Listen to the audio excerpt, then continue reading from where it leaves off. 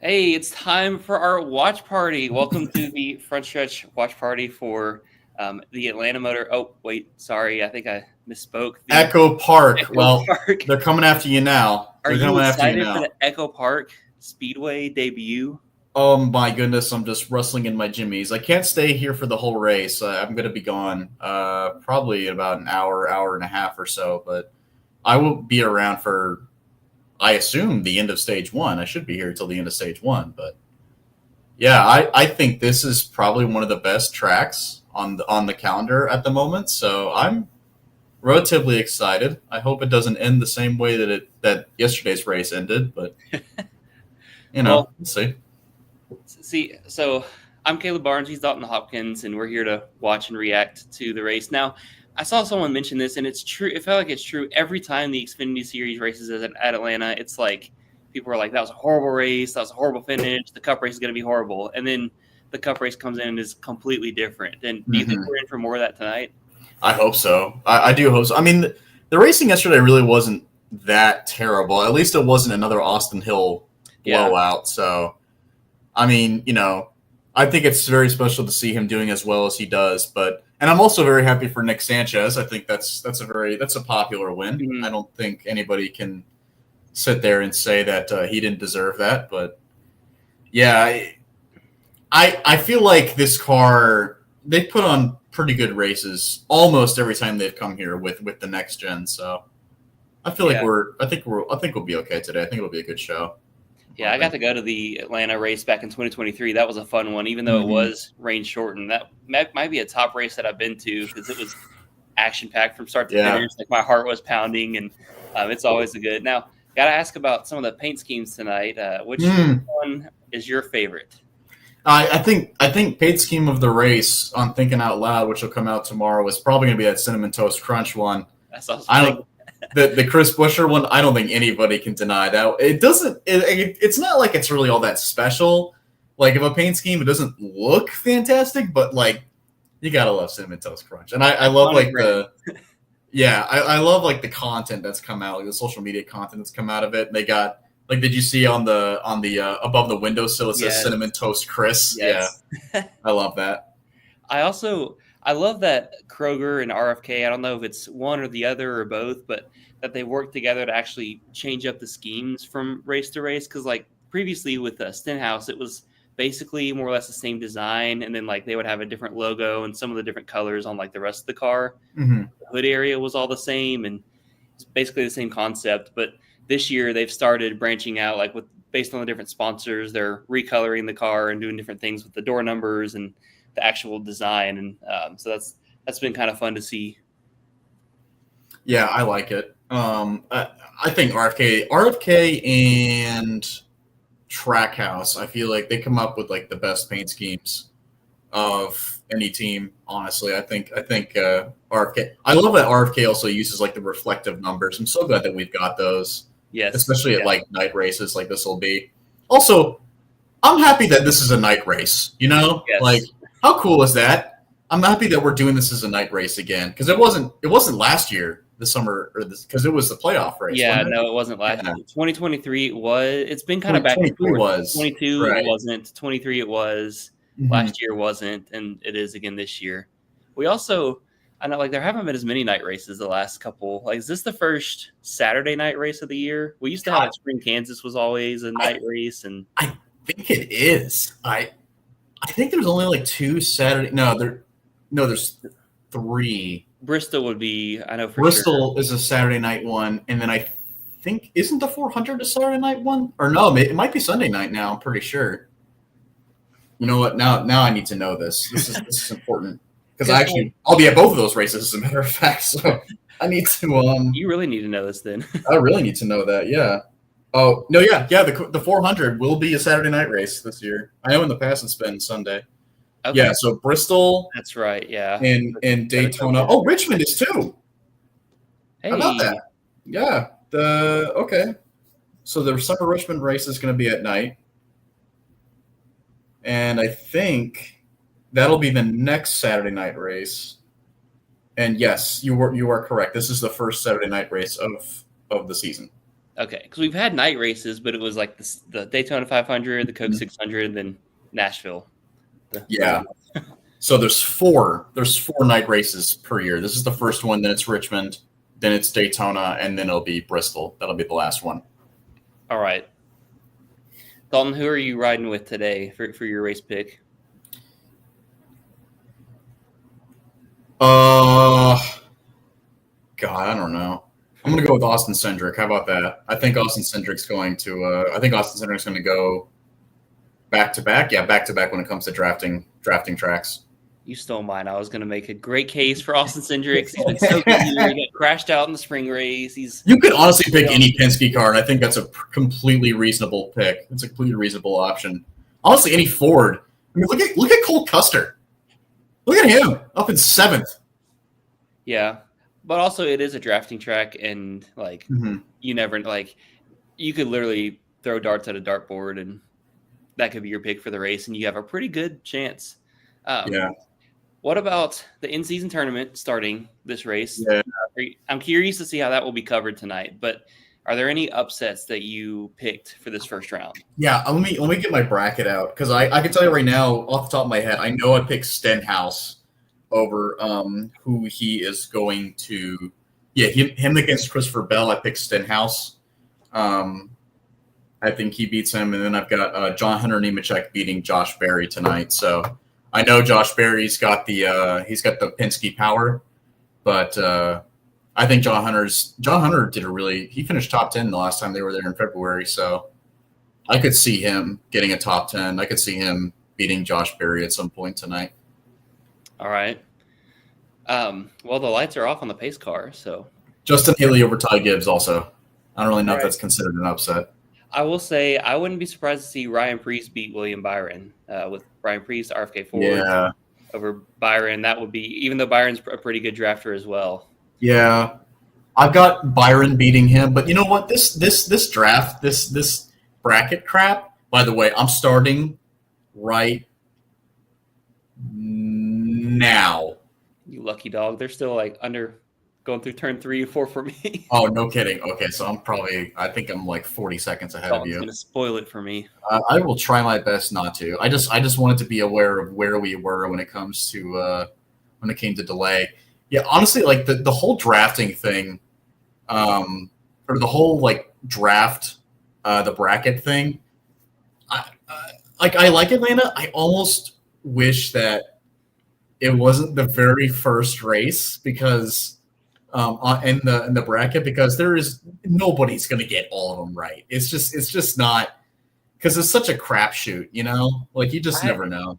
I was thinking about that, but on the other hand, it does kind of remind me of the first round of the NCAA tournament. Like that kind of is the same way. Like, who should win, but like you can get any sort of upsets, and maybe this might be even like a little bit more chaotic than first round NCAA tournament, but still. So the ticker, they should show you here in a second here. The ticker they've got, the color, and I knew they were going to do this. I was really hoping they were going to do this. The color, next to the name, it matches with the driver that they've got to beat. That's nice. I love that. Do that with the windshield banners too, but like I don't understand the whole. Why did they do? Because everyone's got a yellow banner. I think except for like what four or five cars, like. Or no, more than that. It's like it's gonna be like 6 or 7, but still, it's like everyone's got a yellow banner. I wish they would just have the banners match each other. Yeah, that way you can see, like, especially if they're racing side by side, you're like, oh, this is a battle. Yeah. But then again, we'll see if that is kind of how they do it tonight, anyways. Nice and courteous to start this thing, at least so far. Yeah, Penske car is breaking away right now. Yeah. See, it's Atlanta. Dalton, I've got my drink and my popcorn ready in my oh my goodness. Man, I didn't get off. Dude, my theater sucks. You gotta I never, if they were offering the helmet. Also, like, I went to a screen, by the way, everyone, we're talking about the F1 race, or the F1 movie. Yeah. We both saw it. Got popcorn inside. Yeah, I didn't get that. I didn't get the helmet. I mean, I went to a screening at like 9:50 at night on Thursday, and there was maybe 15 other people in my theater. Like, it wasn't jam-packed like I thought it was going to be. It was a little disappointing, actually. Okay, maybe people were waiting for, because they always advertise Friday as the opening day, even though it typically comes out on Thursday. Well, I remember the Marvel movies. Like, when a new Marvel movie came out, like, especially the Avengers movies, like, Thursday night, that was the night. Like, you had to go, like, we would buy tickets, like, a month in advance. Like, me and my buddies and I, and nowadays, like, you don't do that, especially not for a Marvel movie, but back when, like, Endgame was coming out and, like, Infinity War, like, that was the go-to, man. Those reactions, like, theaters were fun to go to. They used to be fun to go to. You had to. It gets spoiled for you in school the next day if you didn't go to the opening Exactly. night. Exactly. I was like, I'm not going to get either school or social media. Like, especially when the first Avengers came out, I was like, I need to see that opening night because I know I'm going to get spoiled. Yeah. No, they only have them at like some of the big name theaters, the Regal, the AMC, that sort of stuff. So, well, you know what? I've got a Regal. There's a Regal in Port Orange, like right next to where I like the city, literally like 10 minutes away from where I live. That used to be the go-to, and now there's a CMX across the street from Daytona Speedway, and that's where I went to go see the F1 movie. That's where everyone goes to see movies nowadays because the Regal is like nobody goes to that anymore. It's basically a ghost town now. And the CMX is becoming that way. So I don't really know. Like, I don't know, man. Like maybe movie theaters are dying. Oh my God, we're single file. I know they're lining up already. A race to halfway, maybe. It's that summertime, southern showers. Been dealing with it all this week. God, I really hope that's not the case. I hope it doesn't end in the rain. The Cindric and Blaney's color, they're not the same, but they look so similar. Yeah. They look really close to each other. That's kind of confusing. There's a few shades of like red and orange out there as well. Yes. Yeah, because I don't think Barry's not going against Custer. And look how close they are. Mm-hmm. It looks almost identical. But, like, it's also one of those things where it's like you don't want to because on one hand, it would be easier to see if, like, the whole name was highlighted, but then it would just be like a color board, like it just someone threw up colors all over the weird board, so. Wait a minute. Hold on. Is the color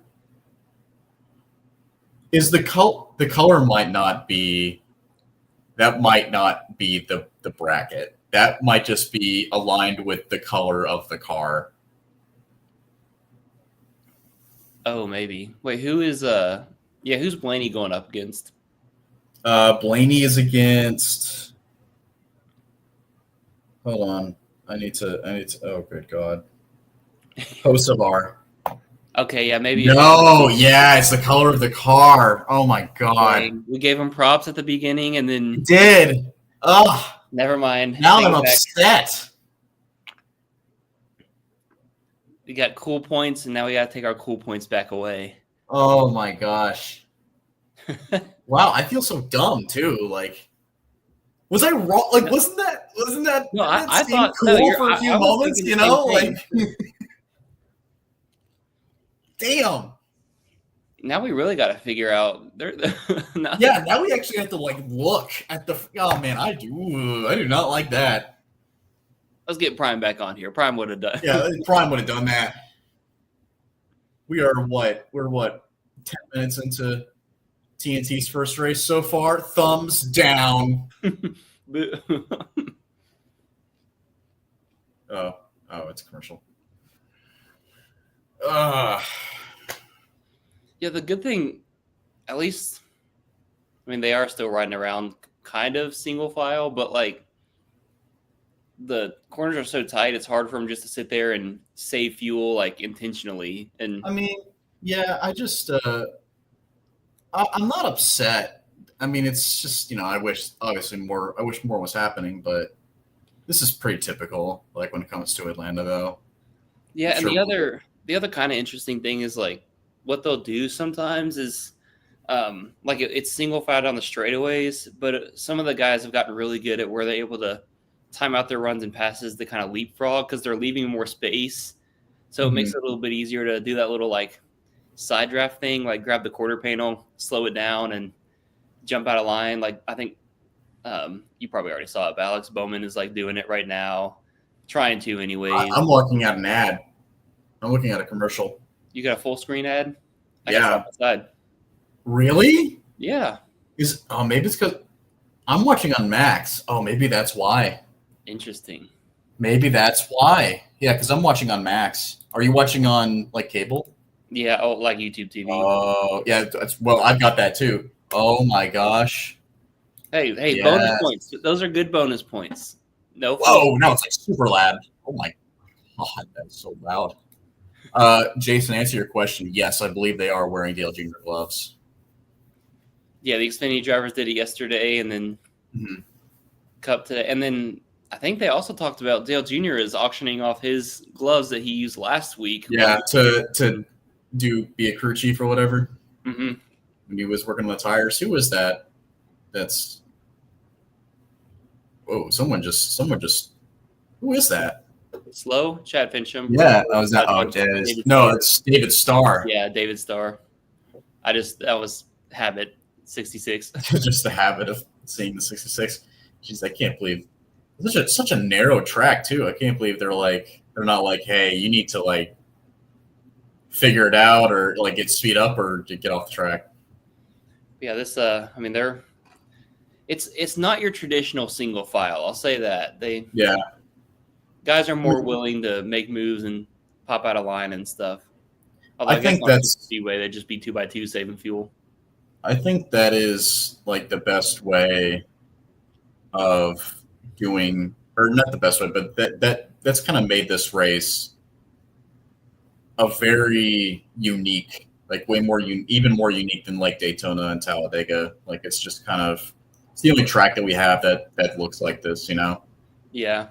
Like it's a drafting track, but still like it's way more narrow than Daytona and Talladega, and I feel like the runs you can get a little bit of a better run than you could at those tracks also. Yeah, then they can still close up a little bit more like when they need to or on starts, restarts. Finish kind of depend. I don't know how it's driving now with the track being more worn out. Do you think we'll ever get to a spot where they take off the unrestricted engines and or do the unrestricted engines and we're just racing a normal package? Yeah, I don't know.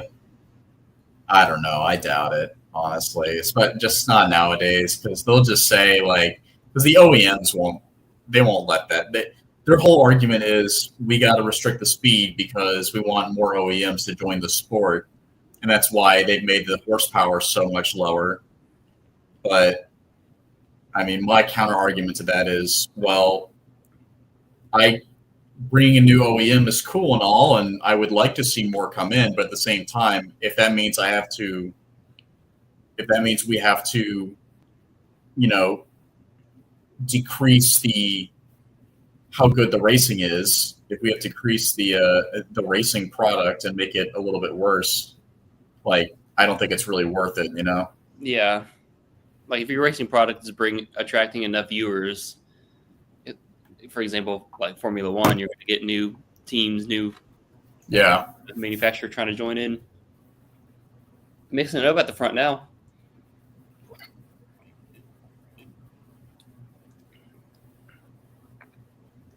You're getting some of your Chevys mixing up in there with the Ford. Yeah, I'm looking at Carson. I kind of forgot that he ran really well there last time they were there. He's just gotten better and better and better and better. Like he is a contender every week now, it seems like. Yeah. And I still feel like every week it's sort of a surprise, but then like I need to get used to it, I guess. Keselowski's trying to break up the Penske. He's in a Ford, but he's on his own Ford agenda, I guess. Brad? Yeah, Brad. Yeah. I mean, where's Buescher right now in the running order? He's got to be in the top 20. I don't know that I see him. Oh, they're further down. There he is. He's 15th. Okay. Because, Priest is up there. Right. They're getting some pretty good – because whenever they fan out and do some of those kind of leapfrog moves through the corners, it allows them to slide back up and right into someone's bumper. They can generate some pretty good runs that way too.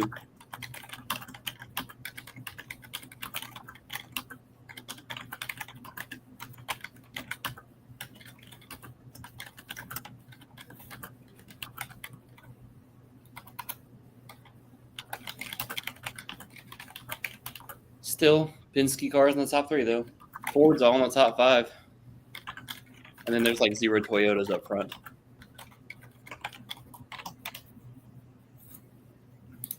See, the first Toyota, I think, is 14th, Bubba Wallace. Let's see. Oh, yeah. Yeah, it's still cycling through for me. I always forget William Byron's a really good plate racer as well, because I feel like he crashes a lot at super speedways. Well, he doesn't crash. When he won the 500 this year, remember everyone was kind of saying the same thing. They were like, he's not really known for his plate racing or his drafting track racing, yet he's won 2 Daytona 500s. Like, I think he's good, but it's not like he's Logano or Hamlin good. Like, I think he's just good because he's got a Hendrick car and he's going to run up front because, of course, he's going to run up front. They always, somehow at super speedways, they always find themselves in the top 10 after, like, the final pit stop, which is the most important. But then I feel like it's still that whole 50-50 shot on, is he going to get wrecked or not? Which now he's going backwards as we're talking about him. I got to talk about someone else. I'm sorry. Yeah, I'm just we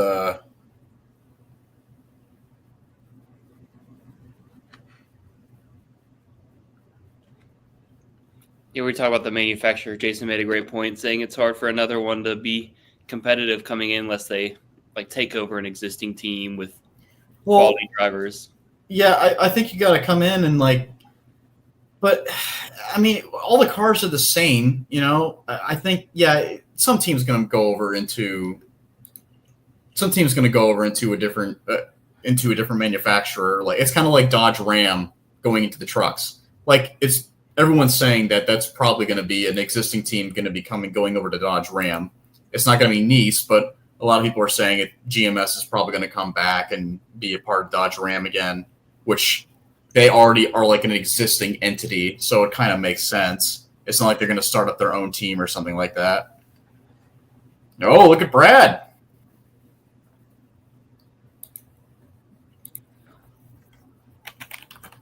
Oh, now I see what you're talking about. I was like, I don't know how far ahead you still are. Oh, geez, I forgot. Yeah, I forgot we're not on the same page. The Fords and then a little wad of Chevys, and Christopher Bell is now that first Toyota inside the top 10. They're slowly but surely making their way up.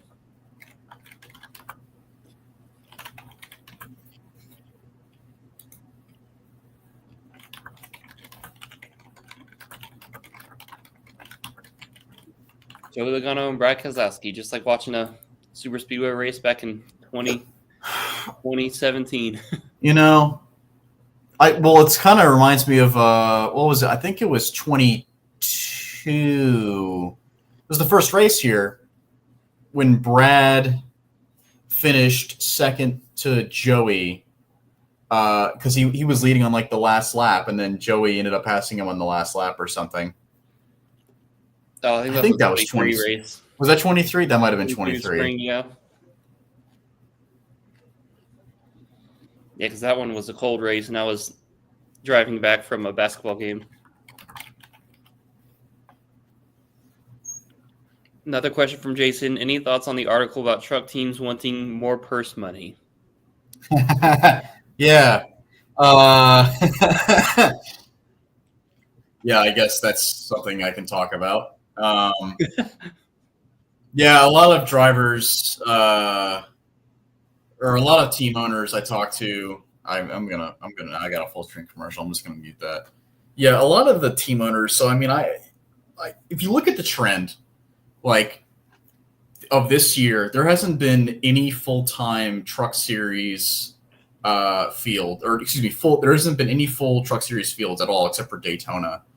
And I kind of noticed that over time, and I was like, why is this happening? Like, why? Because everyone says out there says like the Truck Series has got the best race, one of the best racing that we've seen anywhere else. I mean, sure, there might be, it might be a crap fest every once in a while, but it still puts on a pretty decent show. It's been better the last few years too. Yeah, I think it's been better this year because it hasn't been there. I haven't really seen a race where they've just kind of where they've made things really where they've made it to a crap show. But there's a lot more experience in the field this year.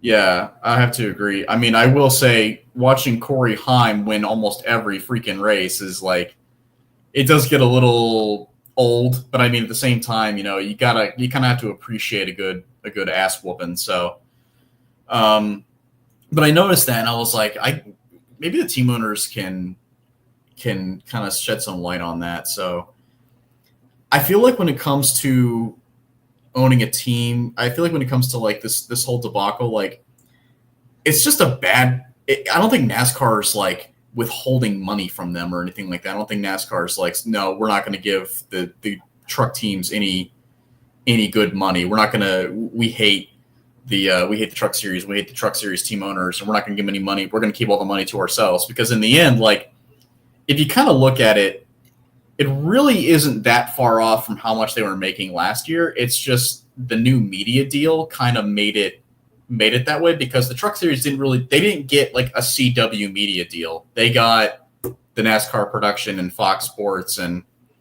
it just wasn't as much money as the Xfinity deal. So it's a completely separate deal. And that's why the Xfinity Series teams are making a little bit more.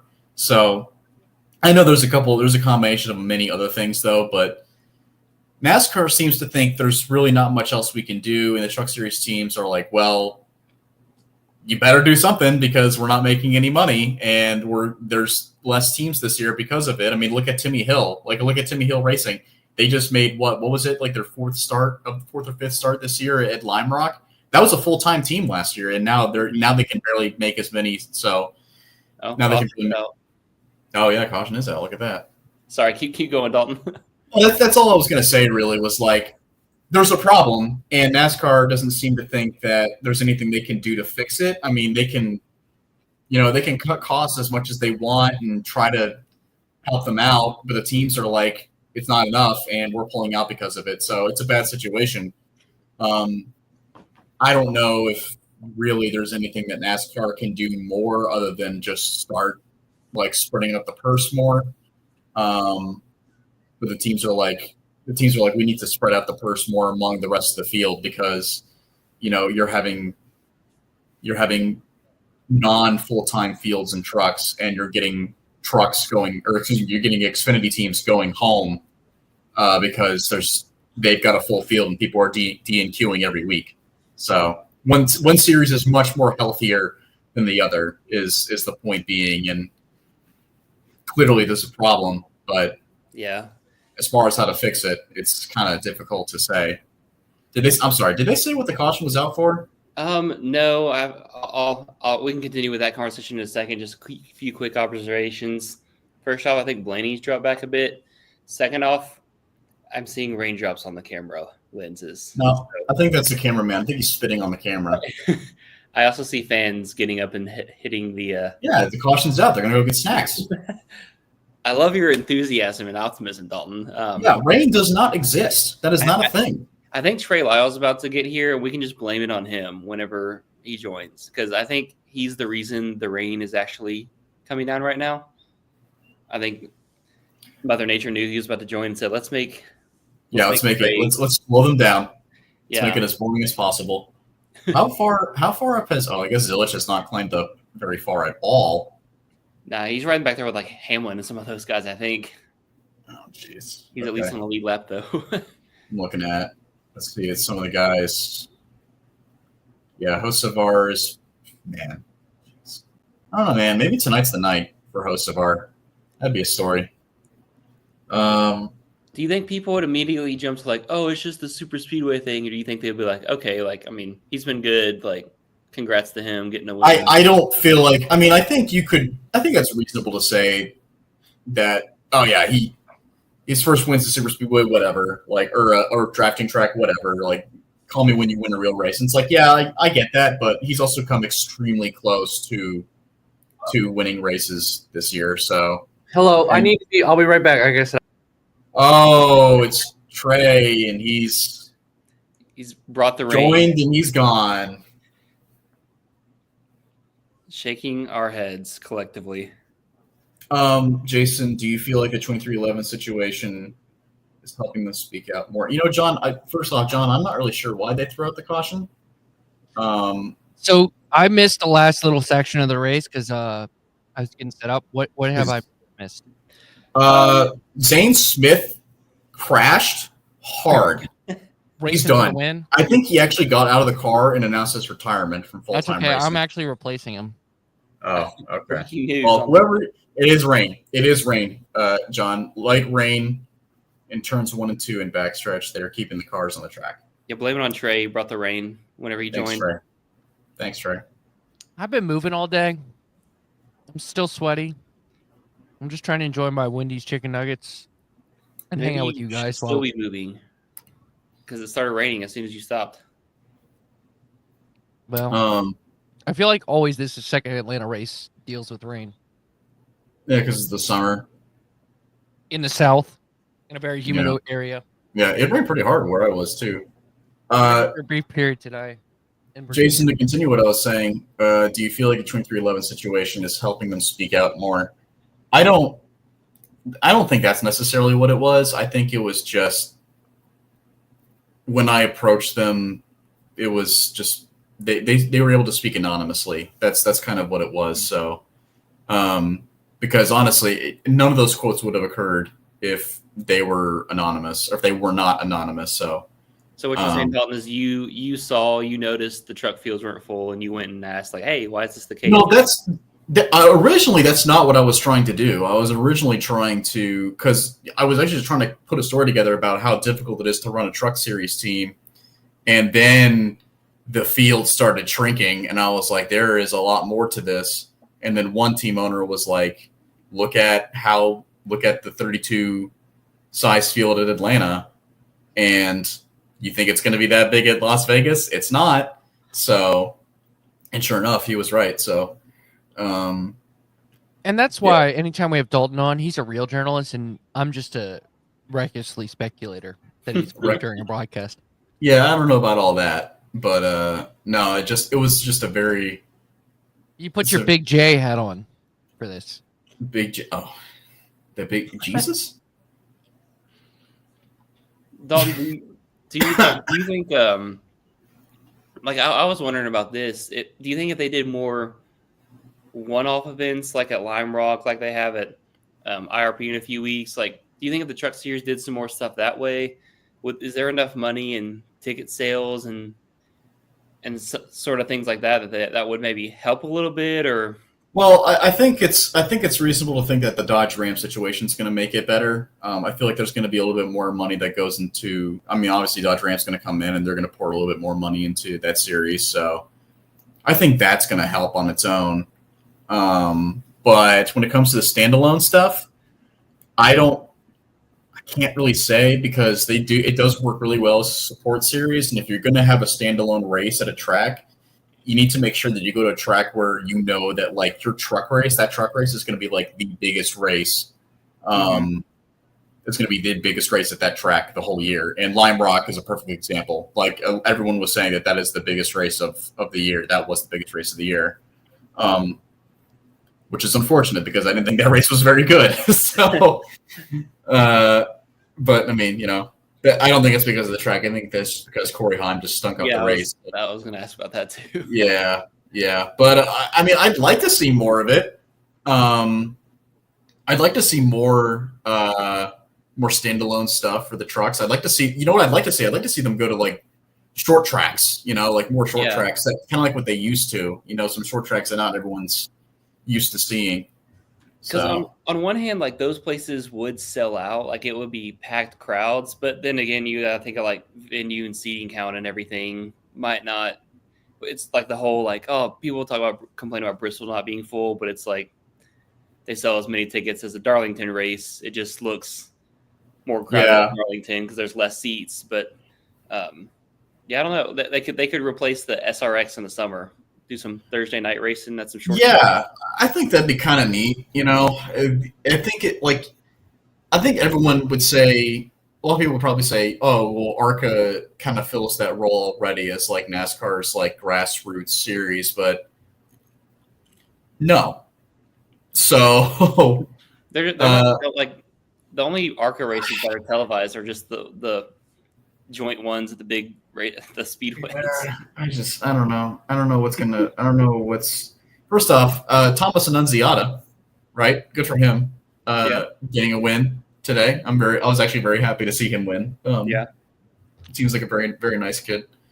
I think the ARCA series, the ARCA series is good, but the problem is that you have teams like Joe Gibbs and GMS and Venturini who just stink up the field. They're just going to win every single race, and they almost always do. It's just going to get worse with no Venturini next year. You're right. It's going to get worse. It's going to be Joe Gibbs all the way. It's going to be Joe Gibbs and GMS, and that's going to be about it. And it's that really, really sucks. If GMS is even sticking around, they might not. So who knows? I mean, that really honestly sucks. I wish we could see more like diversity and like bigger teams. Nitro's going to be a pretty decent deal, but I still don't feel like it's enough. I need to see bigger fields and more diverse crowd, and unfortunately, I think that the Truck Series kind of provides that as it is, and it almost feels like a downgrade to say that the Truck Series should move down into like that role, but I disagree. I think that would provide a really, really neat outlet, and a lot of fans would be really attracted to that. Mm-hmm. So. Because the Truck Series at least puts on good racing on the big speedways as well whenever they accompany NASCAR to places. But like ARCA at Kansas, ARCA could. Like ARCA does provide good racing. It's just there's just not enough of it. It's just there's just not the fields aren't big enough. Mm-hmm. That's the problem. And the fields are so spread out. Like you got like 5 cars that are actually fast, and the rest of the field gets lapped within the first 20 laps. Yeah. Whereas the trucks could do some stuff. Yeah, I'd love to see the trucks kind of do some more. They're bringing the field road here. Yeah. It's unfortunate. God, it's going to be one of those races. Oh, okay. Just one of those days. In the words of... Just one of those days. You don't want to wake up. I guess it's the opposite side of the day. One of those days where you just want to go to sleep. Yeah, I think, I like when they combine, like, the West Series and the National Series and the East Series and the National Series. Like, I like when they do that. Like Caleb said, like, that provides really good racing, and not to mention, like, you have a bigger field. So it feels like, a really decent and diverse race with a lot of stories in it. But this is what I'm responding to right now. But I think it is just unfortunate when you go to like today's race. Like Lime Rock, I thought was pretty good. That was actually a pretty fun race, and because you had a pretty decent turnout, you had a pretty decently sized field, a lot of action as well. Better than the truck race. A good story.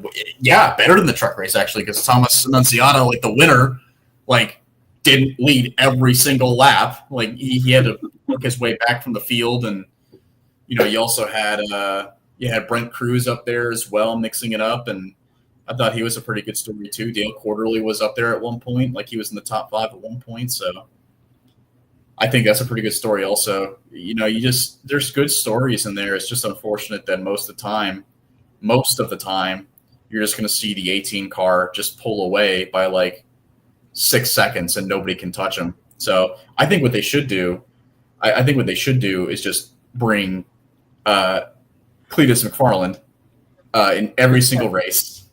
And that way, it'll make things way more interesting, at least for the fan base. It'll increase their viewership. Yeah. Do you see Joey showing off his Dale gloves? Is that what he's doing? Yeah, this is the Dale Earnhardt week. Yeah. All right. I'm going to be right back. Okay, You're not everybody. allowed to leave.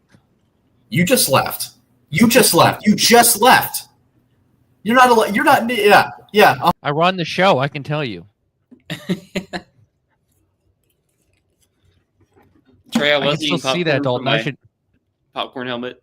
Oh, so you went and saw the movie? I did, yeah. Was it Dalton good? did too. Yeah, he did. I don't trust his reviews. How was it? It was pretty good. I mean, there were parts of the racing that was still Hollywood aspect, but at the same time, there are other parts where most racing movies just don't care about, like, they just cars on track and they're like, oh, that's good enough. But you could tell there was some care and passion that went in from making it more like finding loopholes and throwing it to where like some more realism into it versus just like a pure. Yeah, I think the Hollywood. fact they got Lewis Hamilton to be such an integral role. Jason bringing up a point here. NASCAR needs to draw fans in. I feel like they don't care anymore. Joey getting $1 million to help NASCAR really should be. Yeah, I think the thing is they're trying to use this driver incentive program, which, by the way, if you look at the math, Joey Logano had like an advantage because he was the champion, so he gets like X points plus that. Oh, really? Yeah, I think I read I something didn't about know that. that. So that's why he got the Okay. advantage. And then he did like he would drive to long like he got the points for going to Orlando. He went to Orlando for an Orlando Magic game and got points for that, and then like went to the so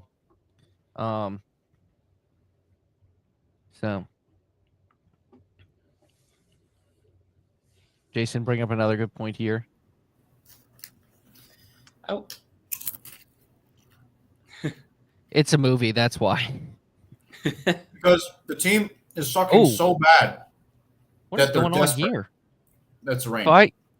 So it's limited sportsman. All right. So I may or may not turned on the because the South Boston 200 is tonight. Oh. That's where Michael Massey and Chase Folsom are. Hmm. It's the first leg of the Virginia Triple Crown, which you talk about NASCAR investing here, Jason. NASCAR partnered with the three tracks because obviously one of the tracks is a NASCAR. Actually, is South Boston owned by NASCAR too? I know it's a NASCAR like official short track or something like that, like regional track. It might be. But I know for at least the Triple Crown in NASCAR, NASCAR partnered with the tracks to increase the purse this year. So for each race. Should we switch over to that and watch react to What is it on? I think it's on Flow, right? Yes. Oh, I don't. Do I have the Flow account? Yeah, but my father just turned. I'm not going to be able to watch it because the man who pays for the Flow account is watching his American Flat Track. So now I can't watch it. We have a Flow account as in Frontstretch, but I don't think we can all just log on. Only one person. One person can watch it at a time, and we have someone I think writing the recap for it, so they have to watch it. Take them off right now. Because I may or may not have gotten in trouble one time. Keep trying to use that account. So I switched to my dad's account, and now he's watching. He's watching 24 hours of Spa. That'd be a fun. Let's do a watch party for the 24 hours of Daytona next year. You know who can do that? His name is Mike Neff. Dalton literally does a watch party for the 24 hours of Daytona because he lives in Daytona. It's a listen party. I have to listen to it the entire time. So do you can hear the cars? Mm-hmm. Oh yeah, where I am, if it's like the dead of night and like everything's off in my house, I can hear it. I mean, I used to be able to hear the Cup cars from Richmond. So, thoughts on the broadcast so far? I've watched clips. There's a certain person on there. I yelled at I yelled and said, "Oh God, no! Why is this man on my television?" Y'all can guess who that is. Yeah, you can guess who that is. No, it was pre-race. It was during the pre. Now he may be on the Altcast right now. Oh, I forgot the Altcast. He looked dressed as a pit reporter, but he's not a pit reporter. I guess he's part of the Altcast. I didn't. He might be the chief hype officer for NASCAR. Oh, Oh, I did see that. yeah. I said you got to be kidding me. Is it Mamba? Yeah. Okay. But I think it's a good crew. You got Kligerman, Shannon Spake, and Jamie McMurray, and then you got Kavana, Marty Snyder, which brings back the TNT vibes because he was always on NASCAR and TNT. And then what else? Yeah. I forgot Connor Zilich was in this race. Caleb and I were confused earlier because they had the ticker, but the ticker had colors next to each name. You saw that, right? Yeah, I think that's for the in-season tournament challenge. It's not. That's It's what we not. all thought. That's what we thought. But then we looked at it closer, and it's actually just the colors of their cars. Oh, Yeah, That's all it is. Yeah. funny. I was good. I remember before the race. I know. was like, Starting next week for the final 16, Jason, we do not have a Discord. Maybe one day. I know. Next week it will be like each matchup will have its own color. So like for example, like let's just say Larson versus I don't know who he faced. I would have to look at the Larson versus Joey Logano. I don't think that's a second round matchup, but we're just gonna use that. Will be the blue matchup, and they both have the same color on the top of the car. Why didn't they do that this week? That's what Because Caleb I was. think Like, they why couldn't did come up they with. all have I guess yellow- NASCAR didn't want to come up with 32 colors. But they don't have. But I to do do like 32 I do colors. like what they did for pre-race intros where they had them like both Yes. walk up to a and here's a cool thing. Since TNT does broadcast wrestling, they had the AEW title belt. I'm guessing that's what the winner is going to get. Jamie, thank you. Hey, I did turn Assuming on the. Joey advances, I mean he could wreck and not advance. Yeah, I think so. I saw Larry Mack and Jeff Burton on the Altcast. Yes. And then Anybody else? Mamba is going around interviewing people, and then Yeah. I think is the booth. You said the booth was Shannon, Jamie, and Parker, right? yes. They do on the Altcast. They have like the matchups kind of scrolling along at the bottom, or at least they did now. I don't know how it looked when they were actually racing. I'm just watching it on the regular TV for right now. Actually, I'm not even watching it at all because You could probably get like any major broadcaster to come in and cover and do NASCAR, and I think the fans would just be like, "This is the best, great coverage. This has been fantastic coverage. This is awesome," because they're not Fox. Yeah, That's probably unfortunately. like, yeah. I hate that's the case. But our good pal, friend of the site, friend of Happy Hour, John Newby tweets, shouldn't be long. I guess listening to NASCAR shouldn't be long here. They're almost finished with 1 and 2. They say 3 and 4 are good to go. We So need the get Darrell excited. Waltrip Vortex coming up. I think right. Prime reminded me of like what broadcasts used to look like. You know, they used to be because I remember when they did the Coke 600. Like I was at the Indy 500 this year, so I couldn't watch the most of it like live. But I tuned in around like stage 2, and it felt like when I was watching it, it felt like what the Coke 600 used to feel like when I was like way younger. Because I remember the Daytona 500, the Coke 600, and the Bristol Night Race. Those were like events. Like that was like the family would come over and like you'd have food out. Like, you know, you'd make this big dinner or whatever like that. The kids would go play in the other room. Like that was a big deal. You know, people would gather around the living room and watch that race. And that feeling has flown out the window. There's none of that anymore. But when I was watching Prime again, it kind of felt like that. It felt like this feels like what good broadcasting used to be. This feels like really good coverage. This feels like a really good race again. And I got that with a lot of primes, a lot of primes coverage. I love seeing the people coming back for like the post race shows too. Like at Pocono, there was a pretty decent crowd there, and like that post race show, like NBC has kind of done. They've done things after the race, and they have extended coverage after the checker flag drops. Usually, unless the race just massively blows through its time window, but like that's one we're talking about Fox. Like, But they yeah, also have Peacock, which they'll do something on there. that Like I that's think the yeah, only that's what the it only is. thing Yeah. for Fox's defense is, unlike the other three, which obviously Amazon is a streamer, TNT will have it on a streamer. Plus, I have a note about TNT in a second when it comes to. I'm interested about how they handle the post race, and then obviously NBC has Peacock, the cock, to and that thing when that thing gets extended, you feel really good about it. So, you just Nice. and they can get extended coverage. So, I will say this about TNT and why I think they're gonna have a good post race. And granted, I'm comparing it to the literally greatest post game show and basically TV studio show in the history of sports inside the NBA, and they do the same thing when it comes to hockey.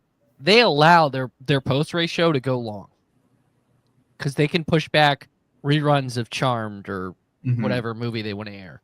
So I think my assumption here is they're going to air.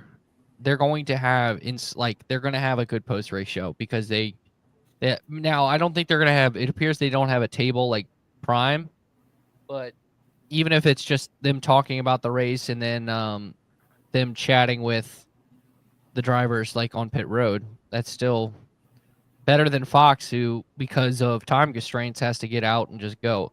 It does feel like sometimes Fox just goes through the motions with the TV broadcast, Yeah. whereas I think the NBC didn't, especially when Lee Diffie got in.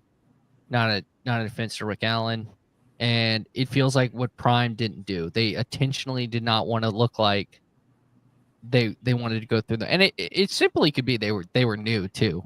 And they could pour in, one, they have an unlimited piggy bank, and two, they only have 5 races, so they could bust their wad with that. And an unlimited broadcast window, like you're talking Yeah. about. I do wish they would, like, especially on Fox and the NBC races, like the ones on those big channels, that they would adjust it, because they always have the nightly news or whatever for local stations that they gotta jump out to, or that, I mean, they don't have to. Like, we have all the time our shows get canceled by by sports on NBC that run long, but like it's like they feel whenever that's gone over their broadcast window, they like interview the winner and then jump out pretty much. But a lot of that's because they didn't start until 3 and expect the race to get done by 6:30. And like it goes back to, like, if you start earlier, you can also add more time to the broadcast on the back end of that. Oh, rain, go away. Come back again another day. Trey, do you want to see my latest foray into things that I'm spending money on? Go ahead. I might be trying to join A cult? Michael Massey, if I can get this thing. Did you buy a steering wheel? Maybe. I bought it. I have a steering wheel. You have a steering wheel? Well, I can't. I'll try to grab it later. What steering wheel do you have, Trey? I have the whatever from Logitech that goes with the PlayStation. Okay. Do you like it? I bought like a direct drive one, and I'm still trying to figure out how to use it. So I don't know. Mine has the paddle shifters. I play Formula One with it, and it does pretty well on the PlayStation. I've not gotten iRacing. Like, I don't have a computer for iRacing, so I just play it on my PlayStation. I do have a computer for iRacing, but I do not play it. But I do also have F1 on PlayStation. And that's what I honestly if you have F1's a fun racing game. I love it. We should do a which makes me miss EA having a NASCAR game. We should do a dual career mode. Oh, mate, let's do it. You have EA 25 or F1 25? I don't. Did that come out? I can get it. Do you have the EA pass on PlayStation? No, I doubt it. Because if you do that, it's free. No, I super. It's like doubt. $5. It's like the EA pass, like $5 a month, and then you can you get. Yeah, but I don't play EA games like ever. Are you gonna play college football this year? I don't know. We'll see. I kind of liked. The last year's, but I'm getting 26. I think I'm gonna get 26 because they like it's a dumb reason. Well, one, Road to Glory is high school now, which is great. That part is cool, but I wasn't really into the Road to Glory. I'm sorry, continue. Well, there's another obvious reason is that there's a certain song by a certain band Oh, that a team comes out to that's actually yeah. in the game this year, hmm and you just gotta, and it's never been in one of these games, so that would be just to like, yeah. That would be that is kind of neat, but yeah, I don't know. I got my fill with the last game. I can probably deal with that. I played my parents like we went on vacation the week it came out, and I legitimately every night was playing that game because I missed it so much. Yeah, during like January when I was waiting for the racing season to start, I was playing that pretty much every day. Spalding asked thoughts on NASCAR 25, and I will say I am extremely hyped for that game. However, I am also just a little, what's the word? I am cautiously optimistic. Let's go. I think the fact they have iRacing, and obviously Dale Jr. has a heavy influence in iRacing, and Dale Jr. is an actual legitimately like gamer. Yeah, but the thing is that like I have so many high expectations for this game that it's almost like at this point I don't feel like you can't possibly meet them. Like I want it to be on the par. If it has a good career mode, because I think the NASCAR Heat did not have a great career mode, except like you could build your own team, but you really couldn't. Like you could just as long as you won. It was okay. Like it was better than NASCAR 15 and like the Technics games, which I will never understand how people thought those were. There were people out there who think those were the best ones ever made. I love the physics of those games. Yeah, well, you're wrong. So the best NASCAR video game, and I would, if I could, I'd play it all the time, is NASCAR Thunder 2003. I was going to say NASCAR Thunder 2004, but that's a good one too. I was going to say NASCAR 2002. I think an underrated NASCAR game is NASCAR Total Team Control 2006. That is a pretty good one also. I think it's underrated because it's never in the conversation for the best one, but I think like I legitimately loved playing that game. Because you control 4 cars. Yeah. Race. I mean, all the EA games were great. Like NASCAR. Like honestly, if NASCAR 09 just had dual like multiplayer, like you could play like split screen. Yeah. It would be I think it would be the perfect NASCAR game. But like legitimately deciding not to have split screen in a NASCAR video game is like NASCAR 09? NASCAR 09 doesn't have split screen. It only has online racing. It had split screen. No, it didn't. But now yes, it did. What version did you play though?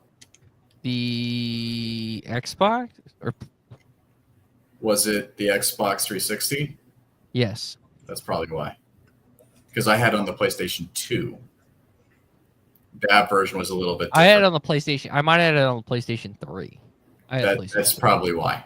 You know what? I think that's definitely why, actually. Then why did they do that? Just because they wanted people online? Because I think the graphics. Well, I don't know. To be honest with you, I don't know. It sells more. Fatal flaw in the game. Yeah. Fatal flaw in the game. Because there is nothing. Honestly, like my favorite times playing NASCAR was racing someone like racing your friend. Oh yeah. Because you would do two things. You would either legitimately race. Or if you were pissed off enough, you would go backwards and try to wreck the person.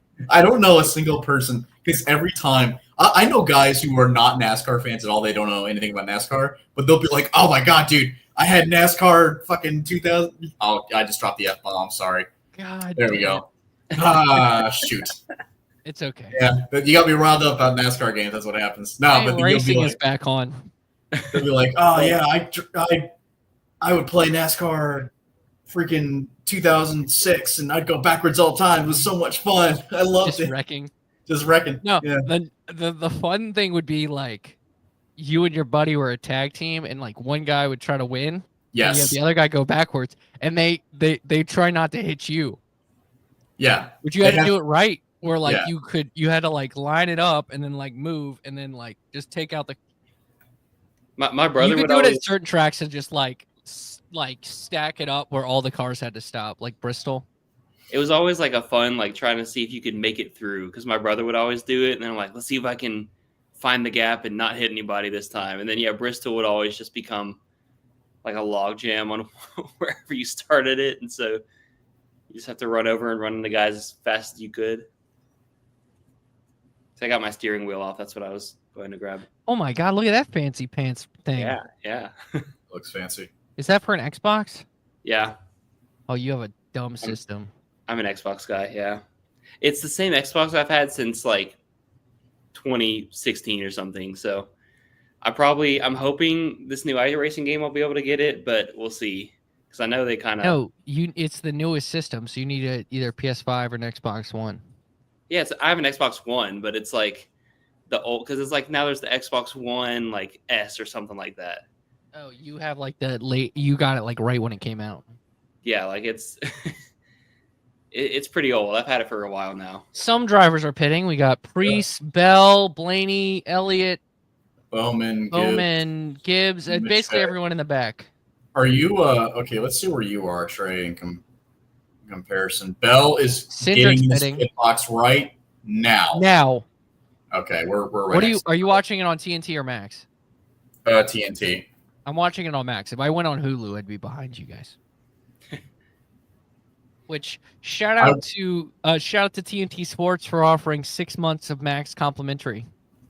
Also, Dalton, we were talking about they went side by side earlier, like the first commercial break, and we're like, oh, great. But they've had full commercial breaks since then. Yeah. But I imagine they're trying to knock that out as much as possible. I'm sure they've got they do that during like racing, or do they do that during caution? They did it during racing too. It was like the first commercial break was side by side, and we were like, oh, look at that. And then the next one was full screen. What is that? It's Stitch. Someone. Oh. This shows how someone has moved in with me. Oh. Oh, okay. Not mine. It's a Stitch. It's a Disney 100 Stitch bobblehead. Briscoe had a really slow stop there. Ooh, fire. Oh. I think we're all caught up now. I don't know. Yeah, we are. I was on the Max. I was watching Max earlier, and I was ahead of. You could say those rolls are toasted. Yeah, the Long John Silver's car. They were heating up. No, Denny has the King's Hawaiian car. Well, he was behind the front row car, even though it wasn't Long John Silver's. I realized the error of my mistake. Extra crispy.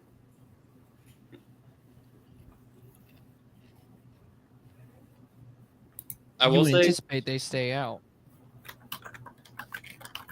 Have you all tried the dirt racing game? It was like also iRacing helped out a little bit with it. Oh, yeah, the sprint car one, right? One of Outlaws, yeah. Corey LaJoy car speeding. That game honestly reminded me more of NASCAR Heat, but we'll see. I don't think that one had as big of a hand from iRacing or Dale Jr. I mean, I think it's cool. I just want to see more. The driving, that's important. The driving physics are important. I can't imagine the iRacing is going to screw that up. I seriously doubt it. But at the same time, I really want to see more content. I want to see more. The Utechnic games had only the Cup Series, and that was it. And that sucked. I thought that was so boring. I love. You want all three, or I guess they're going to do 4 with ARCA. They're going to do the ARCA series too, which I don't need the 5 drivers with the awkward. Hey man, congrats on the win. Yeah. Or Haley Deegan tweeting out, "Oh, I thought we were going to go camping later this week." Stop it! Please stop. Anytime a driver got mad at me and was my rival, every time they would just try to wreck me, pull a car on me. The rival system was so stupid in the Heat games. I turned it off. It was the dumbest thing I have ever seen. Because if you spun and another car hit you, they were your rival. They became your rival, even if it wasn't your fault.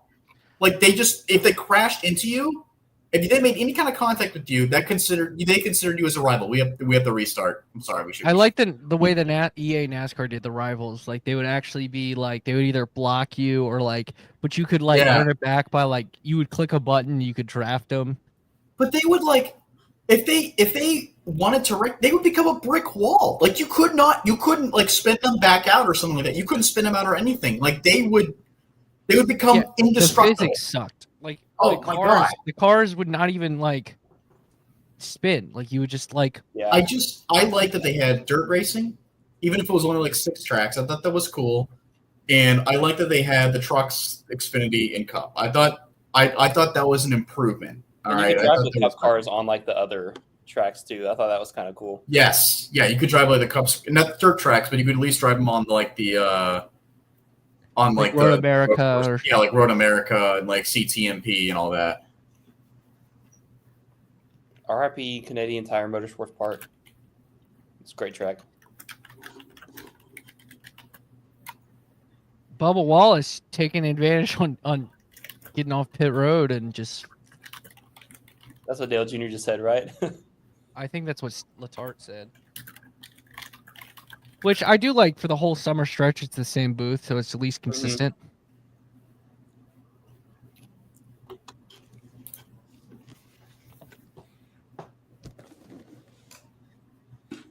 Yeah, I need like a scrolling ticker on like the bracket, who's beating who. Even though I guess we still. Yeah. Oh, we only got. Wallace is beating. I bet you. I know for sure one person is winning their matchup, and that is Austin Cindric.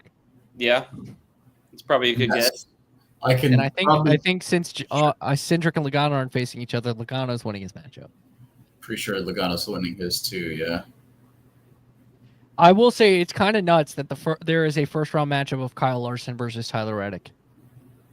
Yeah, that is pretty. Yeah, that might be the flaw in their seeding process.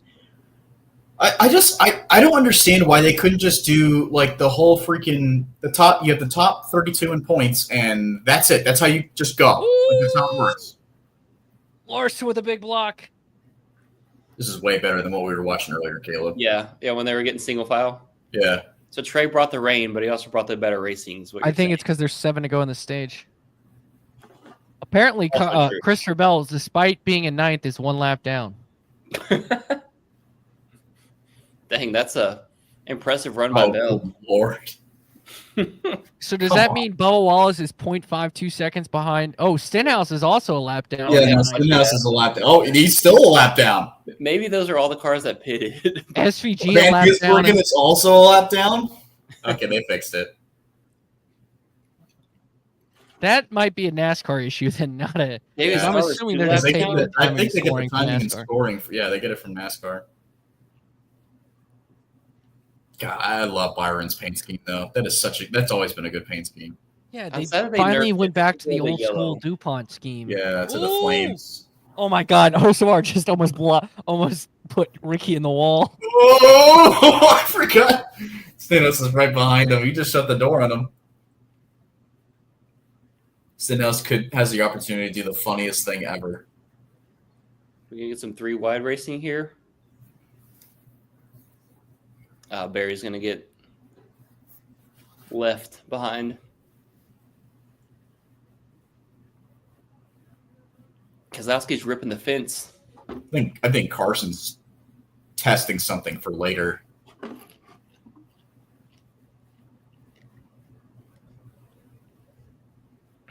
There goes See, Brad this trying is- to get to the lead.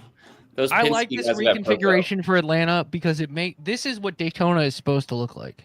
Yeah, this kind of reminds me of like what super speedway racing is supposed to be. And like Bell.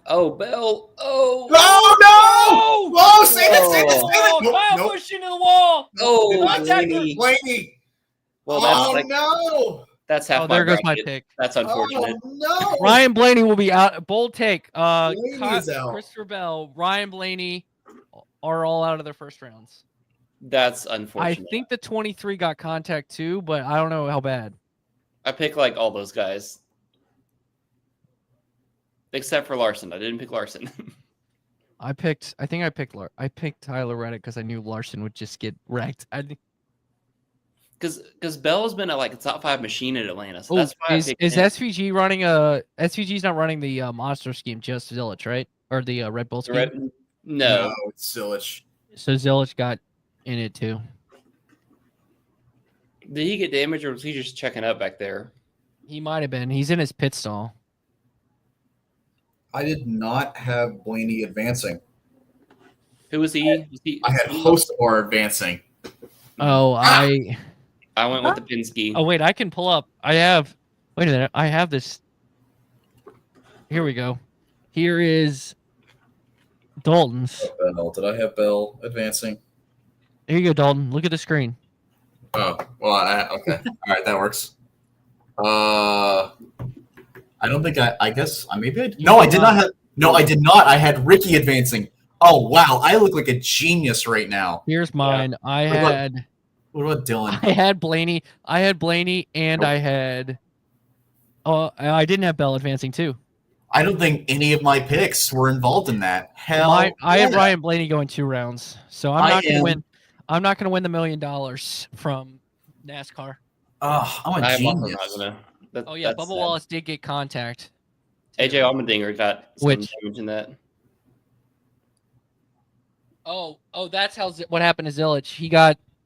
Oh, he did get. I wonder Bell how just bad the lose it? 23. If the 23 is involved in another wreck, you'll hear that stat that Bubba Wallace has the most DNFs, Mm-hmm. and the fact that he's 10th in points, 11th in points. Yeah, Bubba got a little doink right there. So maybe a toe length. Toe link. There's Superman. Did he get his cape clipped? Blaney's already done. Bubba Wallace is still on the track, and the team will hope to make repairs on pit road. Carson Hocevar will upset Ryan Blaney. Carson is upset with Ryan Blaney. No, like in the bracket. Oh, he upsets. Ryan. Like either one wouldn't surprise you though, would it? No, that's kind of the thing. It's not really like a. It's really not that much of an upset, you know.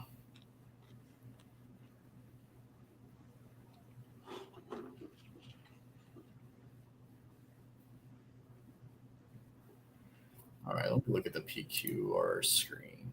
Dang, that's crazy. Bell was just loose getting in there. I'll be right back. Oh, he'll be right back. He says. We need that little. What's that? The Eric Andre show. We'll be right Dun, back. dun, dun, dun, dun, dun. Yeah, I know what you're talking about. I love the Eric Andre show. Have you ever seen the clip where he's just in the desk and then he's like, "All right, our guest tonight, a grizzly bear." And like a grizzly bear just walks in. He's like, "Oh," like he breaks character completely, and he's like, "Oh, I am not a fan of this." Mhm. Oh my god, I love that one. Austin Cendric, my pick's looking good. Now it's time to play These Are People. These are people. There's some, yeah. I always wonder how like celebrities agreed to that. You know, like if they I going feel into like- it if you knew or I feel like it's either or. Like I feel like what they do is they approach you and they don't tell you anything. And like some guys already know because they just watched the show, and then other folks don't know, so they have no idea what they're getting. They're actually like signing up for. Like I think Tyler the Creator. What if it was purple? I feel like Tyler the Creator. His episode was like he knew what was going to happen, so he just played along. mhm. Focus. Your dad's here. Kind of like the Zach Galifianakis between the two turns, between like turns, but those like obviously they're both in on it and stuff because you can see the bloopers, but the classic let me in. I'm in.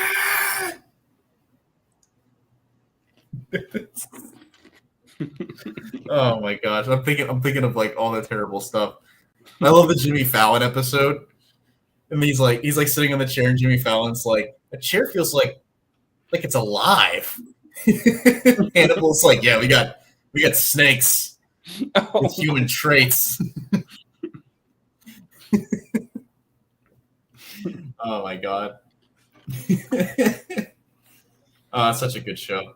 People are watching this and they have no idea what we're talking about. Yeah, zero right. I've only seen a few of the clips. I haven't like actually seen. I was the same way, but I watched the show after a while. And it's just it's so funny. Like The lid has been closed on the helmet. oh, that's too bad. My plan because AMC theaters have like the Sonny Hayes helmet, and then like that's the his teammate. But like it's an AMC exclusive. So my plan is like one of these next movies with like Superman or Fantastic Four, like that I'm probably gonna go see. I'll try to go see it in the AMC and get the other helmet. Get the other one.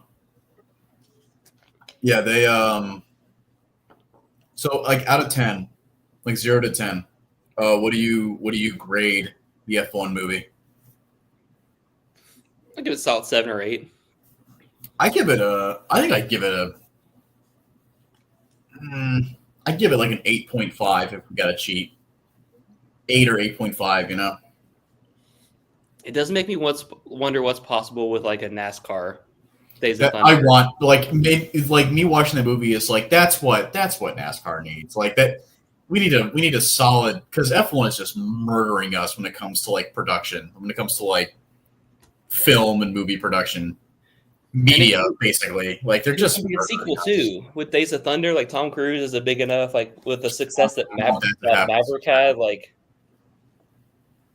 and Tom Cruise, like this whole thing was Days of Thunder was just supposed to be Top Gun, but in NASCAR, like Top Gun NASCAR. And it's like, I think that's what F1 was basically, like the F1 movie, because it was still Joseph Kosinski, wasn't it? Like, yes, yeah.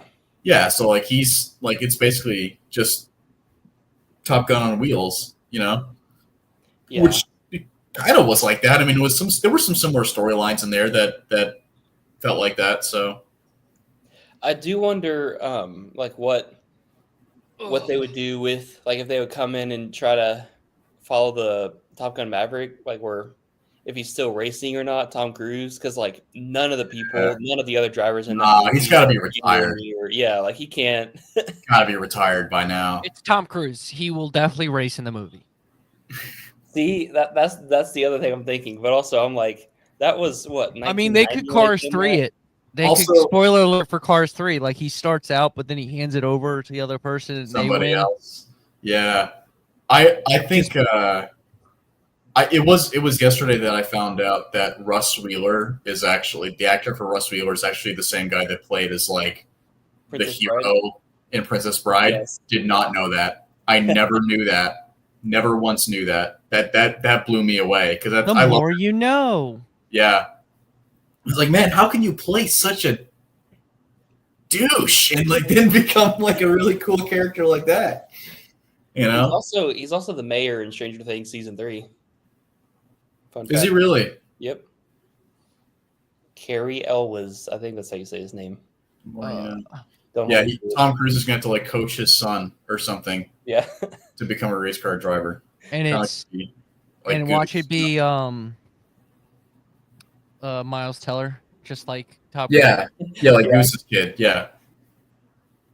But it'd be so cool though, like if they are able to get him, because I mean that was part of the F1 movies they filmed like at the racetrack and had, like an F2 car converted, and it'd be so cool if they like. It looked like an F1 car. I mean, I thought they did a really, really solid job. Oh, look at that! There's Ryan Blaney. There's Matt Humphrey. There's Matt Humphrey. There's Samantha Zarek. We know those guys. I don't want to mention who's probably holding that Sirius XM microphone though. Oh. If you know, you know. I didn't hear what you said. Blaney's upset.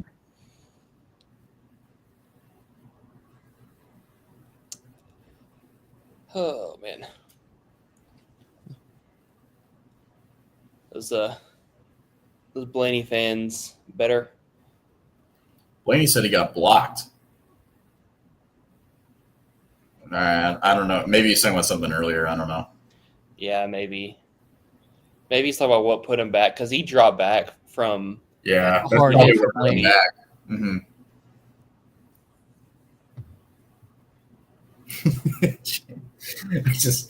I keep seeing James's comment. What if it was purple? Trey, did you ever watch the Eric Andre show? Yes. My favorite is when he shoots the gas. Oh, Hannibal? Oh yeah. Who killed Hannibal? Or he goes out. He's like outside the White House, and he just shakes the gate and goes, "Let me in." Was that the White House or was that the Republican National Convention? I think It might have been the Republican National Convention. You're right. It was the RNC. Oh man, I love that. Taken out doing that at the White House. All right, who's pitting? Most everybody. Didn't pit. I think I'm it's sure the guys staying one- out are the ones who I think pitted it's before. the ones who didn't pit that last caution and Bubba Wallace. I think the guys who are pitting now are pitting now. Oh, Bubba Wallace actually staying out, it appears. He's trying to Bubba stay on Wallace the lead is lap. on pit road, young man. No, he already went on pit road because he. Yeah. Bite me. Trey. Well, it looks as long as he doesn't have a toe link bent, I think Bubba's gonna be okay. I mean, if he's still on the track, I imagine his toe link's just fine. SVG wins the race off pit road. Crocky! Boy, Mike, I was on the hot lap. I love that clip so much. I love that clip too. What is the context? Why do I keep seeing that clip so much? Was he just blasted or something? I don't. He must have won a pole or something. I need to see that clip every time he wins the pole at a road course. I need to see that every time he does anything ever. Just why I was on the hot lap. Are we gonna get a Marcus Ambrose return? Yeah, Marcus Ambrose has got to come back and show who's boss. He's got to come back to Watkins Glen. Yeah, you should do the track house. You should ensure in a track house entry. Ooh, yeah. No kidding. Like, you actually should. They should get Marcus Ambrose. That'd be Marcus really is fun. he's not that old, right? I mean, he's not. No, like Yeah, I don't you can definitely do. You can do a that's a race. good question. Actually, let me look it up. Because I mean, is he still racing just in general? Who, Marcus Ambrose? I don't Yeah. think so. He's 48. Yeah, it's not that bad.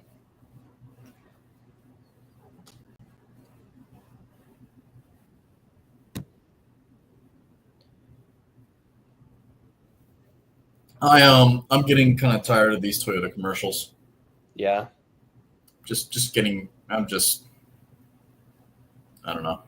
I appreciate what they tried to do, but I feel like they didn't do it very well. Like it wasn't very accurate. Yeah. Because I love the idea of like marketing your stars and like here's why you should like this person, but like calling Tyler Reddick like the Cinderella. Well, I was just about to say, calling Tyler Reddick a Cinderella story is not accurate. Now, if they said that about Riley Herbst, that I would believe. I'd 100% agree with that. Yeah, and what's the John Hunter Nemechek? He's just like he likes to go fast or so. I don't know what it is, but that's basically He likes to go fast. He's all gas, no brakes, or something. I think they all do. Yeah. Yeah, it's like kind of like the IndyCar commercials where it's like he's the fastest, but if you ever try to beat him, all you see is the back. It's like okay, but that one was a forewarning for this season. To be fair, I still see it. No, like I'm talking about like that one was predicting the way that the season was going to go. Oh, for Alex Palou. Yeah. Maybe that's why they're still playing it because now it's come true. Yeah. Literally, he won all but like 2 races. 3 now. It's 3 races, but still, I mean that's crazy. Yeah, and then even like the Denny Hamlin one, it's like, you ever heard of Daytona? He's won there 3 times. I'm like, technically. I like this commercial. The Brad. Did you see? Yeah, Brad. Okay, Shut up, Chris. I can't remember what we were talking about, but there was a Grillos, Pickles, and Sonic Yeah, commercial. I saw that one. I don't know. I couldn't hear the audio, but it looked pretty insane. Yeah, I saw that was on there. The Allcast. Oh. Mid-race break with the Jeff Burton and Larry Mack. All right, they're going to cut to us here in a second. And we're going to be like, hey, guys, what's going on? This has been a crazy race. Here's your Frontstretch update. And all it is Dalton saying, what if it was purple? What? Here's your Frontstretch update. It's just me quoting the Eric Andre show. What if it was purple? Thanks, Dalton. Wow. A lot of people's brackets. Hey. Well, except mine. So stuff. Hey, I appreciate TNT showing some tweets and stuff. You know, Yeah. not that that's a TNT exclusive thing, but like, I feel like they've already done it quite a bit. Like Cole that could be a Custer's- fun thing. Like, Cole Custer's not in the bracket challenge, right? ooh, I don't know. I don't Trey, think so. Trey, you're muted. You're muted. It would be funny if 3 guys who weren't in the bracket won all like the first 3 races. This Yeah. thing. That That would mean be 3 hilarious. guys below 32nd in points would have won a race. Relief lap recipient. Lucky dog. They're calling it the relief lap now. That sounds like an F1 term, honestly. That is wow. I don't. David Starr gets his lap back. I don't guys. hate that actually. Like I don't. Yeah, they're calling it the relief lap. Yeah, like that's kind of cool. Well, it was always called the Lucky Dog because Aaron's used to It was sponsor it, Aaron. right? I know. Yes, Everyone yeah. calls it the lucky dog now. So Or the free pass, I guess. I still hear people Its call it. technical No, term I is a still free hear people pass. call it the lucky dog. But it was called the Lucky Dog. It's always been the free pass, but like it was called the Lucky Dog because it was but the it was Aaron's called the Lucky Lucky Dog. My point The is dog that it was called the mascot. lucky dog for so long that people still call it that. Yeah, Relief it's kind of lap like sounds it's cool. kind of like how you call Kleenex is not like everyone calls a tissue Kleenex, but that's a brand. Like the Winston Cup, because it was Winston for so long. People still call it the Winston Cup. Some people say Coke. The Busch even though it's series. not a Coke. It is a Coke. What if I'm drinking Stop Mountain Dew? it. Oh, I see what you're saying. Yeah, like You some regions mean they call like it a all Cokes. soda. Okay. Yeah, they're like, I'm gonna grab a Coke, and they're walking with a Pepsi. If I say Coke, I do mean Coke. Like Yeah. I'm not. Kane. Hey, new cast of characters at the front here. There's the Chase cinnamon Elliott. toast. Cinnamon, yeah. Cinnamon Toast Crisp. Which, cinnamon by the toast. way, the cinnamon great wheel. branding. Cinnamon Toast Crunch, great cereal. We should have all bought boxes and just eaten cinnamon Cinnamon toast crunch this whole time. Crunch. That's what I should have filled my popcorn helmet with. Cinnamon toast crunch. Ty Gibbs is doing he's got the Sonics on there. Sonic Grillos. Sonic Pickles. I am not a pickles person. Well, The other way. the FRM cars were sponsored by Grillos. Yeah, but this is Sonic, like a Sonic Pickles car, not a. Oh, Did he? Oh, Oh my no! gosh! My gosh! No. Holy crap! How did you get ahead of me? Guys! Oh no, Holy. Hamlin! There goes my winner. There Big goes crash. everybody, Trey. That's like half That's the the whole field. They just pulled a Talladega. That is the whole. Well, I think field. Bubba Wallace is going to get his lap back and pass like 10 cars. Look, he stopped. He did get out. Oh my gosh. Man. Hey, we can start. It appears that William Byron will advance. Bubba Wallace will advance because I No, think. Oh, No, Byron was in that. Oh. Byron got crashed. Buddy, No, I'm saying. buddy, I think we Diddy, just go! we just Diddy, lost. you gotta go! Diddy, you gotta go! We lost outright. We lost outright. Hamlin's out. Oh my God, Ty Dillon. How many people do you think really had Ty Dillon advance? Let's see Oh what my happens. gosh. Zillich. Oh, who's in that car? Is that Todd? 34? Yeah. Zillich Oh, into man. Larson. I'm trying to log into the timing score. Give me 1 second. That was a Daytona Turn 3-esque crash right there. And the crazy part is why the whole field was in it. It's because it's so narrow. Cindric's in it too. It was because it was a restart. 'cause Oh my God, usually- Cindric and Logano. Cindric and Logano. So within what 10 laps, all Penske cars are out. let's see who was not involved. You got Elliott, Gibbs, Busher, Reddick. Waller. Haley, John Well, Hunter, John Hunter technically was involved. but he's fine. And Zane Smith, Speaking. Yo, buddy! Let's go. Busher, Busher, and Zane Smith. Zane Smith's gonna kick some ass. Let's go. I cannot believe this is happening. If Zane Smith wins this race, we're gonna or Chris Buescher, we're gonna melt down this podcast. You see, it all began when Hamlin went up and then he went down. Shouldn't have done that, you know? It all began whenever the thing began. All right, so I am If they certain don't that count there's gonna be Bubba some Wallace as in the guy- wreck, because I don't think he made it in. I think he just stopped with the carnage all around him. He gets his lap back, so that's a good thing. I am for him. certain there's going to be some guys that survive. Like they'll be able to continue on. You know, like Brad Keselowski doesn't look like he has all that much damage.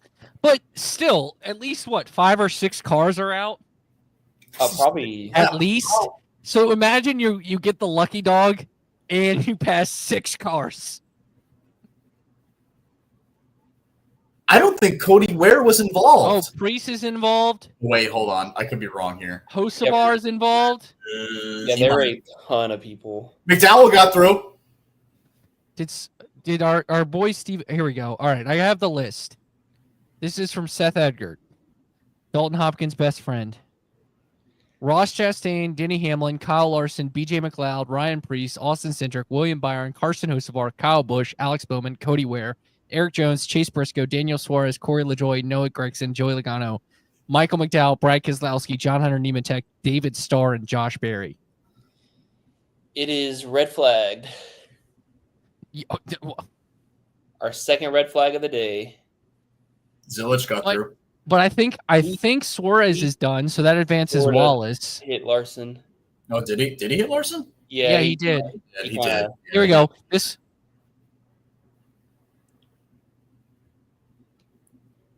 Oh my God! Look at that camera for Bubba. That was insane. It was just smoke. Man, I hate it whenever Okay, they y'all, crash. how do you get like on a the half bottom a of the second ahead of road. me? All right, I'm back live. Y'all got a half second ahead of me, so y'all went, "Oh no, oh no, oh no," and then I didn't. I saw it, but I fixed it. Man, I hate it when they crash like this. Riley Herbst got through. Joey Logano, you're out. So, by the way, let's pull this back up. Denny Hamlin in the final. Oh, That's man. Massey's. Denny Hamlin in the final So and winning. Denny Hamlin winning. did I have? Yeah, no. And yeah, then I have- Brian. so Brian has I'm Denny Hamlin already- in the semis. We're all. everyone's we're all cheering. Yeah, Joey's out. Ross is should've out. known. I'm assuming Denny's out. Suarez is out. Denny I hasn't honestly been good at think, super like, speedways in the well, next two. I did. I think I honestly may or may not have jinxed this during happy hour. I said.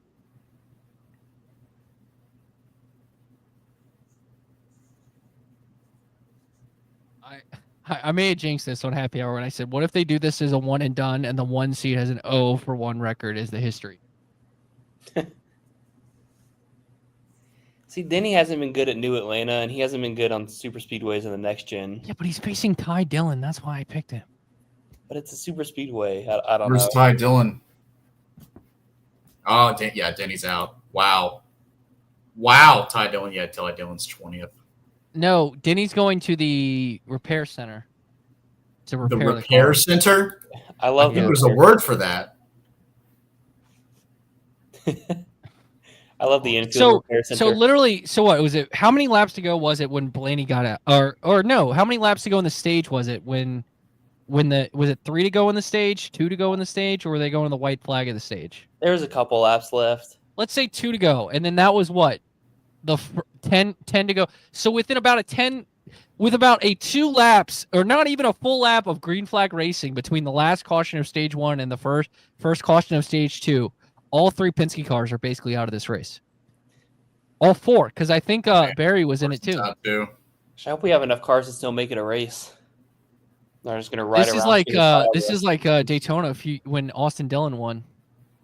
Oh my Yeah. God, Zane Smith's gonna win this race. or like the 2021. Daytona Okay, 500. Jeff Gluck just tweeted NASCAR unofficially. NASCAR says these cars were involved. Chastain, Priest, Logano, Byron, Suarez, Hocevar, Logano, Briscoe, LaJoie, Hamlin, Ware, Keselowski, Logano, Gregson, Haley. That's a freaking mouthful. One of my buddies, Diego, just tweeted, "This race is going to be a battle of the cripples." Oh my god! If you're a tow truck driver, Jordan Bianchi just tweeted, "If you're a tow truck driver near the track, your services are needed." So that's 1, 2, 3, 4, 5, 6, 7, 8, 9, 10, 11, 12, 13, 14, 15, 16 cars. That is half. It's almost half the field. Because it's a 36 car field, 38 car field. All right. Well, this red flag is probably going to last like 30 minutes. So with that, I think I'm going to take my leave. Bye, Dawson. That's going to be it for me. So. You done for the night, or you just coming? Are you coming back? No, I'm done for the night. I told you. Okay. Because I gotta go.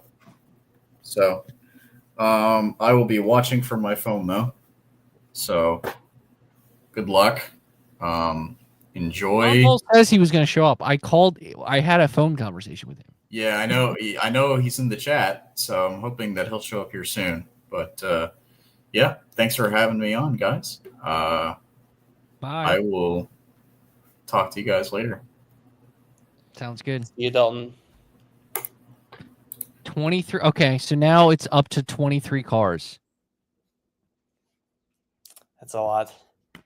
I think part of the trouble is that like it was right after the restart, because usually Atlanta on the green flag runs, they kind of start giving each other some more space and everything, so they don't wad them up that bad. But since it was just the restart and they were getting up to speed, I think that kind of contributed to just that many people being involved in it. Yeah. Because usually you already got guys, like on a full green flag run, you already got guys checking up at that point just to kind of breathe the throttle through the corner. But that was tough to watch with 10 laps into the second stage. That just sucks. This might be the most the red flag's ever been used in a weekend across. Because the Xfinity Series had a couple yesterday. Truck Series had a red flag today at Lime Rock. It's the second one here today. For what? What? What happened? Why did they have to throw the red flag? Was it in the Truck Series? Yeah. Someone was leaking oil all over the track.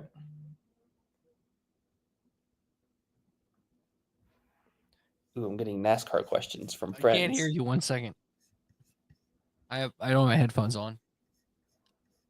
What's up? I'm getting NASCAR questions from friends. No. Oh, Spalding, I don't know, man.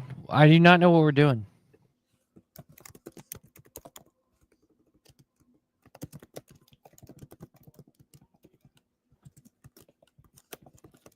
Look, Joey Logano has to be done.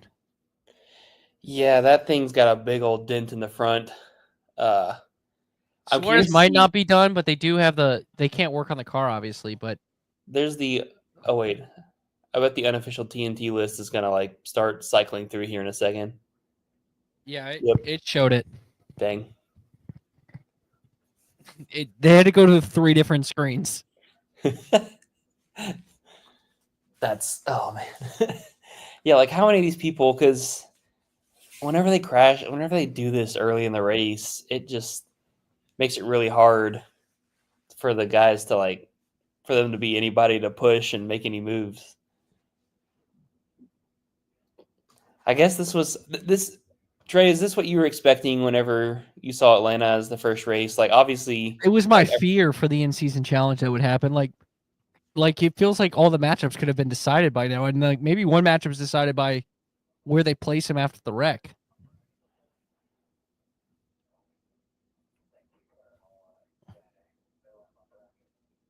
Did you hear Ricky? What did he say? His spotter or someone was saying, like, telling him what happened, and then he just said back, he was like, I bet people were like, dang, they were in my bracket.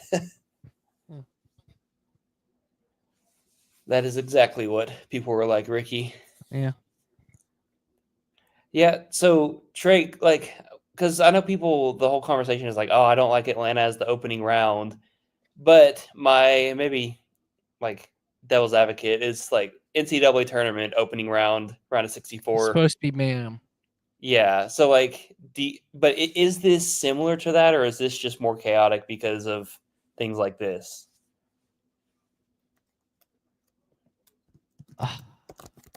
Yes and no, I'll say, because I I'm just afraid that some of these matchups are decided where NASCAR places them after, like, post wreck if they're both out. Yeah. Yeah, like I wonder if that's going to be any incentive because like aren't Byron and Priest up against each other and like they both got involved in that? I think so. But interesting point, like everyone in the top 10 is like either on the bubble or in a must-win situation right now. Yeah, forget the in-season tournament or This looking is at going to change. playoffs. This changes everything.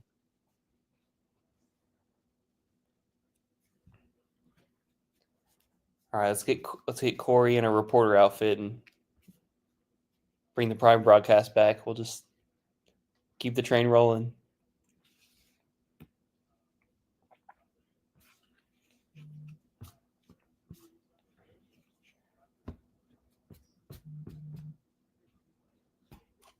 So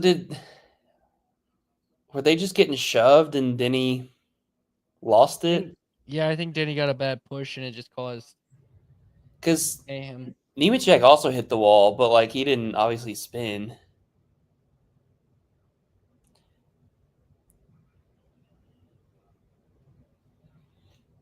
mean, Ty Dillon was in that. I don't think he got as much damage though.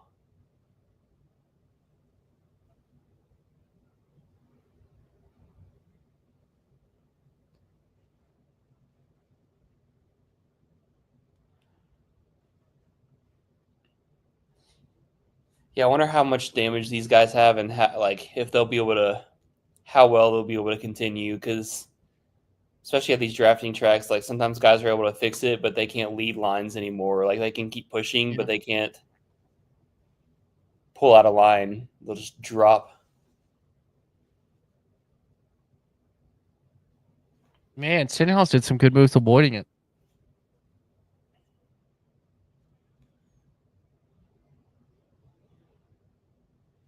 Damn.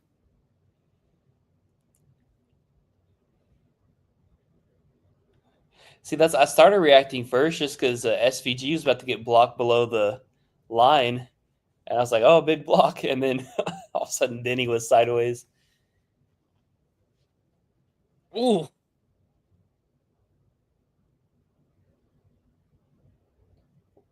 Oh, wow. Yeah, Brad. I got a little. So they're assessing the damage on the 99 right now. It all comes down. I think for most of the guys, it comes down to like if their toe links are bent or broken.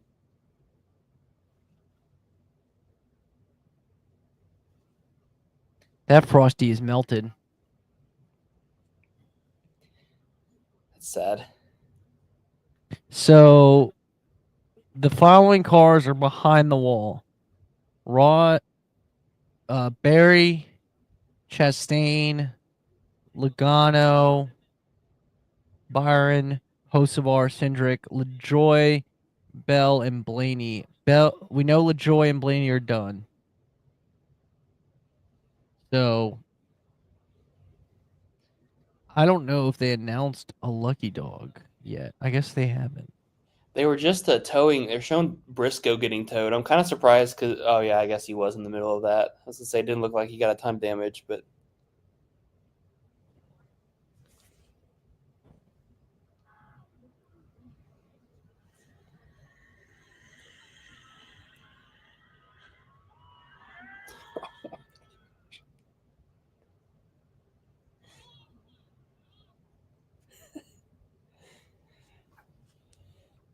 So, you know the show Dukes of Hazzard? Yes. There's and I can send it to you if you want. There's a town down here, like an hour south of me, and they had the car jump a fountain in the downtown area. Yeah, doggy. That's so funny. Such a Kentucky thing.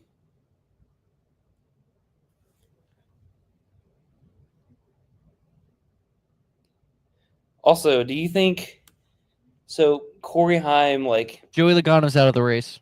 oh, he's out officially.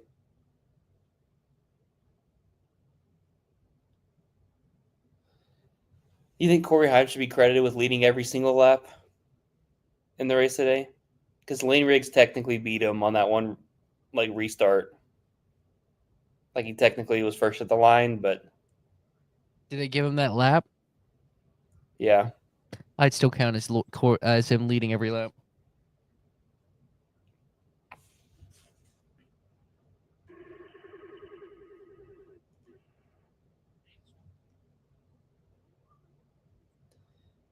We're just scrolling, trying to find more information.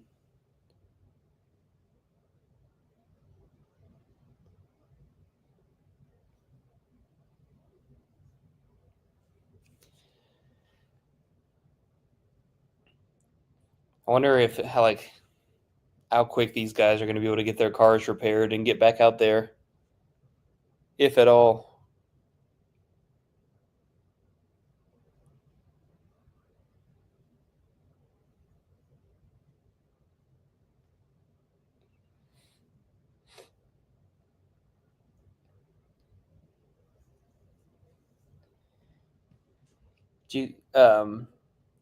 Noah Lewis said over the 24 radio, they told him to keep going until the scoring loop instead of just telling him to back it down. I guess they're all trying to beat each other. Yeah. But I think Priest is on pit road. I think Priest will be able to continue making laps. Yeah. But he still will pass a couple of cars, essentially, I think. Yeah. Suarez is going to the garage. He was up against Bubba, right? Yes.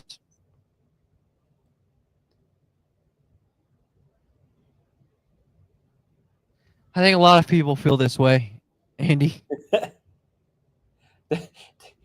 Is it safe to say we don't even really have a bracket anymore with more than half the cars out?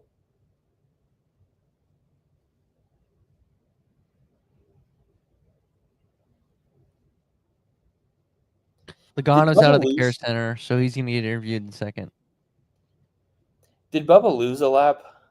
He lost a lap during the last pit cycle. Okay. He had to repair damage. So I thought he was the lucky dog, but I don't trust this NASCAR scoring right now. Here's Logano.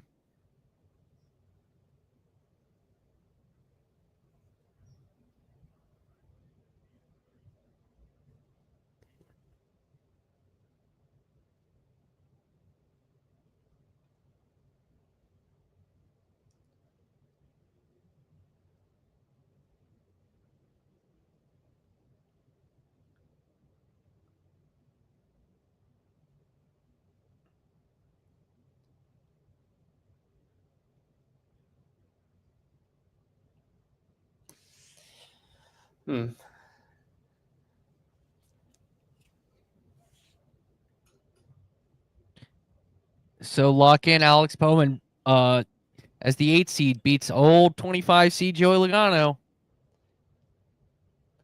Alex Bowman avoids the upset. Yes.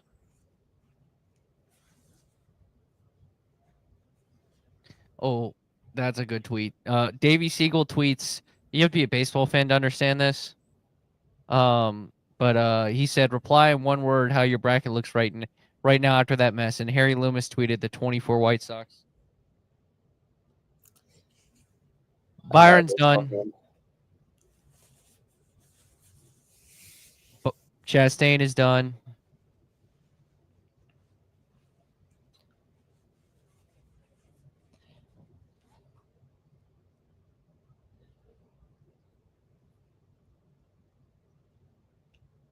Trey, did you see that Xfinity wreck last night after the restart? No, I actually didn't watch much of the Xfinity race. Oh. I had to be up early this morning, so I actually didn't even watch the end of the Xfinity race. Oh. It was similar kind of thing. Except theirs happened right after an hour and a half red flag, and then they crashed on the restart, pushing getting back going. I would have been 5 appears to be okay, and they're just going to keep going. Have you seen yet? Because David Starr was the other one who I think was a lap down. A moment of caution, and he was Wallace was ahead, but I'm looking at it scoring now, and it looks like they didn't give the free pass out. So maybe the car was there a car? Did they say Wallace was in the wreck? Ooh, yeah, I didn't think about that. I don't remember. I don't know. Ryan Preece over William Byron. So That's a much smaller field now. I wonder how this is gonna race. So by the way, Riley Herbst is third. Ty Gibbs leads. So what are the odds we get a first-time winner this season? Well, That's only speaking. If you look at the top 10 right now, the only people who've won a race in it, Busher, Elliott, and Austin Dillon. None have won. None have won this year. The only, or I forgot SVG. I think And SVG just the only one technically, who. Justin Haley's won a race. So I'm just talking about this year. SVG's the only one who's won just a race in this general. year, yeah. Well, yeah. If But you're not Austin counting the Dillon, I Clash. guess, is up there too. But he hasn't won this year. Yeah.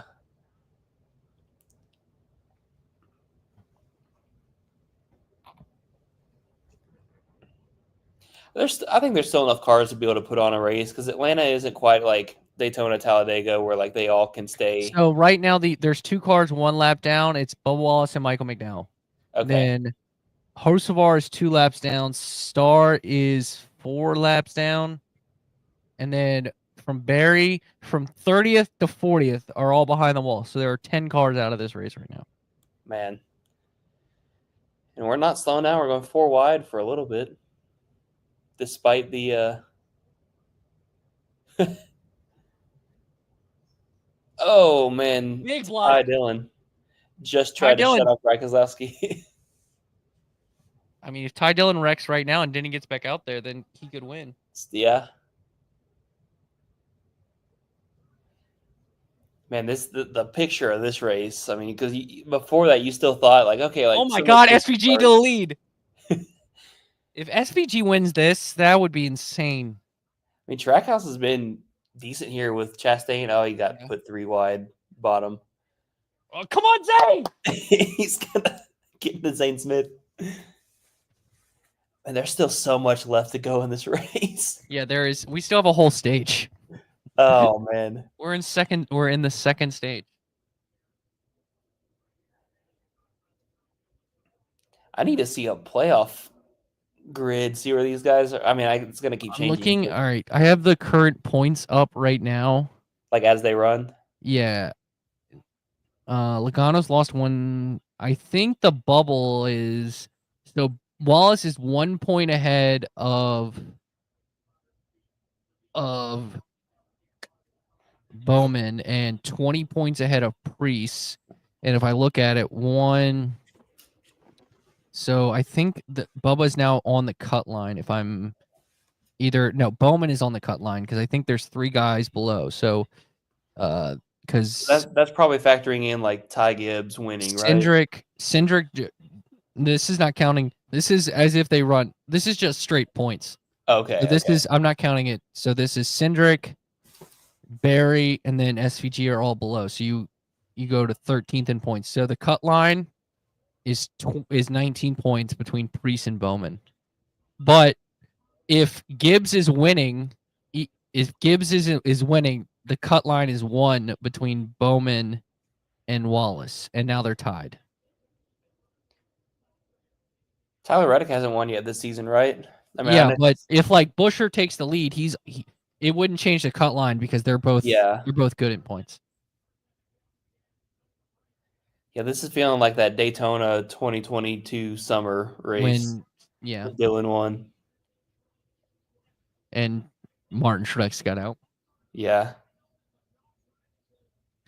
But I think even if they just ran green to the stage, I bet you Wallace gets his lap back because I think he's the only lap down car that's competitive because McDowell's just riding in the back. Yeah.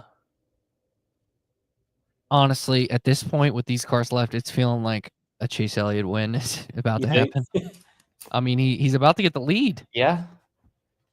Are they? I mean, you don't think they're saving fuel, are they? Is he just that strong on the bottom? at this track, you get a big run. Like if you Yeah, you can dive in the bottom. but I mean, he just went by Busher and Ty Gibbs there, and I mean, he's like, because So I know some of the guys not in the lead are lifting a little bit entering the corners, but that crash did really not. wide. Riley Herbst to the lead. Wow, that By the way, crash did not Riley slow these Herbst guys down at all. 34th in points.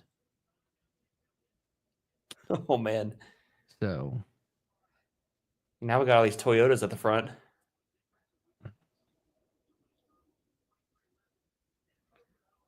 one and two.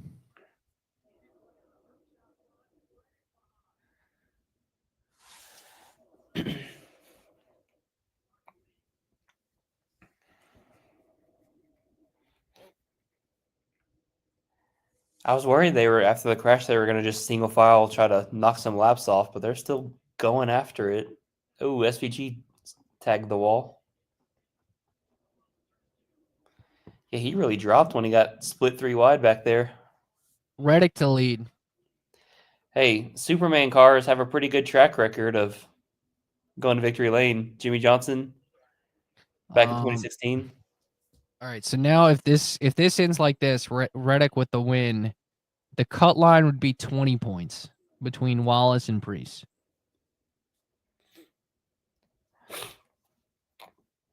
Yeah, and you got to think, you were talking about Bubba getting that lap back. You got to think he'll get it back and make up some spots too. Yeah, I don't think that's as if the race like ended right this second. Yeah.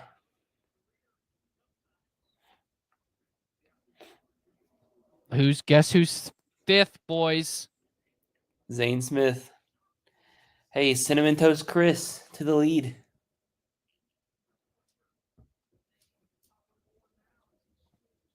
And Alex Bowman's still in it, even after he got some of that damage.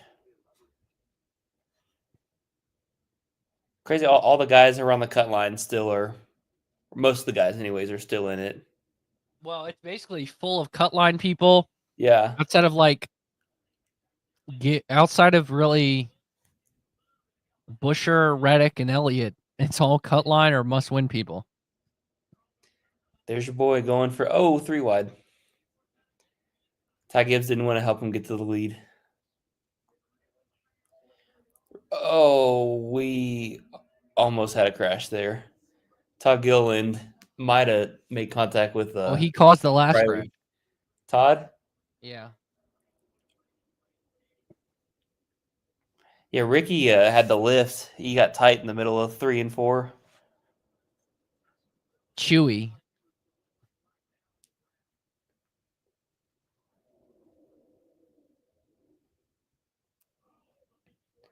Ooh, Zane had the lift there. Yeah, aero still matters a little bit. The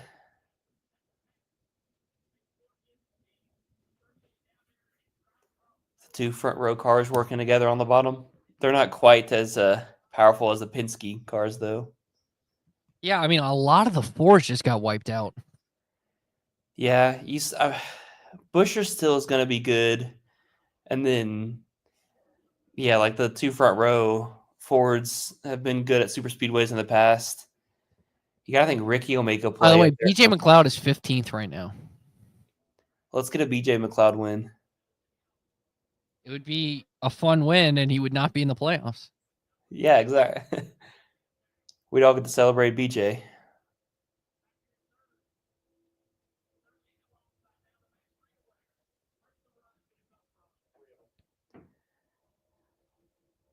And there's so many black marks into turn 3. It's like covering up those. That camera shot they showed right after of just Yes. all the tires. Everywhere else around the track, you got the lines, and then they just disappear going into turn 3. And you just see it. It's just like just resurfaced.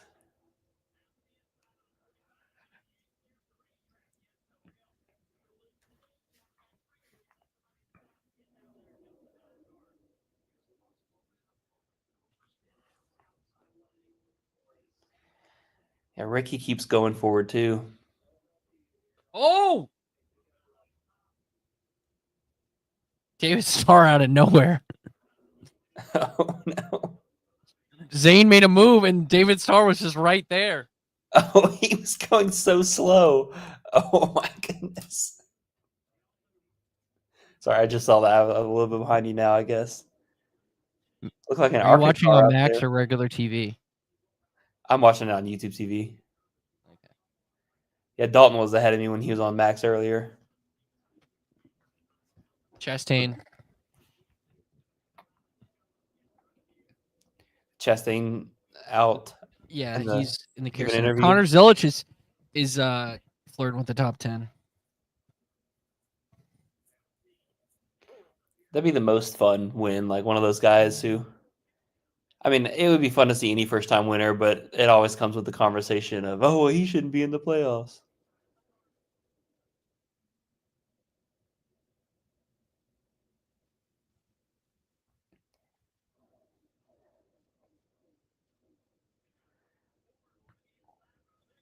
You think last lap, Ricky Stenhouse Jr. is leading, Carson Hocevar in second. You think I think Carson? Hocevar is done. I think he's out there. He might be right in the back. He's at least 2 laps down. Okay. I saw the Chili's car at one point, but I think he's still out there. He's still 2 laps down. Let me look. he might be. Yeah, It was in the back he when I got saw apparent. Oh well, no, he's 1 lap down, and he's actually ahead of Bubba Wallace. him. Uh Unless the timing and scoring is messed up. oh. That's also a possibility. Yeah, so Ricky Stenhouse has the fastest lap of the race.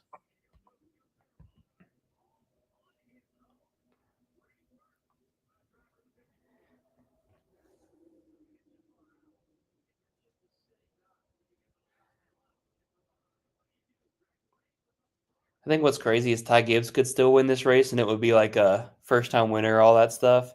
But it would still be your story of like the top teams dominating. Like the only Toyota team to win is Gibbs, Hendrick, and Trackhouse kind of are the 2 Chevy teams. And then the Penske / Wood brothers. Like you could still get a few more new winners, and it would feel like a bit of a big story. And you're like, oh, we got someone different winning, but it's still from the power teams.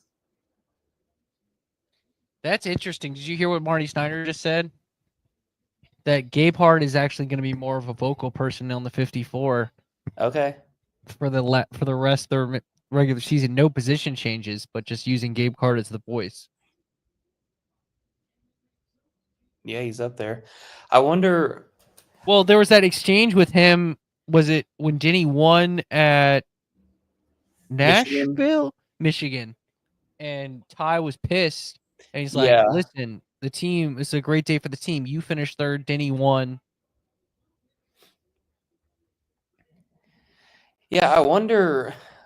I'll be curious to see how that affects the performance, like at the rest of the season too. Because I mean, obviously Atlanta is what it is, but Oh, there he is. There he is. Well, here's a crazy thing. Hocevar could get to the lead, get his lap back, and then oh, he really what came he's out of trying to nowhere. do. Yeah, I thought Austin Hill was going to try. I guess he said he didn't watch it, but Austin Hill kept making his way up through the field and was trying to get to the front. And like right as he would get up inside like the top 10 on track position, he was still like 2 laps down, the caution would come out because he got trapped because a bunch of other guys got in a crash and he never got his lap back. Yeah, I got up to the point where Austin Hill had issues, and then I tapped out. I was like, this race is too late. I like that for. Oh, no caution. Oh no, I haven't gotten there yet.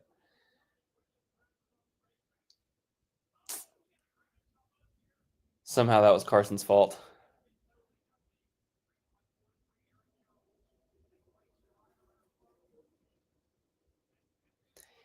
Has Ricky pitted yet? Nope. Ooh.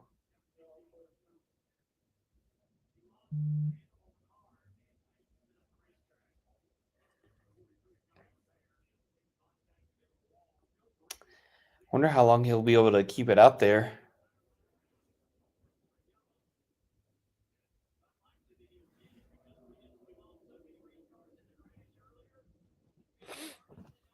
Hosmar was 2 laps down. God, the scoring messes it up because Hosmar was for sure 2 laps down at one point. I don't know when he would have got his lap back.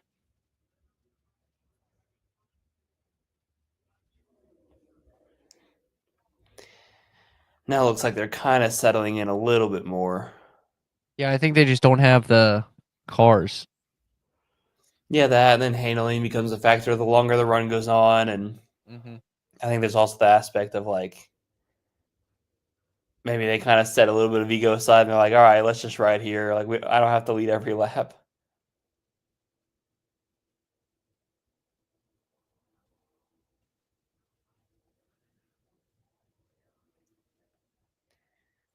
And I don't know how that 66 is making minimum speed.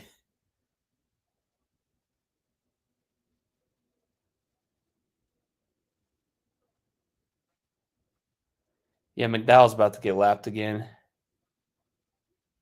Yeah, so it's between Hocevar and Wallace because Wallace is still part of that lead pack, but he's just in the back of it.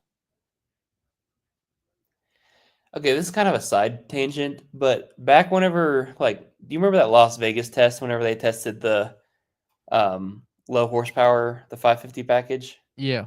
It kind of looked like this, and I think that's what NASCAR was envisioning whenever they made that package.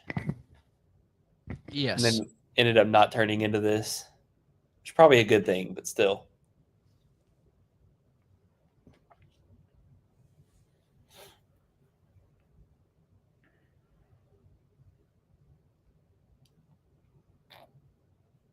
Ugh.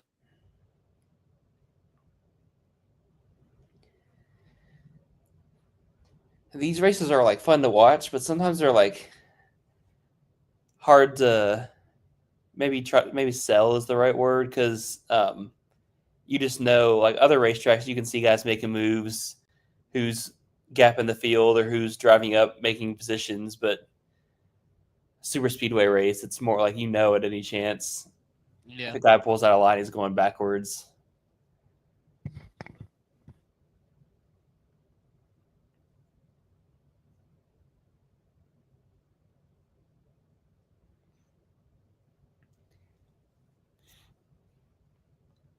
Yeah, Jason mentioned the 17's spoiler, eating my Cinedust. Nice. I noticed a couple teams had put words on their spoilers this weekend. Because they're so big. Oh, there's a caution. Are you watching it? Yeah. Oh, I don't have side by side. I have a full ad, so I can't see it. What Okay. happened? Riley Herbst got sideways. Chase Elliott was trying to squeeze up into a hole in front of Riley Herbst, and Riley got sideways, spun. Little damage from Todd Gilliland as well. Suarez is done for the day. Well, that's good for Bubba. And Well, I Bubba guess that means just Bubba advances. I don't know, Yeah. it means good for it. That's good for him in the tournament. Yeah, we'll have to see if I guess Bubba Wallace gets back on the lead lap, can go up and contend. He's been good at Atlanta before.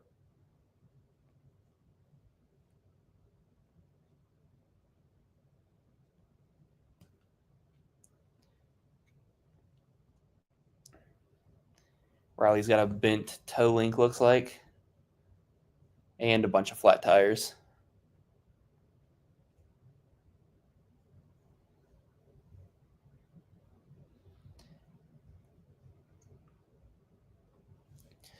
Although Herbst wasn't in the tournament, so that's not any tournament implications, but it could be. He's going to use the quarter-mile track.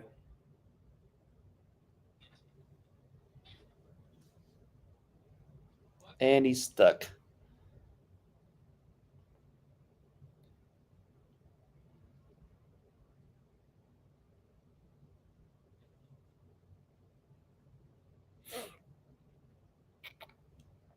Yeah, Chase was trying to get up in that hole, and Zane Smith avoids. Todd goes high.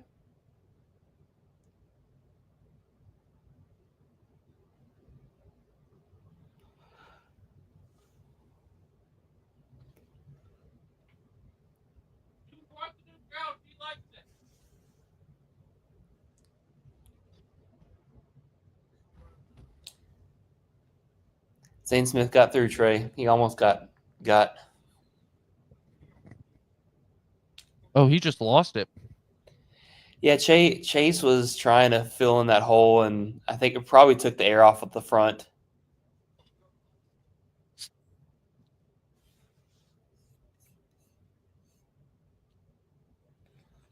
Well, this helps Bubba because I think he's going to be the only one lap down for the next part of the state part.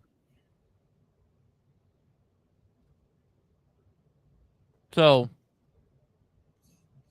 I'm assuming their goal was let's get our lead lap by stage 3 because now Hosvar will have the lucky dog.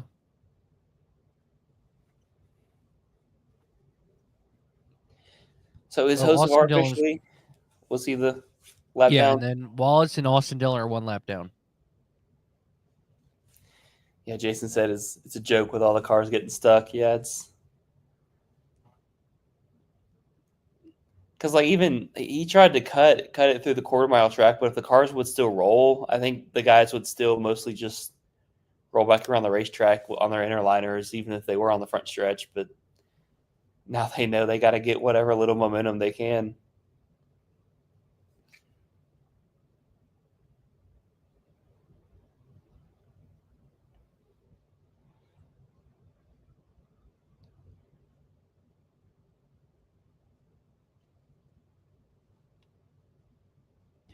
Ugh. Ugh.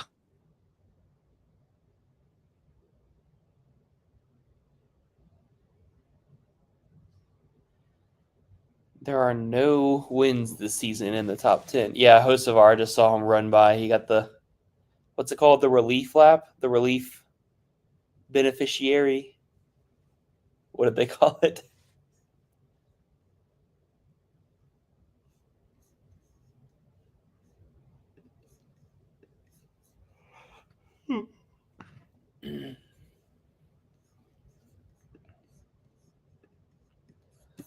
Let's look at this leaderboard here. Jason, we are using StreamYard.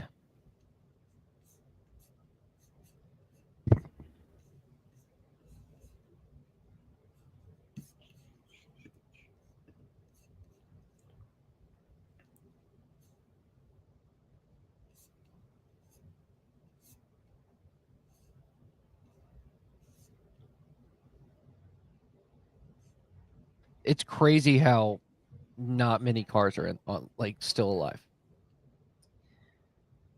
Let's see. Fun fact, I think the only car with a win this season that's like still on the track. Larson's on there. Yeah, he's I can't tell if he's at the back, like if he's got damage or not, but like SVG is like the only one who Is clean. yeah, clean. That's a good way to put it. Every other car that's been active and up in the front since that big crash, none of them have wins. This year, anyways. Yeah. Oh, they have the numbers in the corner. Interesting. All right. I'll be right back again. Back by myself. You guys gotta look at my face. Actually, I hope you're looking at the screen.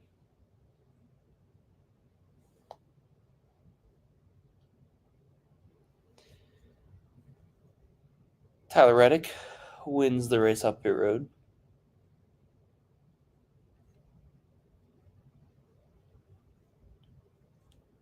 Honestly, the goalie's pit stops, pack it full of fuel, no mistakes, especially with all the cars that got taken out of the race.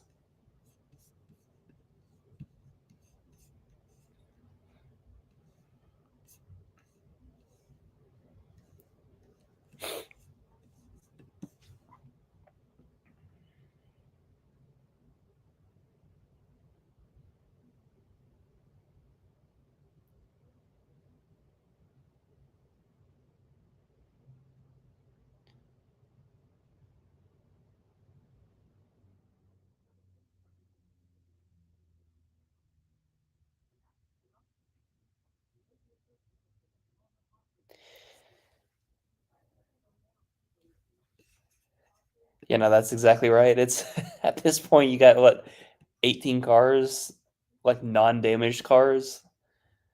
Like that's gonna be just take your time. no penalties, restart with all the lead lap cars, and I mean even then, like it's not like Daytona, Talladega. You can at least pass and make moves and probably get back up to the front in no time. So Carson Hocevar was officially the free pass or the relief recipient. I can't remember. It was the National Debt Relief sponsor. I don't remember what they called that.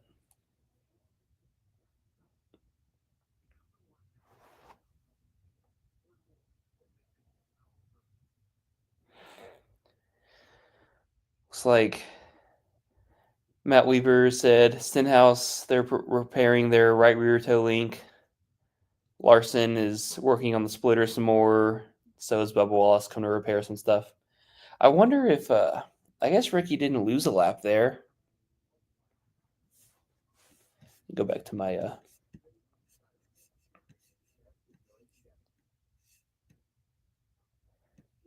oh no, he did lose a lap.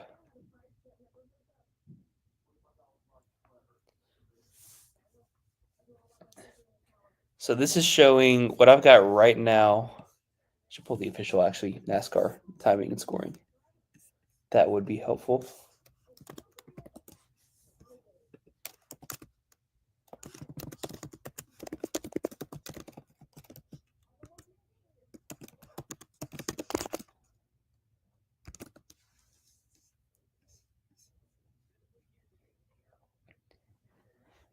Chicago next week. Hopefully it'll be. I'm glad they're starting it earlier this year.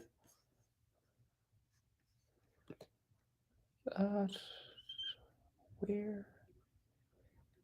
Sorry, I'm like squinting.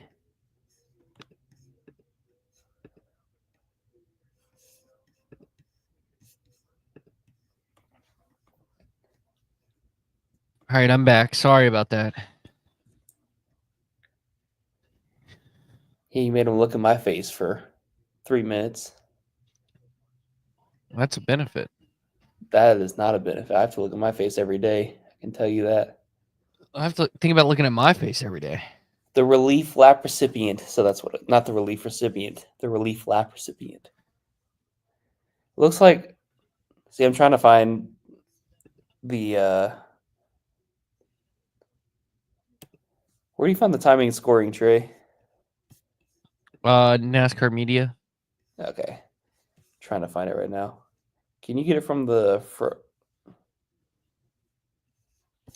I'm just trying to see who all's one lap, because I think The only cars one lap down right now are Austin Dillon and Bubba Wallace.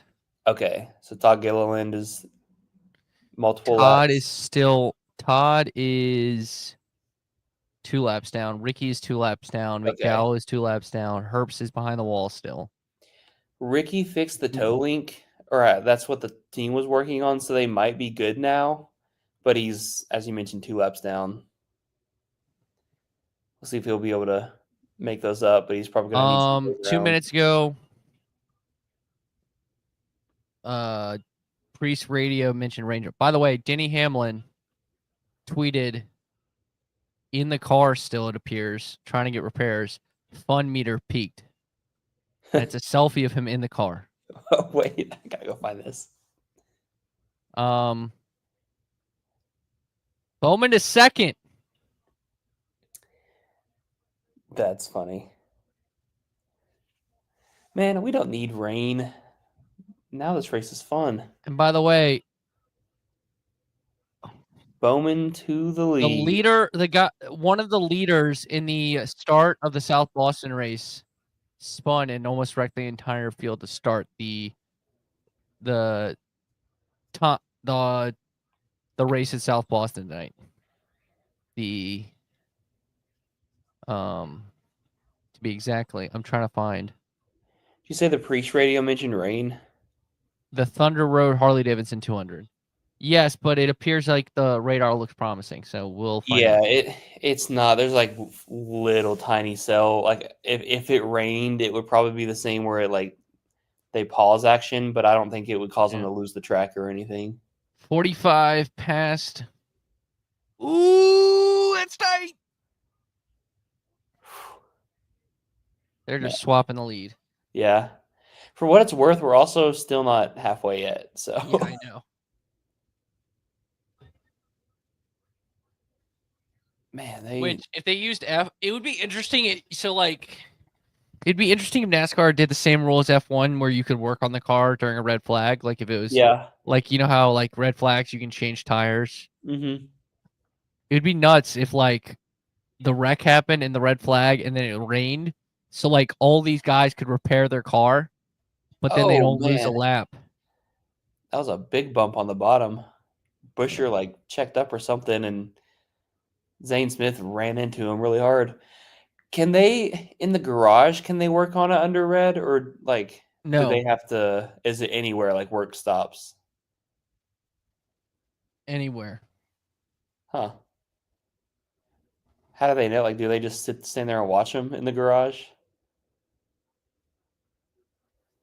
Because I guess because the last couple of years, the whole thing's been if you're involved in a crash and you went to the garage, you were done. So like, I don't know.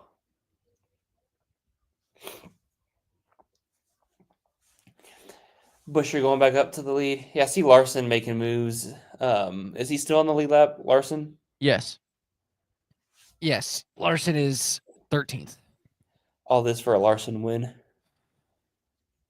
No, I'm feeling the guy who's in 4th right now about to get this dub.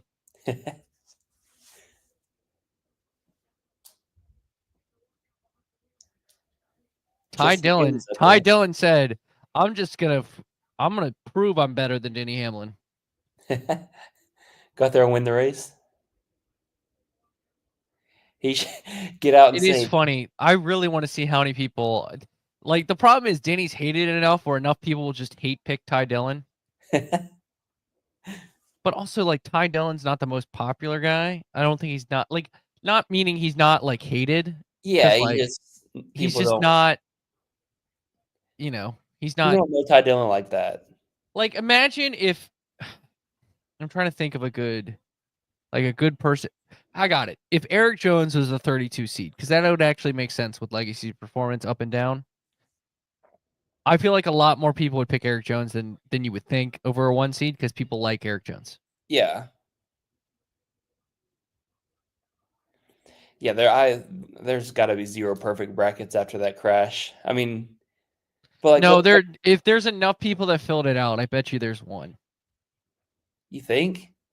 Maybe. I mean, NASCAR will come out and say it.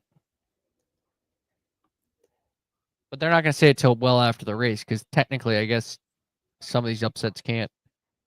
Like, Denny technically is not out of the race yet. So he could theoretically get back out there, pass a bunch of cars, and let's say Ty Dillon to crash though. Ty Too. Dillon crashes like next 10 laps.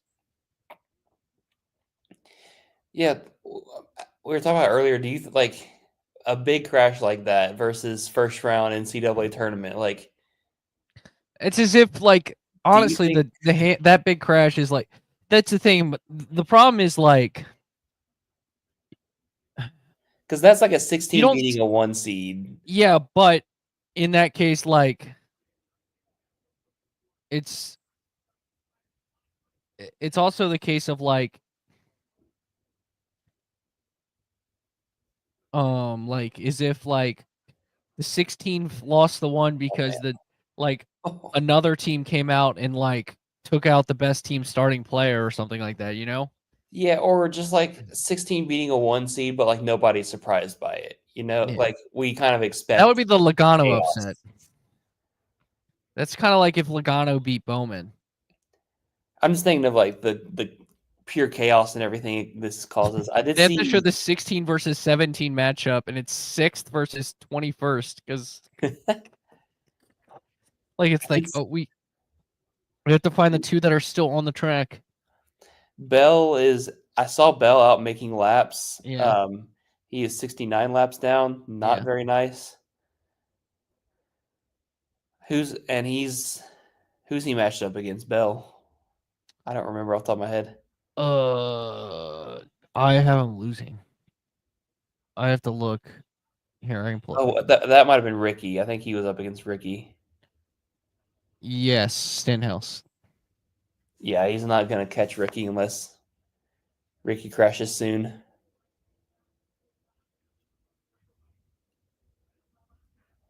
And these runs, these guys. So Big run I for mean, Ty Gibbs.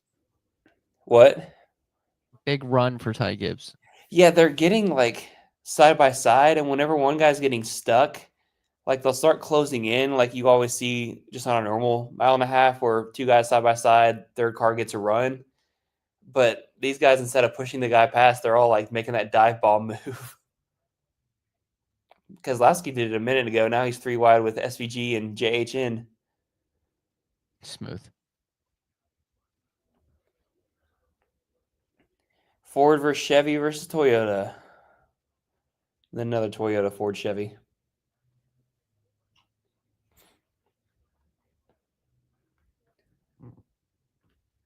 They're really all spread out. I guess because of the lack of cars on the track. Yeah, a little bit of that. More handling, more cars with damage. David Starr needs to get out of the way.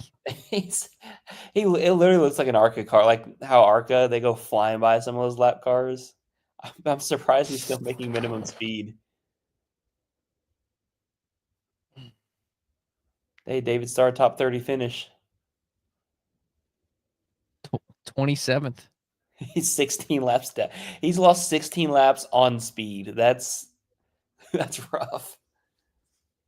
At a drafting track. I think he was involved in an accident and got a couple down at one point. Oh, okay.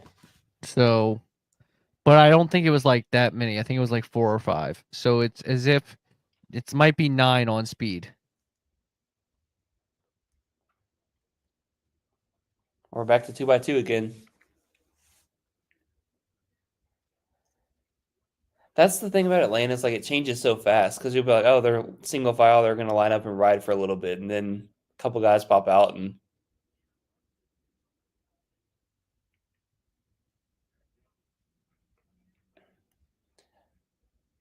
Around the outside. Bowman to first.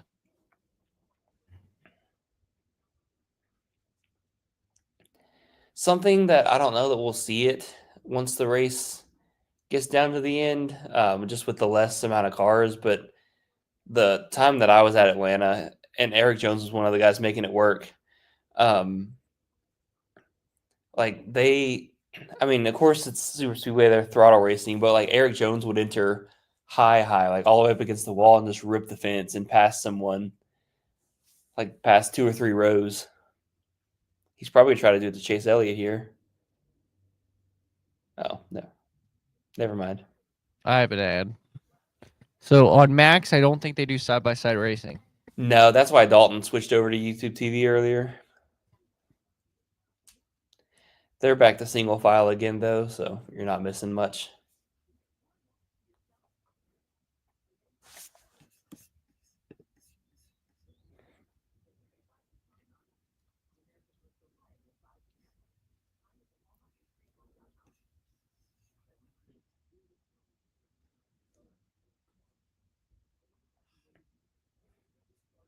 Yeah, I'm just going back there looking at some of Jason's comments. Cody Ware, like, this is how he got some good finishes last year. He just kept his nose clean, stuck around, got some good finishes.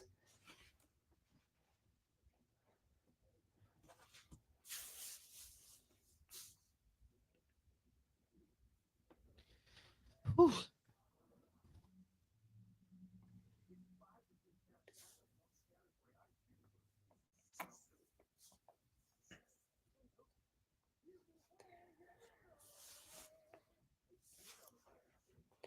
Trey, you know how Chase Briscoe made the comment last week about like feeling the pressure to win at Joe Gibbs? Yeah. Do you think, I know he's got like people always associated with the last name, but do you think Ty Gibbs is starting to really feel that pressure being 3 years into this now? Probably, but it's kind of like Chase, man. Like Chase did. How long did it took? What, 2 years for Chase? Yeah, it was. I mean, it was 3 years for Elliott. It was 3 years, I think, for Byron. I think Blaney was like 2 years, 2 or 3 years. The hard one's the first one, and then it kind of seems to, for whatever reason, kind of like let you like break through. Yeah, it was year 3 for Larson too, because he had that rookie year that was really good and had some close ones, and then he had a sophomore slump, and then busted off a couple wins in 2016 at Michigan.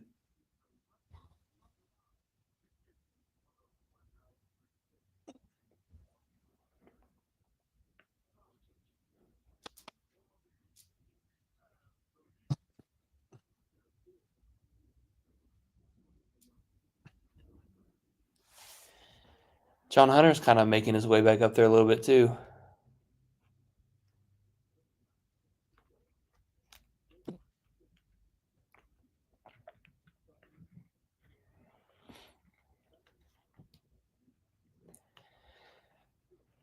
This might sort of kind of come down to who has teammates and who, because Keselowski's getting up there with Busher, so there's a pair. Elliott and Bowman are up at the front together. I think SVG's the only. Oh, he's got Zillich technically. There is Jones ripping the fence.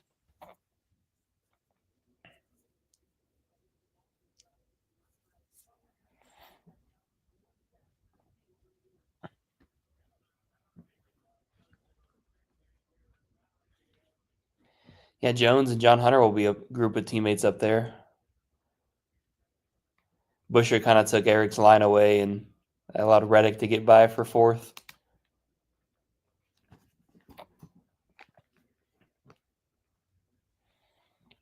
Those legacy teammates are there.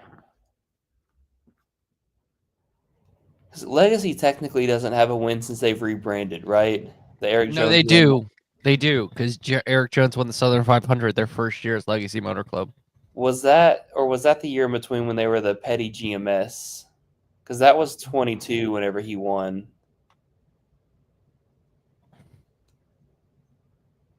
So I think that was the year before they rebranded. Did they just go to Legacy Motor Club? I think they did that in 23.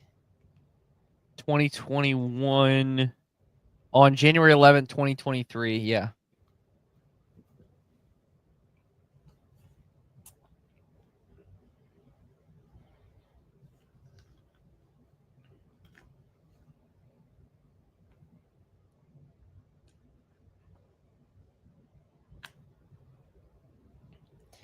Oh, Jones might have hit. Oh, no, that's from. 22 is when Jones won the Southern 500. Oh, was at that race. Fun fact.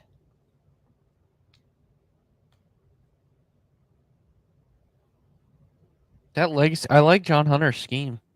Yeah. By the way, Good. yeah, okay. Timing scoring is all for me. Unless something's about to change.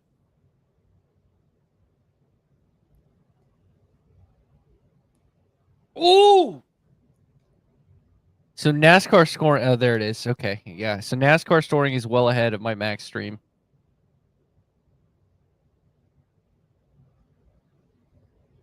Wait, what? You'll have to explain here. What Because happened? I saw Chase Elliott in the lead, and then I was looking at the TV, and I was like, Chase Elliott is not in the lead NASCAR. Oh. And I was like, oh, okay, it's behind.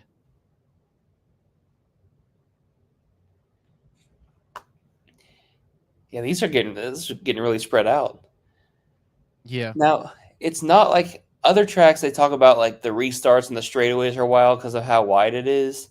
It almost like the corners are more wild because they're all making their runs and everything. Yeah. Ooh. Some tight side drafts going on. Mm.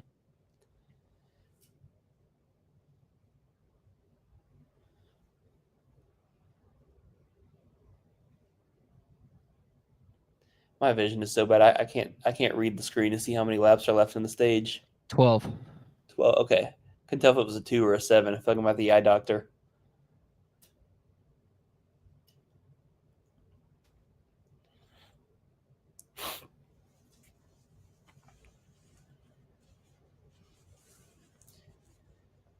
Chase didn't block the top. Oh, I think I saw a yellow light blinking.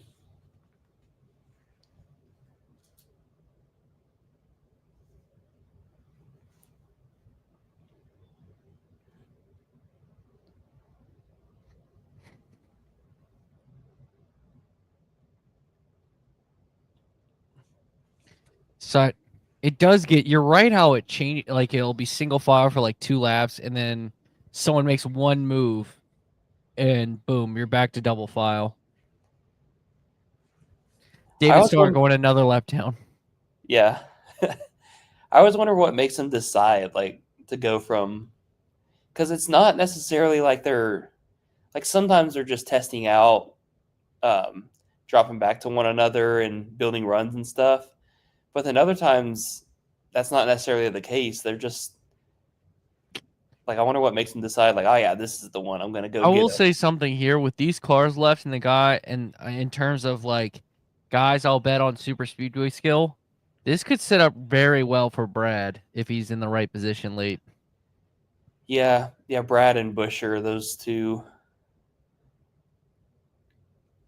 And I mean, Chase has a win here at New Atlanta as well. Oh yeah, the race NBC talked about him the entire time. Yes, when they like had a reporter at the pool. I think it was Rutledge Wood. Yes. Ooh, that's someone. Maybe that was Priest. Someone got the wall off of turn 2.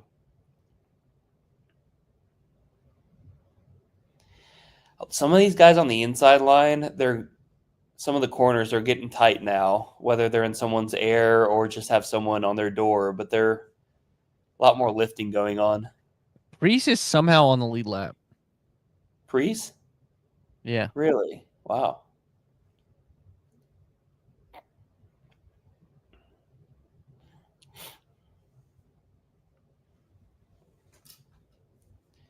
BJ McLeod still in the top 20.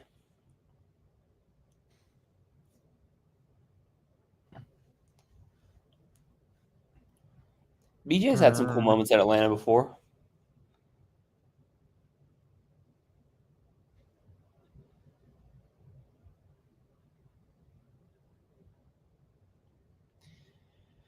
John Hunter up to 3rd.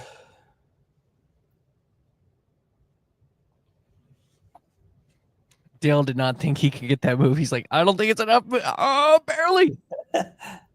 Chase is like, I can take that back.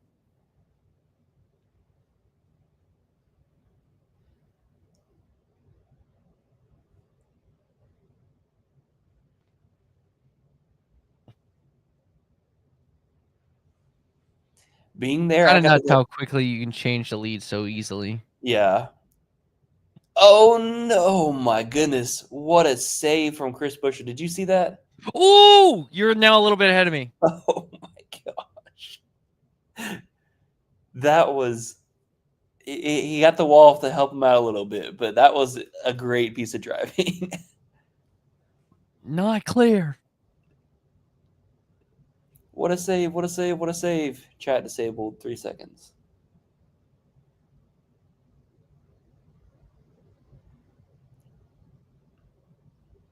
Was it John Hunter that got into him? I think so. Christopher Bell on the track, 72 laps down. Oh, man. Yeah, and he didn't hit the wall that hard either, so I don't think it did any damage. John Hunter was just not clear. Yeah. How did he not wreck? That's and the way that was, because they were up front, it would have been another like pile up, and basically you would have been I think we'd have like even fewer cars. I was about to say an episode of Cars when it was just gonna be Tyler Reddick versus Chase Elliott. That'd be such a insane thing to watch. It'd be funnier if they were head to head in the tournament, but they're not. It'd be like the end of Talladega Nights, just the 2 cars having their race.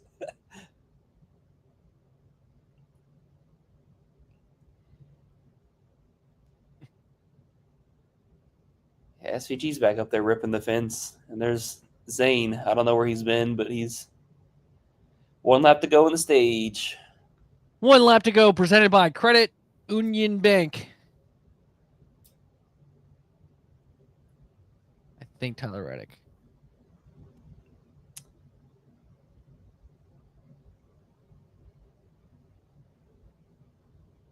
Two teammates on the bottom. Ooh, Bowman had to lift. But so did Busher. Who's gonna get the better side draft? Oh, ooh! Imagine if that was the finish. I think Reddick got it. Yep.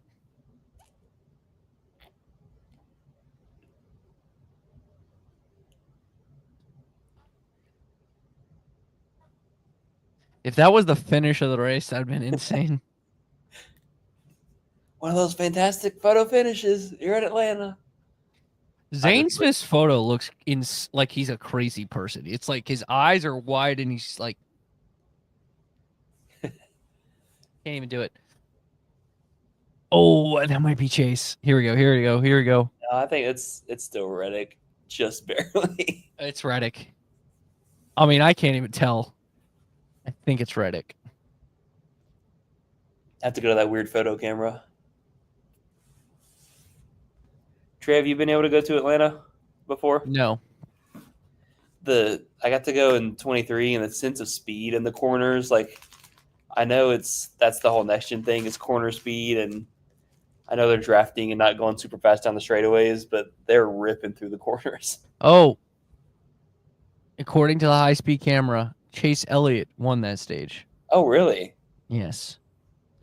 Bubba Wallace does get the free pass. He's back.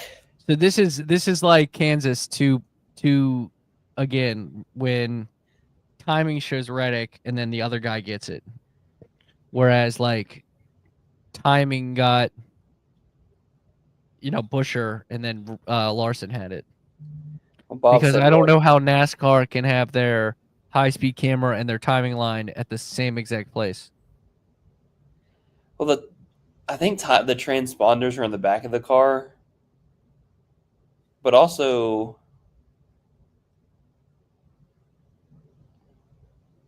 yeah, I don't know. Bob said Elliott, but then he said Reddick. It looked like Reddick was ahead. Phil Now Spain. NASCAR said it's Reddick. Phil Spain, 45 might have Superman on the hood, but that happened in a flash. But It's good tweet.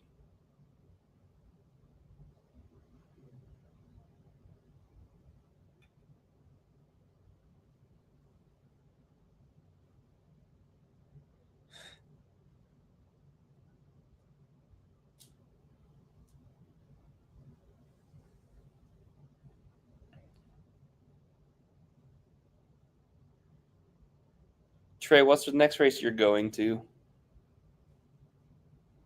Martinsville. Oh, really? I think so. Dang. Yeah, Yeah. Jason. Yeah. I will say, rarely they get a stage caution that's this. Like, typically, if this was the final, I think they wouldn't announce anything. But this is kind of as if that, So I'll give them the benefit of the doubt here. But Jason, glad you're joining us all show. I'm gonna make me lose my mind up in here. My screen is frozen. I'm gonna do this. Your TV screen? Yeah, I just hit. Are they back from commercial yet? Yeah. Okay. They're re-showing the replay. I got it. End. Yeah, it definitely looks like I'm Reddick. back. I had to exit and come back.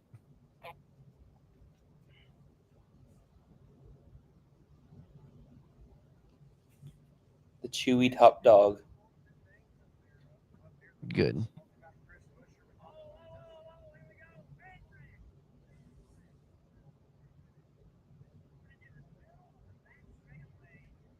Thing. Show the alt cast from Larry Mack. Reaction to the wreck. Yeah. I liked it. I need to go back and look at it. They, like Larry just sat there and watched. He didn't say anything as they were Jeff Burton was like, "Oh, big wreck," and Larry just his face. He did not look amused.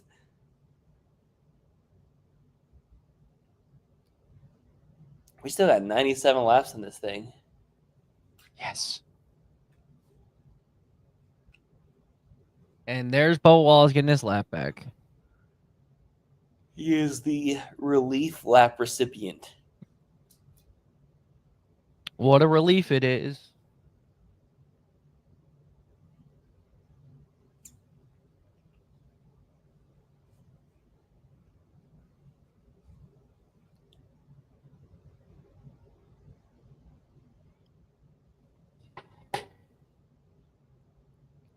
I think the rest of these guys are going to take the wave around, so that'll put Ricky back down one lap.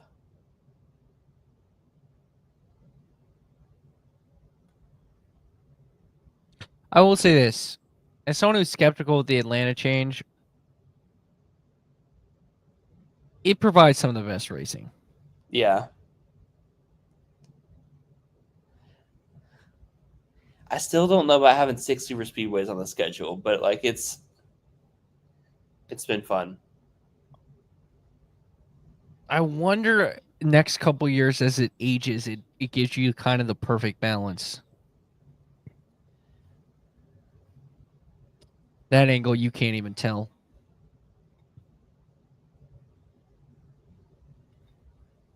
No, yeah, not at all.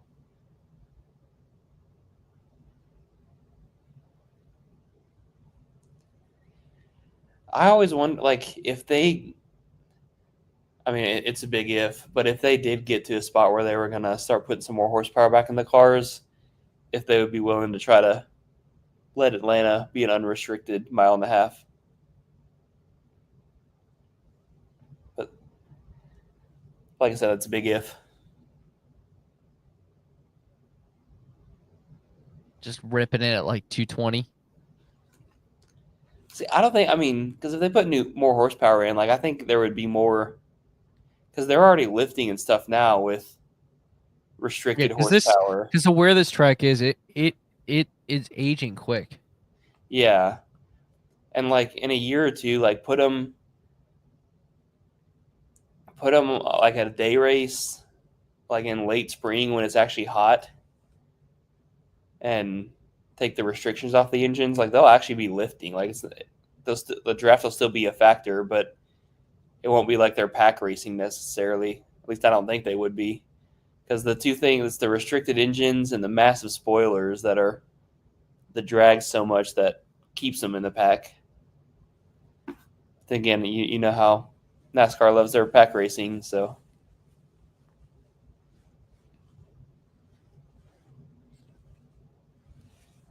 I'm almost on the train after seeing the crowd at Lime Rock today for the Truck Series.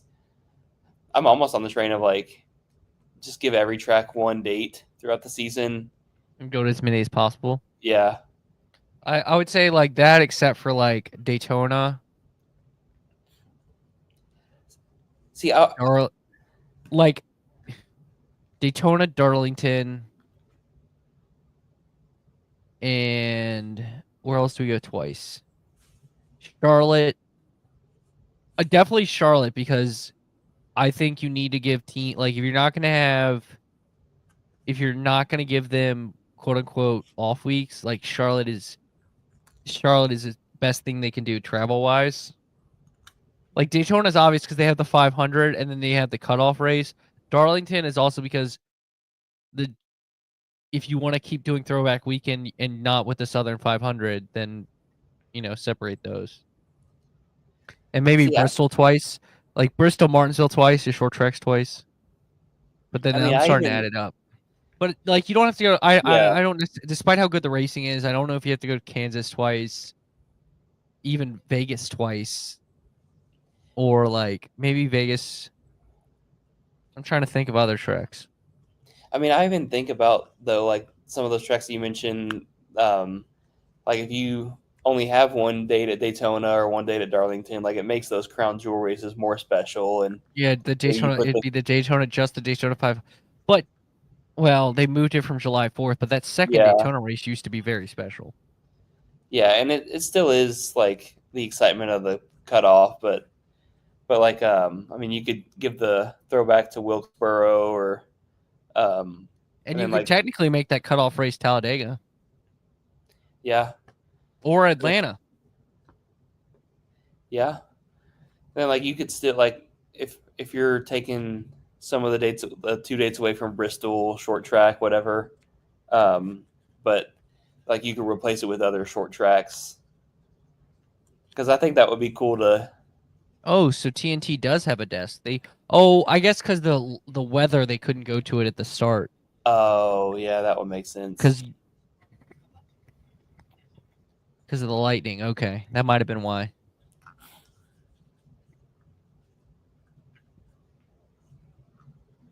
So I wonder. I think they're gonna have a post race. I'd be curious to see how long it is.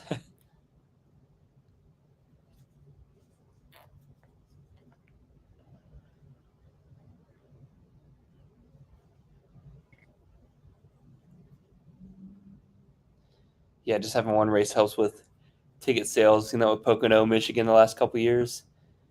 And then, Why yeah, is David Starr just like in the middle of this choose? All right, so Elliott, Busher front row, Bowman, Reddick, Keselowski, Nemechek, Jones, SVG. I think that was I don't. Haley was. Oh, what a relief it is!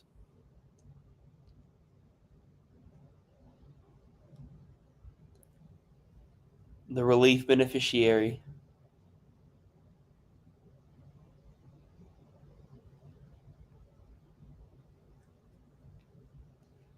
Right next to Hungry Jack. Hungry for that first win of the season.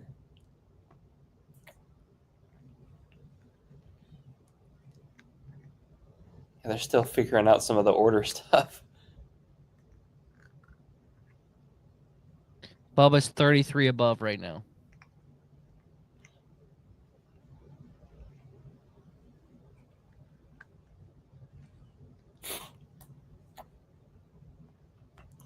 You'll see if the teammates can find each other. Ty Gibbs actually does not have any teammates. Green flag. I bet they're already racing on your screen, right? You're back ahead of No, me? it just went green. Okay. Elliott is turning into turn 1 now. Okay, yeah, you're still ahead of me. Oh, Kyle Busch kept going. I didn't know that. Oh, yeah. So I guess there's another guy that has.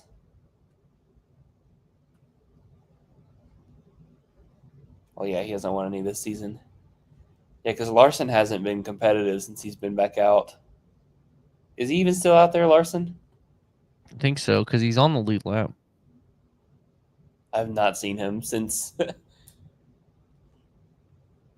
He has splitter damage, so. Okay.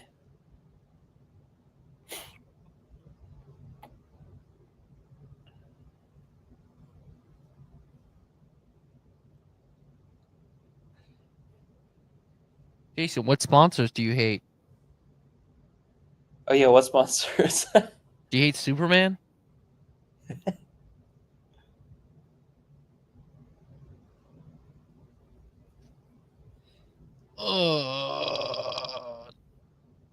Three wide. Ooh, Ty tried to just squeeze it in there. Yeah. Hey, him and Connor did not have the best of times at Mexico a couple weeks ago. Nope. Now, I don't think anything's going to happen right now. Hopefully not. I was kind of surprised at that because I thought Connor kind of lost his head there too. Like, Yeah. Jason's working on his list. I actually didn't even watch much of it because I haven't been able to watch, like, sit down. My Saturdays have been busy lately. So I actually haven't really been able to sit down and watch an Xfinity race. Well, I guess Friday night would have been last night.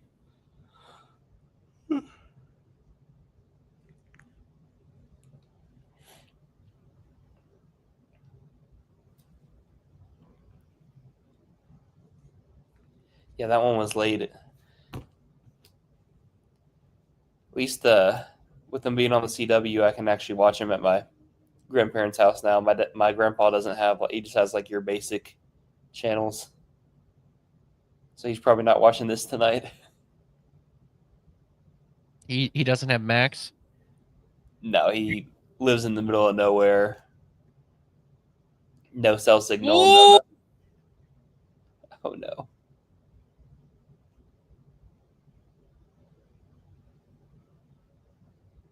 Oh man. They're still trying to wreck. They're not done. You think we'll see another one, Trey? Probably.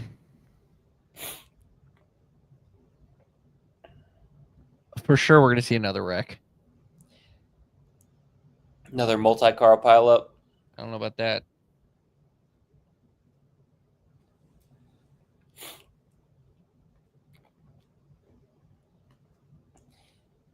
Yeah, just with Atlanta, with the giving each other more space and stuff, because a lot of times at super speedways. Oh, there it is.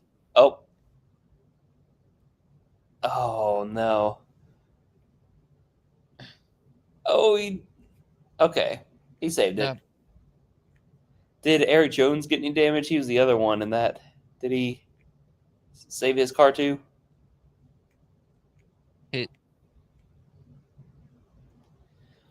All right, calling it now. SVG is going to win. We saw a spin and win Nick Sanchez on the Xfinity race.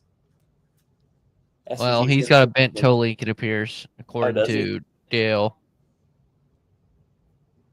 Dang, how did that bend it? I think it was John Hunter, not Eric Jones. Oh, okay.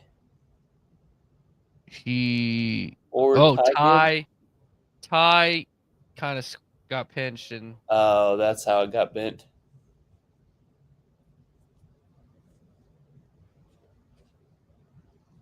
The spin was courtesy of Ty. The bent toe link is Zane might courtesy need some new underwear. He's feeling like the Aaron's lucky dog right now. Oh my god. Yeah, I mean, it looked like Bubba almost just ran over Zillage. He almost did.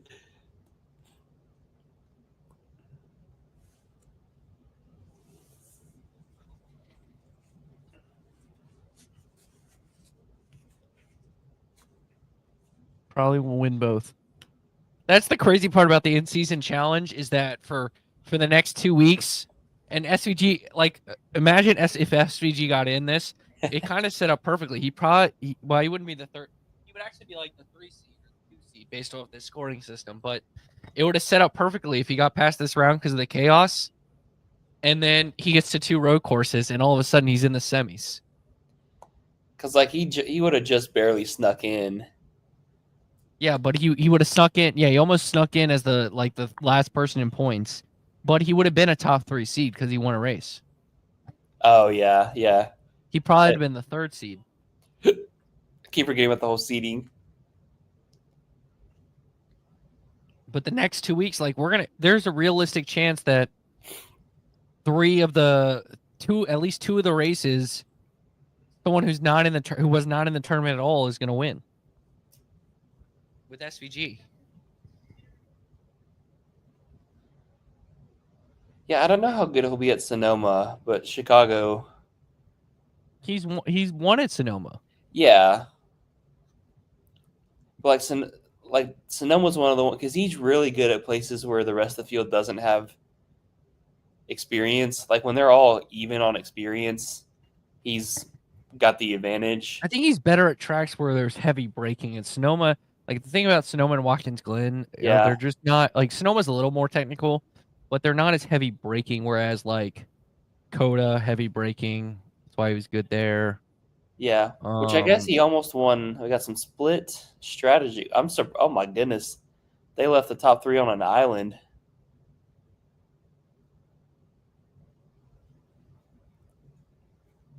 mean, I guess everybody still has to stop one more time from here at least, but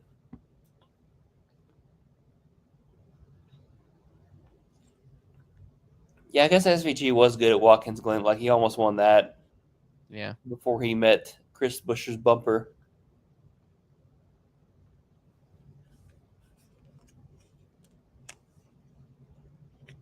But like, if he didn't get wrecked last year at Chicago, he's gonna win. Yeah. That's what, like, Mexico City, like, that's another one. He goes in with the field level on experience. Like, I'll already tell you now, he's going to win at San Diego if that's where they go next year. As long as he doesn't get crashed anyways.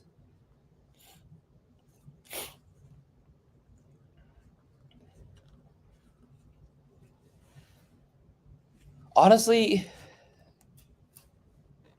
would you have stayed out here, Trey? Because I don't know. What do you think? No, because at worst your next stop is shorter.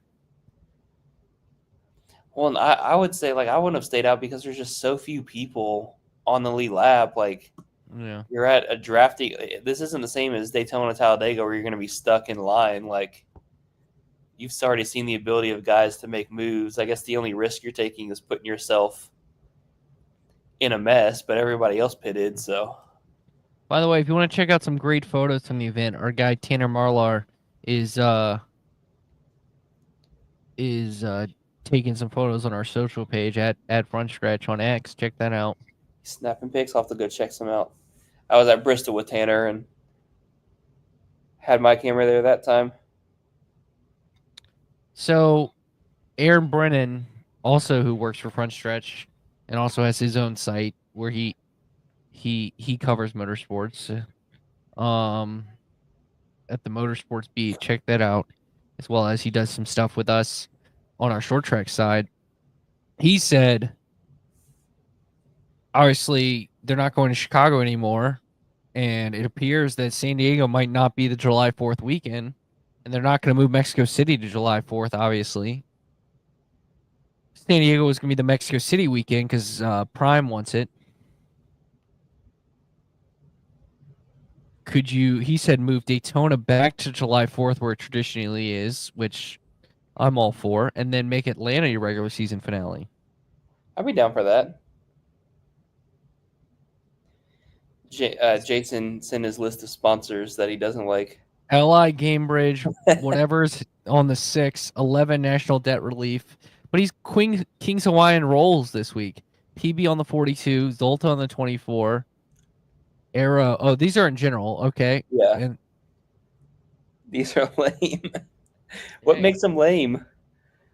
Like I think it's cool. Ally sponsors the whole season. Like one of the last sponsors. I think it's like that the does that. only, yeah, it's like that and Exalta. not even Bush. Exalta is what DuPont used to be. Yes. Same Safety company. Culture. Aren't they an Australian company? Okay, by the way, spoiler, DuPont paints all the Rick Hendrick cars, and Ally is the bank that sponsors all the Hendrick shops. Yeah. That's why they get these sponsorships, folks. I just want to point that out. I just want to point that out. Lidos That's is why like it seems like those sponsorships are very secure. Lidos is the airport security machines. At least that's where I see them. What? Lidos? I think they're an internet company, like a fiber optic company, or a like telecommunications company. I'm not exactly sure. Hola, Dominic. Who poisoned America? Zolta? DuPont, probably, DuPont. Technically. With lead paint? Yeah, you know those like airport things that you step into and you stick your hands like where Yes. and it spins. That's a Lidos. Like Oh. they manufacture those. Oh, it is the same pickle sponsorship. I guess they have a thing with Sonic. Yeah, there was a commercial earlier.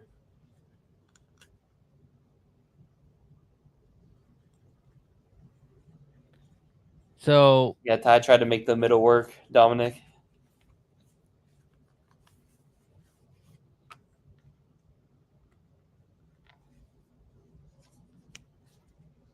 Is Safety Culture? Are they like a New Zealand Australian company?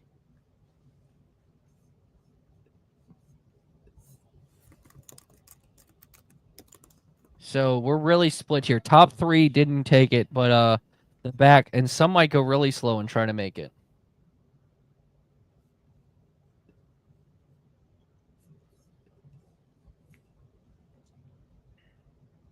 Green flag.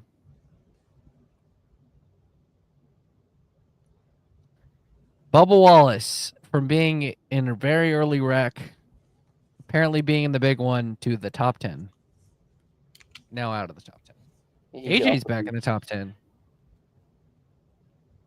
He could also be spin and win. Bubba Wallace. Big run from Ryan Preece on the outside.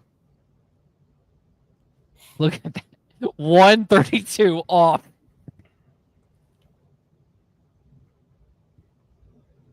Wait for who? Hamlin, and Ty Dillon. Is They're showing the bracket in the in-season challenge and like who's where. And oh Hamlin my back god, up there? all these are nowhere close. Like no one's close to each other, and any of these, and half of them are out. Like there we go. One's close right now is Gibbs and Haley. They're 4th and 8th. Okay. That's a close one. That's one we can keep our eye on. The only one. Yeah. The rest were not close. Brad Keselowski going for the lead. Did Hamlin get back on the track now? No. No. Oh. I don't know if he finished. I was But going to say he's- at this point, like, there's really not Well- any reason to. He can probably jump like 10 cars.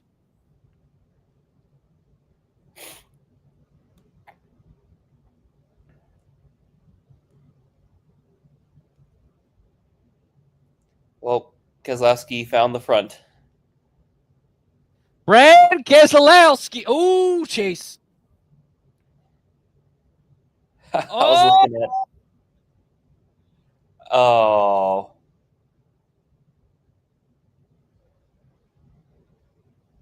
And he's got a flat tire.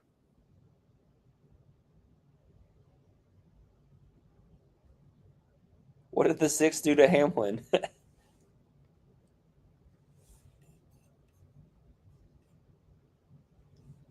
Oh, he just lost it.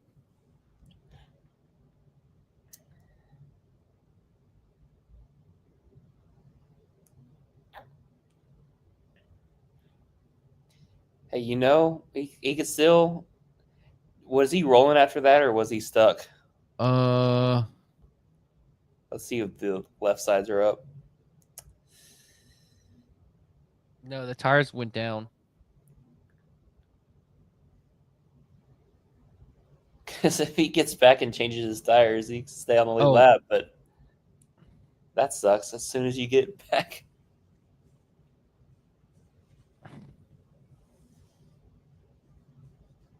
Oh. Hamlin's bracket guy was Ty Dillon. Yeah, 15 point. If Brad wins, he's 15 below the cut line as it starts right now. Oh, he got it back. But did he lose a lap? That's the question. Did he break a? Yeah, he hit head on. But did he break a toe link? I didn't think he hit that direction.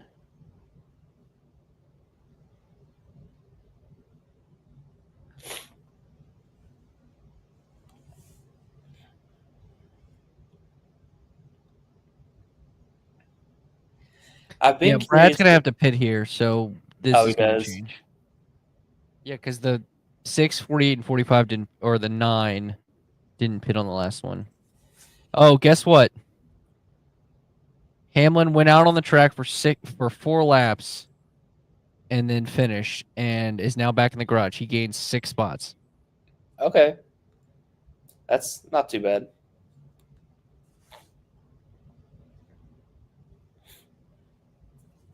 It just sucks. That is kind of funny though, that Bubba just got his lap back and then spun. Yeah.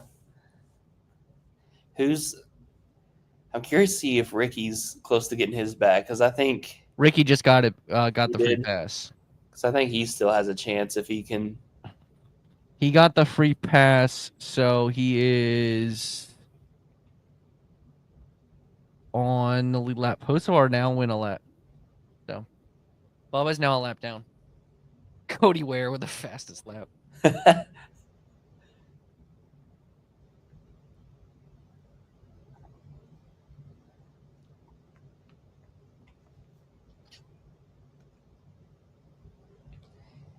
Hey, I'm going to Pigeon Forge later this year. Should I try out BJ McLeod's NASCAR racing coaster? Where is that at? What? He has a roller coaster? Yeah, it's in Pigeon Forge. It's like one of those like mountain coaster things. I didn't know that.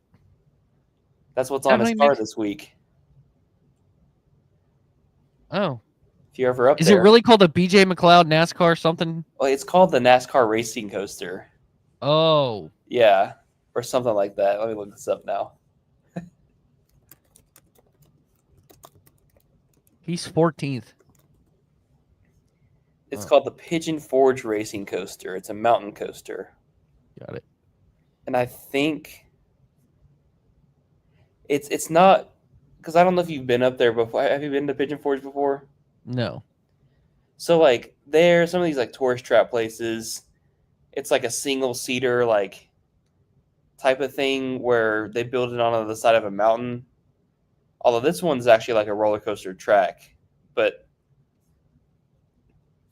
they have some like they have other ones like built into like the side of mountains, and you can roll down the mountain and whatever. But you go to the NASCAR one. A lot of the leaders are pitting. A couple are staying out. It appears Haley, Gibbs, Dylan, Dylan. Priest. I still can they make it from here, or do they have to all stop one more time? Think they can make it from here.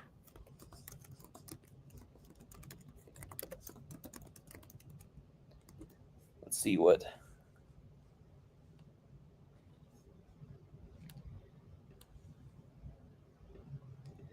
Let's see. Jayski says the fuel window is 65 laps at Atlanta.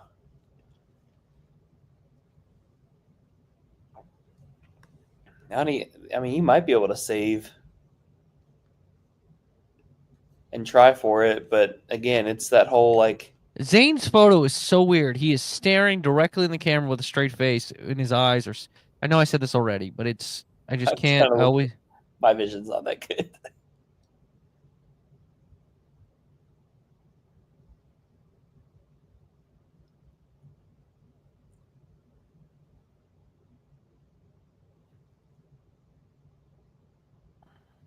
The 7, 54, 10, 60, and 87 all stayed out there, by the way. I'm sure someone's going to try to stretch it on fuel. We'll see, like, someone near the back of the lead lap's going to, like, when they get the one to go, probably try to come down pit road and top it off and then, like, save fuel and stretch it. But I just don't think it's worth it with how few cars there are on the lead lap. Yeah. All right. I'll be right back. You can wash my face again.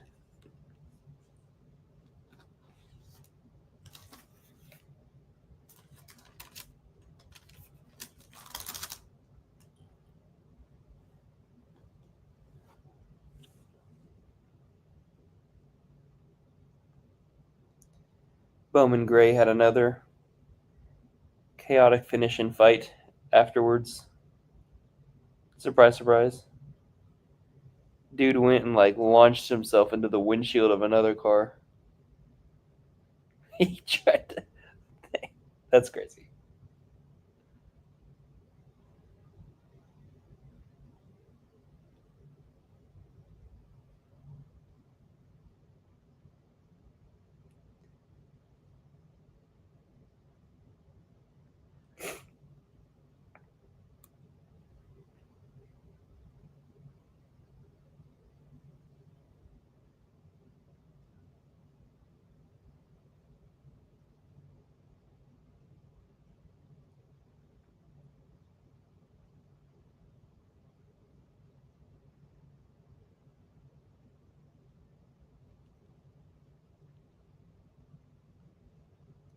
Wonder how the South Boston race is going.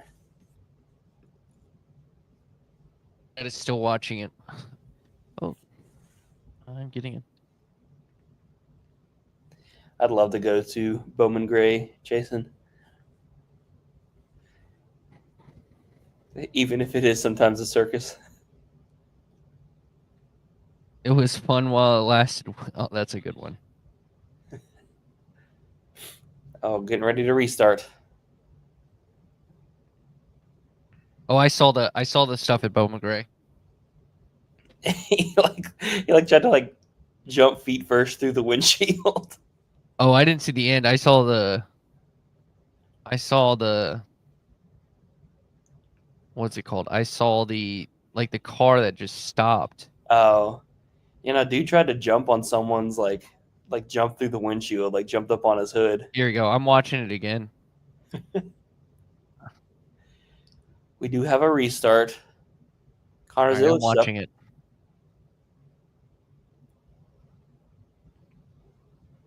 Oh, here we go. Tigers versus Ryan Preece.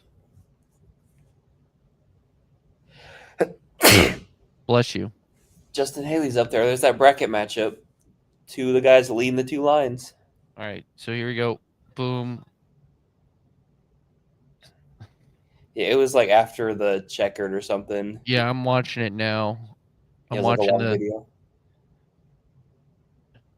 Do they call caution?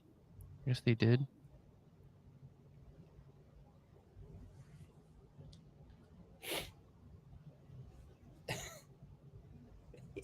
Ryan Preece to the lead. So the 16. Why would the 8 be mad at the 16? That's what I want to know. We'll see. Yeah, I don't know who got mad at who. Everybody was mad at each other. Yeah, but it's not like he did anything wrong. Here we go. Here we go. Here we go. Okay, he guy sped off. But like the. Yeah, but you're almost to the part. I don't even know who this other driver is that comes in. Now he might just be mad at the world. Oh, that's a woman. Now we got a dude. I'm waiting for your reaction.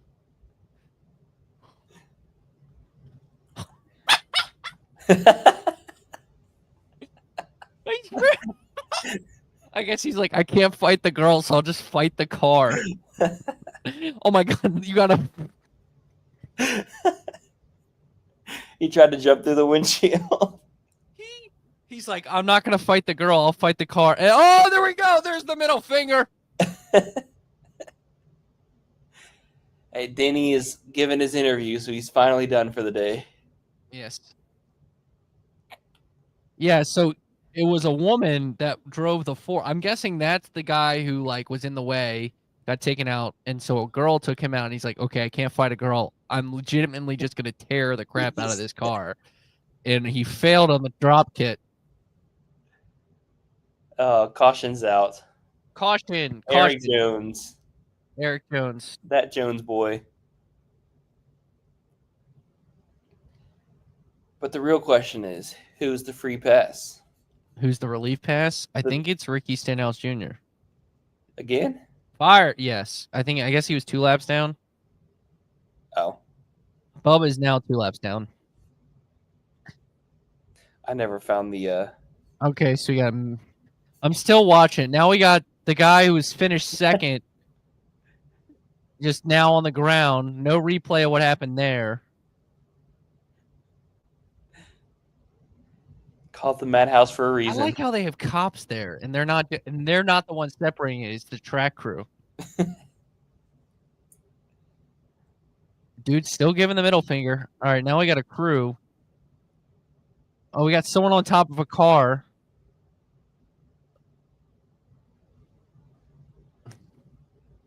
And then the other guy who finished second is now flipping off everyone.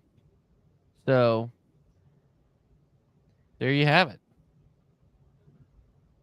That was something. I always wonder, like, at what point do things turn from, like, oh, this is just a sporting event, people, emotions, whatever, to, like, all right, we got to press some charges here. Like,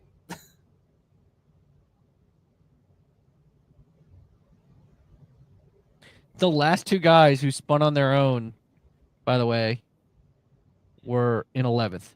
Both Eric Jones and Bubba Wallace. Just quinkadinks. Okay, so Stenhouse now, I don't know if they already gave him his lap back and he went around, or the scoring is messing up, but it said he's now on the lead lap. So maybe Wallace gets the free pass and is now down to 1 lap to go.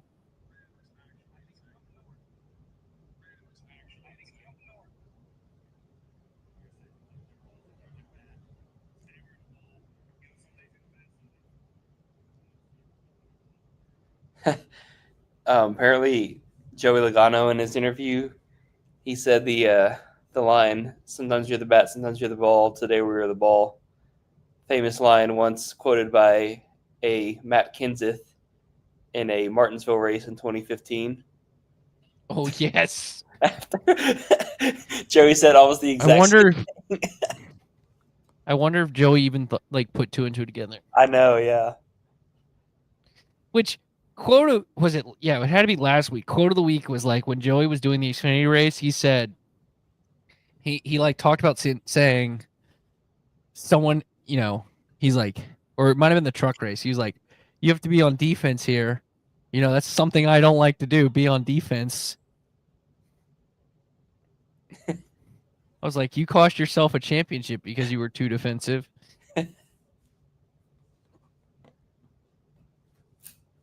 Was he? Would you say he was defensive there? Or was that offensive? Because he just.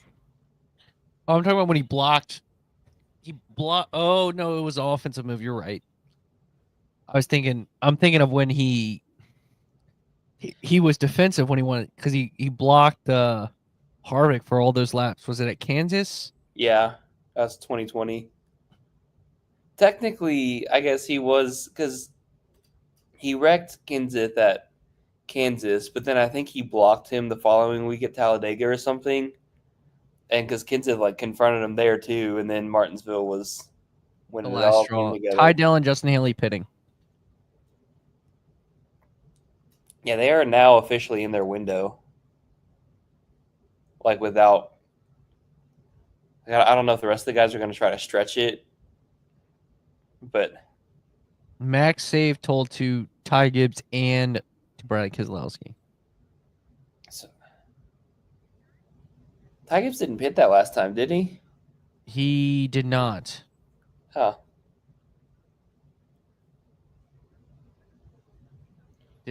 Oh, Man, there's just no need to risk it.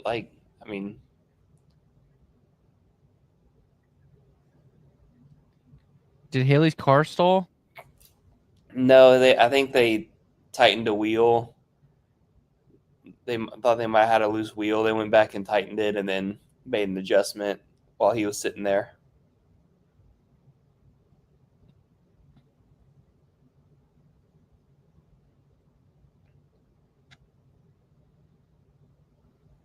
Oh. Trying to pull the South Boston race. You said, is Massey there this week? And Chase. And Chase. They're at the halfway point.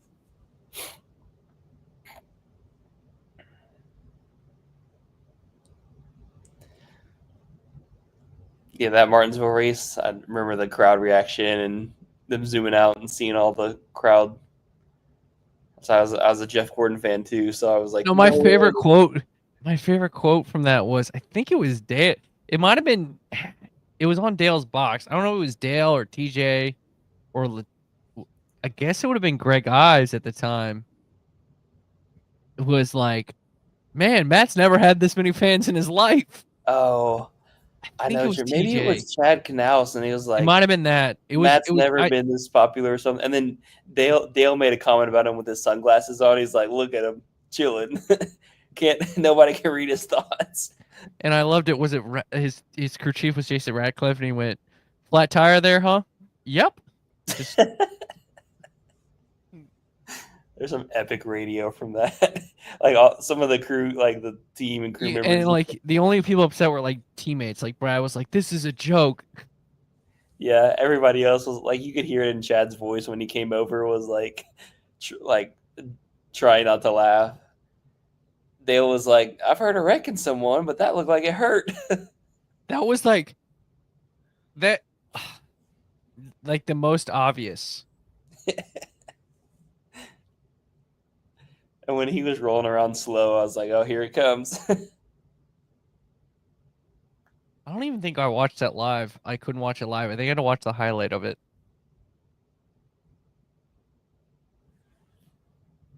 Here's a take. Someone said NASCAR ruined the in-season challenge by starting all 32 drivers with the super speedway. No, That was a pretty I dumb don't think so. decision. You don't think I so? mean, they started their playoffs last year at Atlanta too. I think it just sucked. Like it's just restart, right back from commercial break. I think it just sucks that it turned out the way that it did with the big crash. Yep.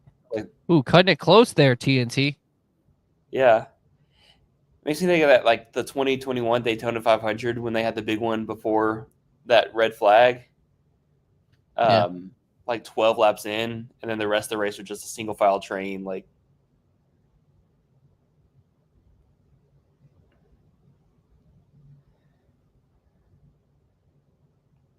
Who's far back in it? He's 12th. going 3 wide with Cody Ware. Is Cody Ware on the lead? Yeah, he's on the lead lap.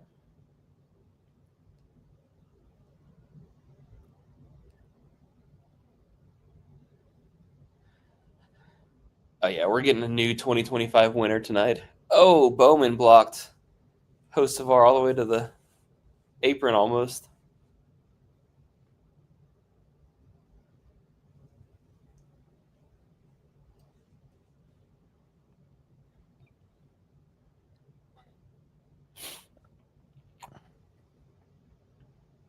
No, David, get him off of there. Oh God. Man, Caution. dang it. Come on, David Nope, still Starr. green. Well, Brad and Bush are up there together now with Ryan And- Preece. All and there three it are is. RFK cars.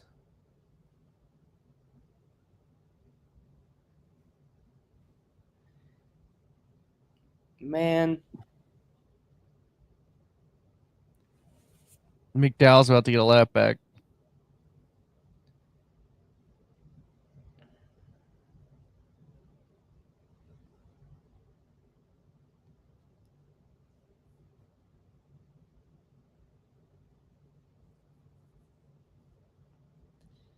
yeah, all three RFK teammates are up front, and that might spell trouble for everybody else.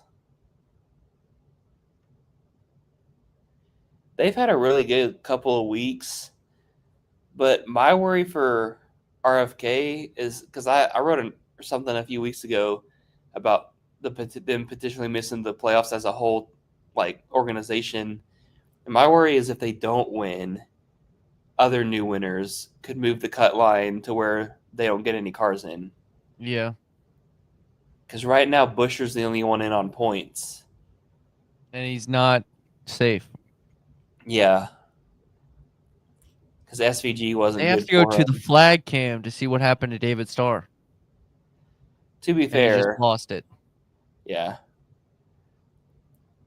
To be fair, I don't blame them for not having a camera trained on David Starr. I agree. 18 laps now.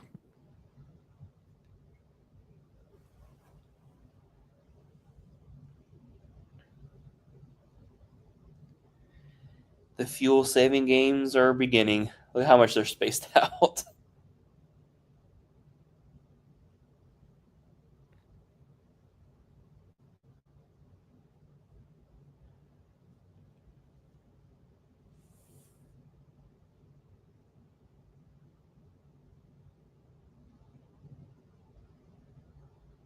It's like Christopher Bell is officially done for the night as well.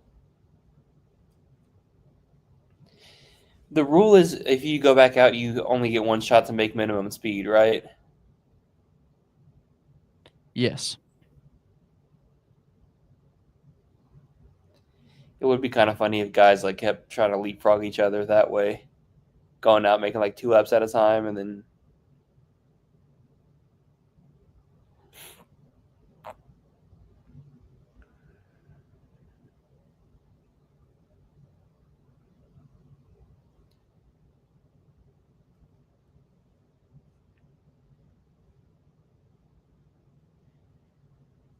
Trey, do you have any thoughts on last couple weeks? We've seen guys like that get kind of taken out of the race early, come back out and just straight up go for the fastest lap, even though they're laps down. I'm okay with it because it's points, you know? You have to do what's best for your team. But like, I mean, Shouldn't It even don't- be allowed. I mean, Larson did it, and it kind of looked fun doing it. So Yeah. I'm okay with it. Like Reddick did it last week after they came and they fixed the brake rotor. Yeah. They kind of went for the fastest lap. But like, do you think NASCAR should look at that and be like, let's make a new No. rule next year or not? No, because then basically if you got rid of it, they wouldn't go back out there, and I think it makes it because it's something in which like I think it could be pretty interesting where like imagine that's the last lap of the race and like Reddick is only needs 1 point and they come back out and they just run the fastest lap of the race. And he just goes he just kind of does an epic lap and gets the fastest lap, gets the point and and is in the next round. That'd be pretty cool. Yeah. No, I'm the same way. I was just super surprised when Steve Letarte was like super against it whenever Larson was out there doing that at Mexico. He was like, this shouldn't be. You should be like a lead lap only type of thing. But I was like, I think that's kind of neat. That shows how what lengths teams are willing to go to just to get 1 point. Because like last year, if Larson would have had that 1 point, he would have been the regular season champion. That would have carried over to Martinsville all the way in the fall. Yeah. I was just super surprised he was so anti like fastest lap for anybody point.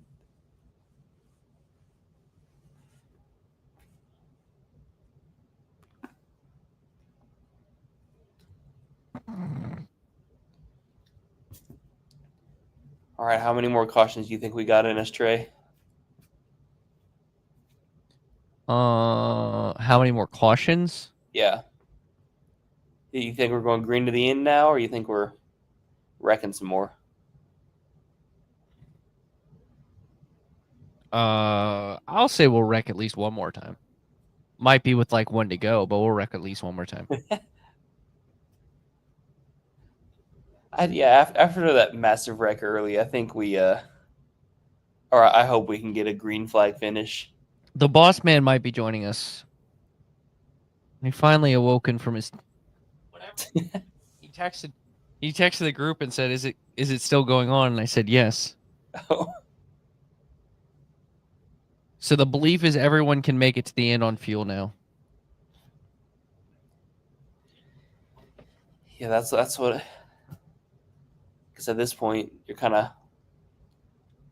I want to say you're kind of making your bed, but at the same time, again, I keep saying, it's Atlanta, super racy track. You can pass guys like. You're not losing a ton. Excuse me. Green flag is back. Elliott versus the 3 RFK cars all lined up on the top. Chase and Bowman might be able to work together. Ty Gibbs will not be working with anybody. Yeah, when Ty was asked, "Is there any teammates around?" They're like, "Nope, they all wrecked. It's just Toyota teammates." Yeah, he could maybe get some help from Reddick or some of the legacy guys, but I don't know that he has the best repertoire with the legacy guys.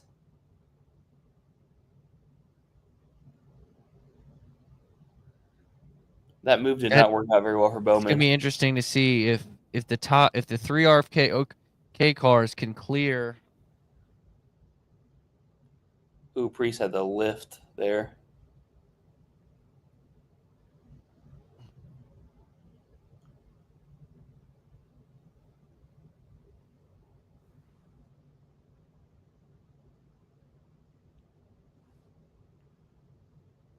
Kez the lead. That opened up. Priest was trying to follow his teammates, and that opened up the outside for Reddick, but they're going to try to bring Priest back up.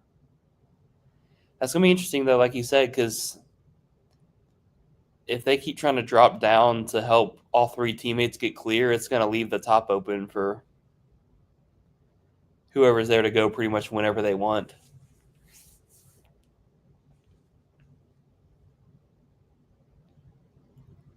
Bowman got in between the. Oh, where did Priest go?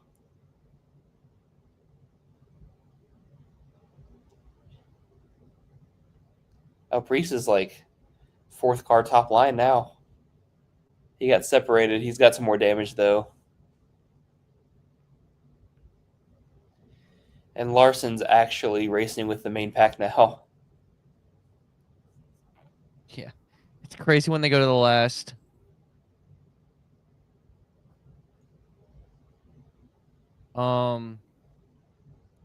It's just crazy how if you go to when they go to the last slide of 31st on to the end, it's just out. Yeah. Honestly, they could just leave that one off and show it like once every 15 minutes. Well, it's literally 30th back is out.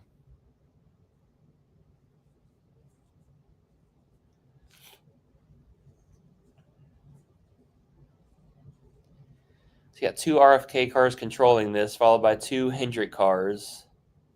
And then you got the Toyotas of Ty Gibbs and Tyler Reddick. The 2 Toyota ties.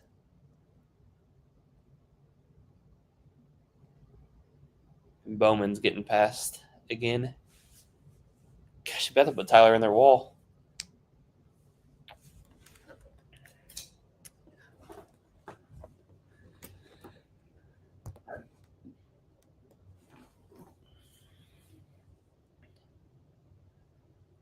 Yeah, Stenhouse is back up in the top 15. 47 to go.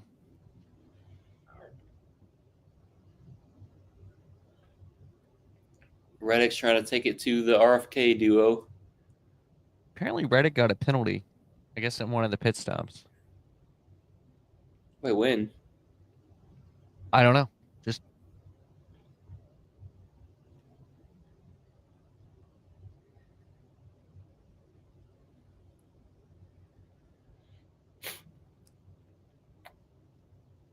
ooh, getting clear. Nope. Last lap of the race. Does Busher make a move on Brad? I think he's gonna have to. See, I don't know that he does. Because you think about like the Coke 400, Coke Zero Sugar or whatever. A couple years ago, Brad pushed him to the win.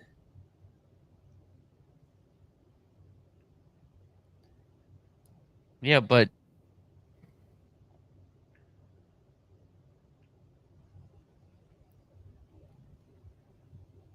Oh, Carson Hocevar, 3 wide.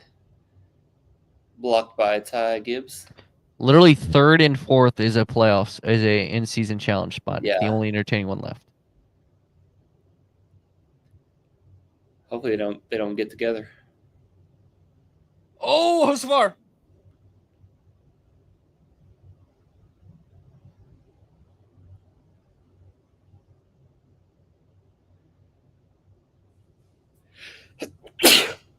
Bless you. I can't tell if you're behind me or ahead of me now. I'm at 44 to go. And they passed the finish line now. Oh, you're way behind me then. Okay. See, when the ads pop up is when it goes behind. So now I'm going to jump ahead. All right, now we're at 42 to go. Oh, wow. You skipped the whole lap. I know. You missed a 3 wide Ty Gibbs move. Alex Bowman is going in the wrong direction.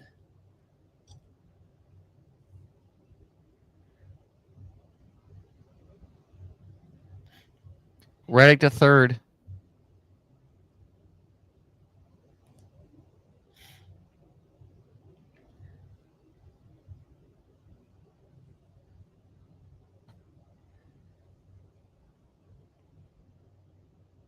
See, just whenever I think someone's dropping back because they can't find a spot in line, all of a sudden they'll pick up 2 or 3 spots.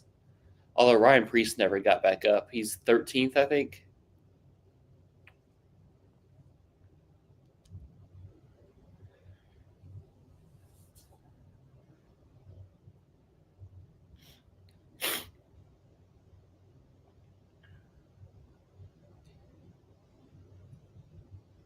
Woo, Larson.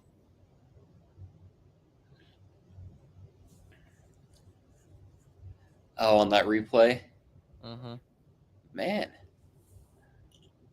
Big run coming for Elliott.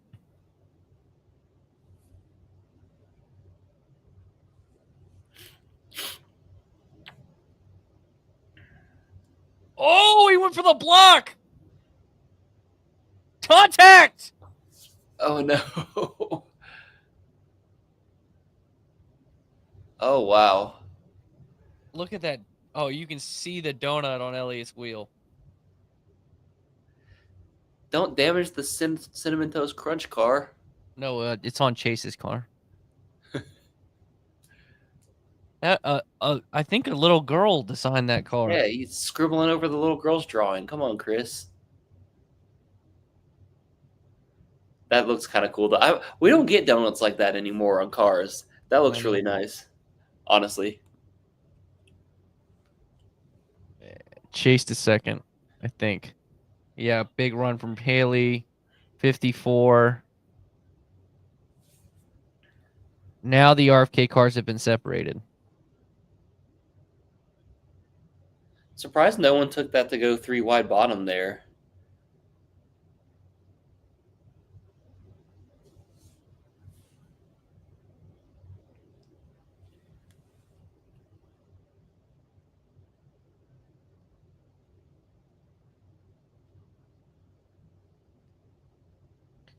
Oh, no.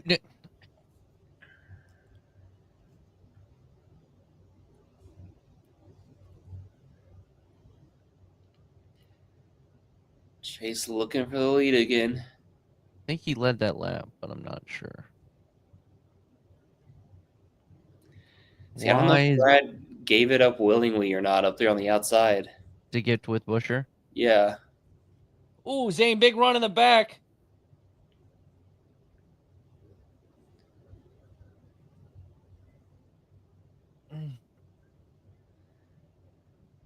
Bowman's. Wow. I don't know how Bowman got back up there. Oh, man, that was tight. He split up the teammates again. Brad now is cleared for the lead.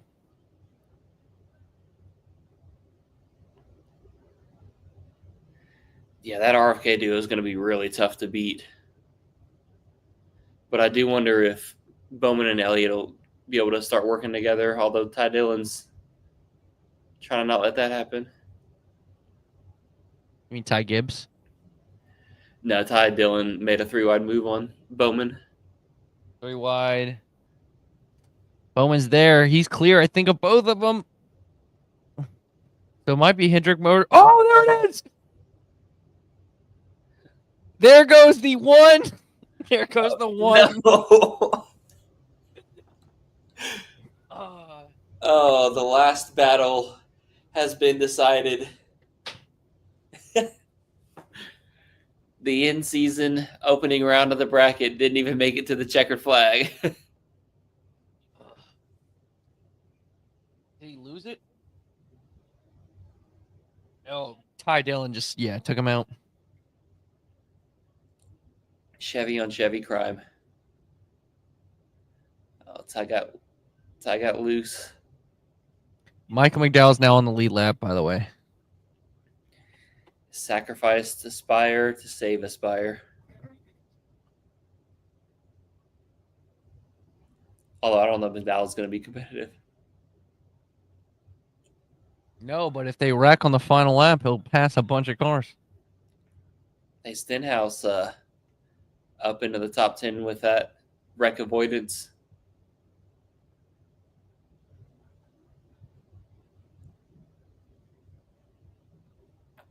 Yeah, Ty just lost it.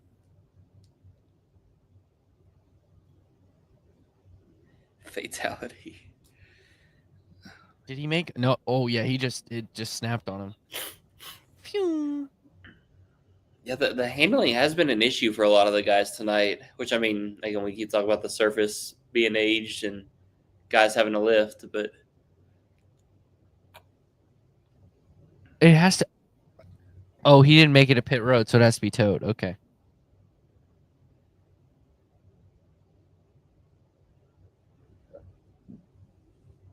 all these thin tires. 0 interliners. Not involved in wrecks, only 4 cars. 9, 17, 38, 45. I love the 38 of Cole Custer.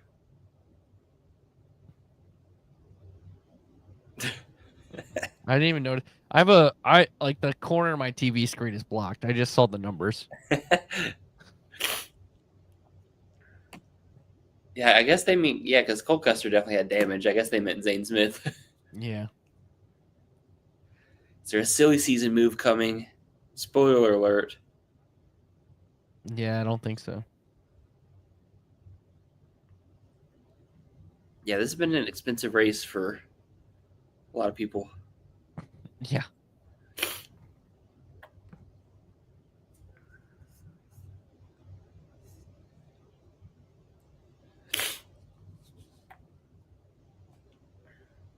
I guess they're still trying to save fuel too, right?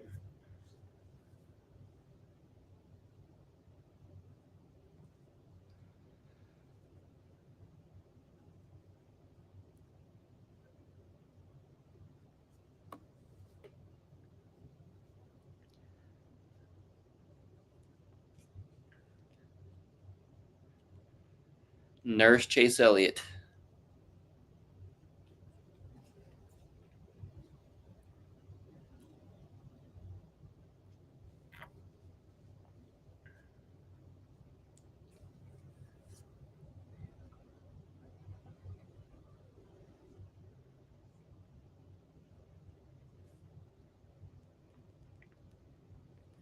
It is kind of fun that every year at the Summer Atlanta race they do like have a kid design Chase Elliott's car.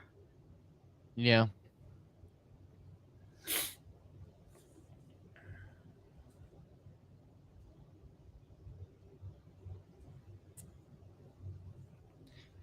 Watch Chase Elliott's going to win the in-season tournament after not even knowing it was a thing 3 weeks ago. But that would be the best thing for NASCAR is him winning it. Probably. You think Chase is racking up the driver points program, or you think he just doesn't care at all? I think he's done a couple of things. All right, here we go. Stenhouse, Reddick, Zilich, Hocevar, Priest, Ware. A lot of guys are pitting. Yeah, you might as well. See if fresh tires do anything for you.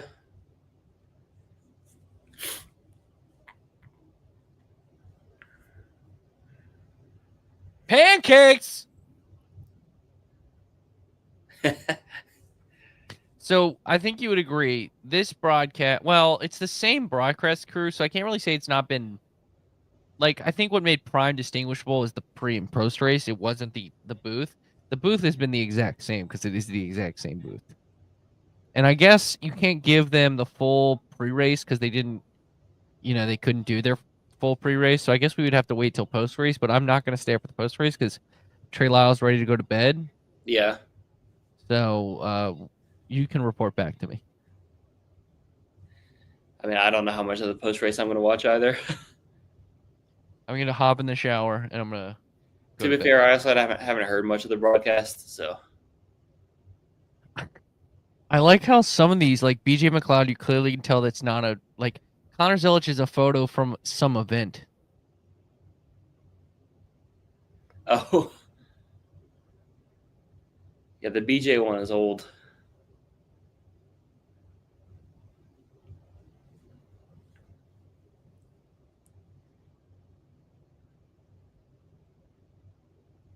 Just from watching, it doesn't seem like the commercials have been as repetitive.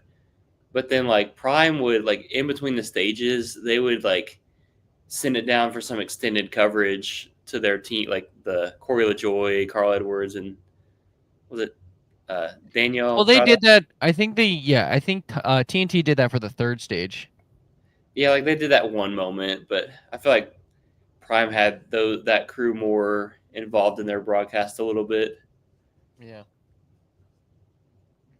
Now they're showing the.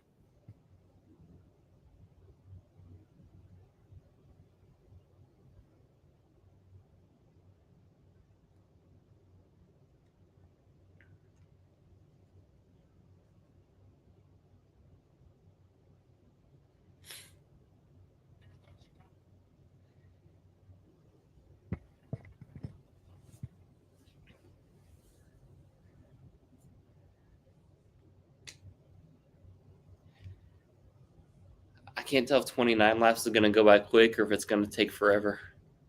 Depends on the cautions. That's true. Yes or no, BJ McLeod will finish inside the top 15. I'll say yes. Seen him finish in the top 10? No. It'd be cool if he does. Penalty for Stenhouse. Oh my goodness. You had one job. Wait, what's the penalty? Or did they I say don't what know, it was? Or but you he's just need to dropping drop it? back. Come on, man. Hocevar maybe get a penalty too. 77 with an uncontrolled tire. Great. Put the Doesn't 47 and say. 77 right next to each other.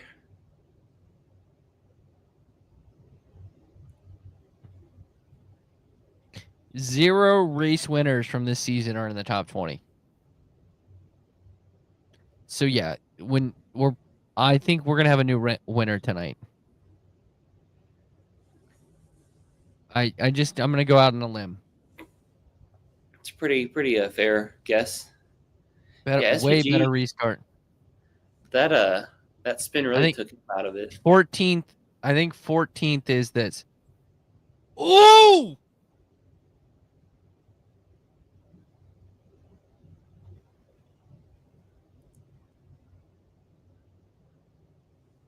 Come on, Zane. Get past these mofos.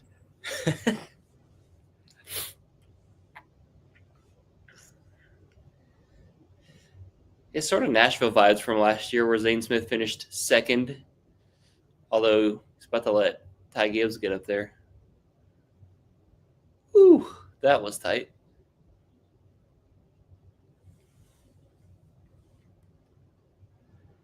I just don't think Gibbs and Reddick are willing to work with each other like the two RFK or even the two Hendrick teammates would be. Yeah.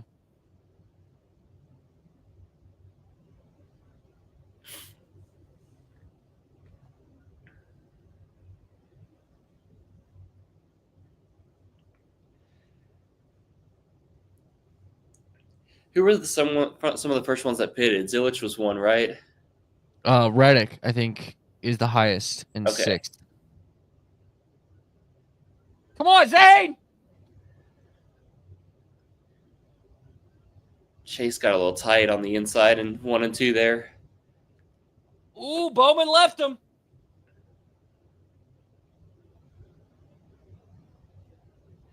Yeah, that gap opened up just perfectly for Bowman.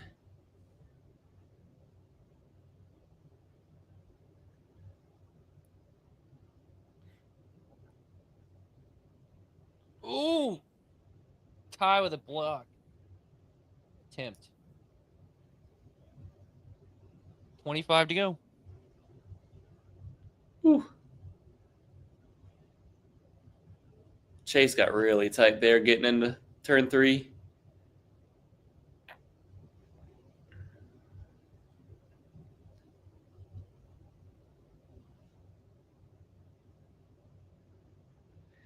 Did Gibbs stop for tires there? No.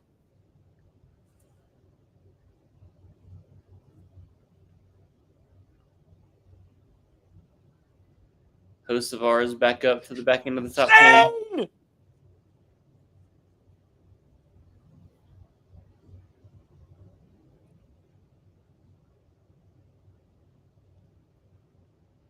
Reddick to 3rd.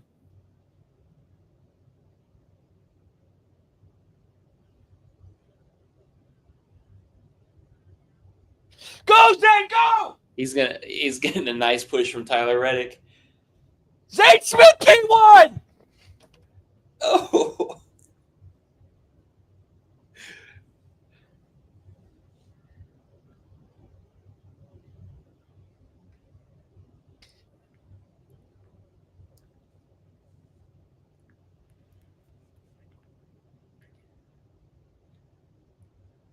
And there it goes.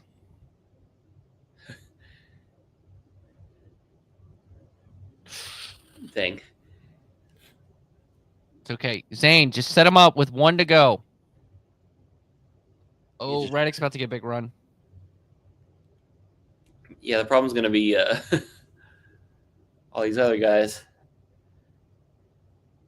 Reddick I wonder with Reddick with the good tires.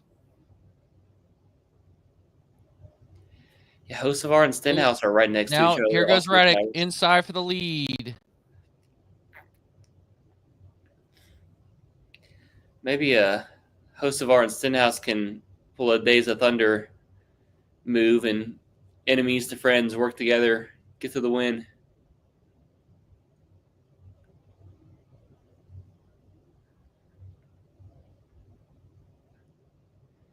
That didn't last long for Reddick and Hocevar. Oh man, what a run! And then he lost it.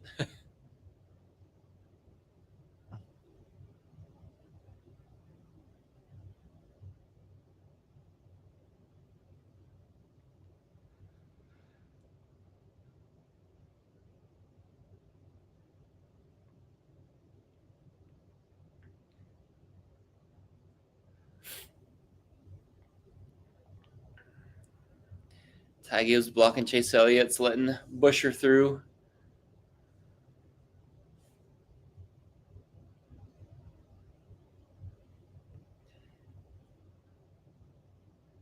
Stenhouse is knocking on the top 5.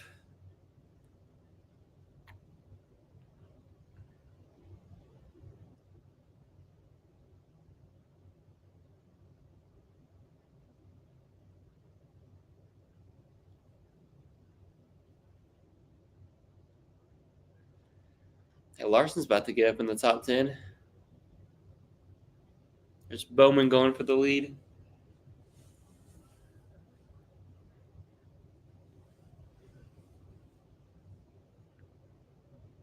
Drone shot.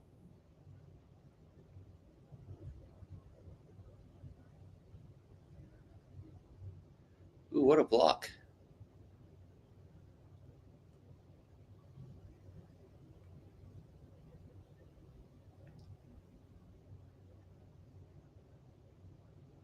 Now Bowman now leads. Ty Gibb. Come on, Zane Smith. I think Busher has also dropped back a little bit. he's 7th. All right, so 16 to go. Bowman leads. Keselowski, Zane Smith, Ty Gibbs, Chase Elliott, Tyler Reddick, Chris Busher, Stenhouse, Hocevar, Ty Dillon, your top 10. Ooh, contact!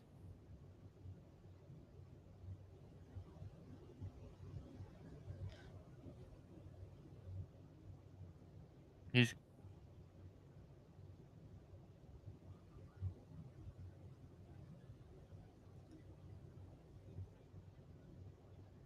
I'm surprised Zane decided to push Brad there. I thought he was going to I wonder make if them that was the Ford helping Ford thing. a little bit, but he doesn't have to be super allegiant to him. Hocevar is getting these massive runs onto the inside in turn 1. Oh, man, someone was sideways back there.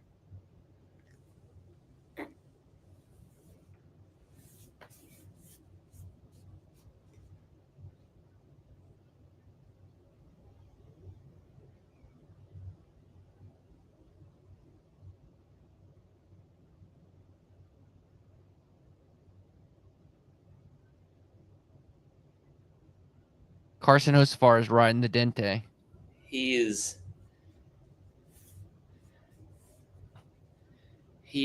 11 dentes in on a Saturday night. Oh, Zane! P1! Let's go!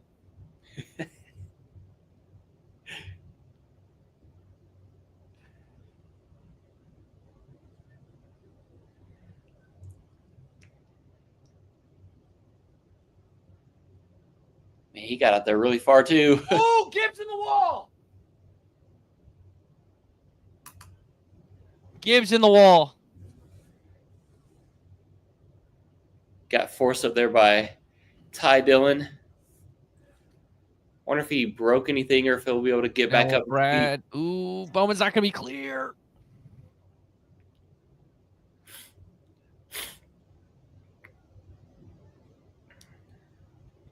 Let's go. Let's And the top 3 are going at it. No one else has been able to get up there and throw their hat in the ring. Elliott and Reddick are battling back behind him. Ooh, big move from Stenhouse.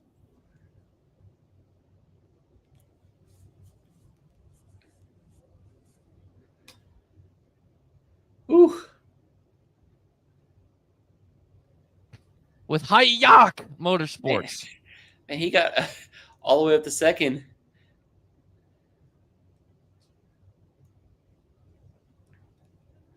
All of a sudden, you got two Chevys teaming up behind the Ford instead of the other way 10 around. to go. 10 to go.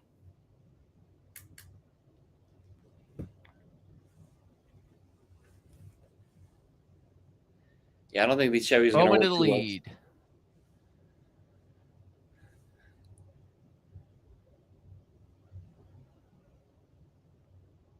And these cars are all over the racetrack. Hocevar with a massive shot to the 45.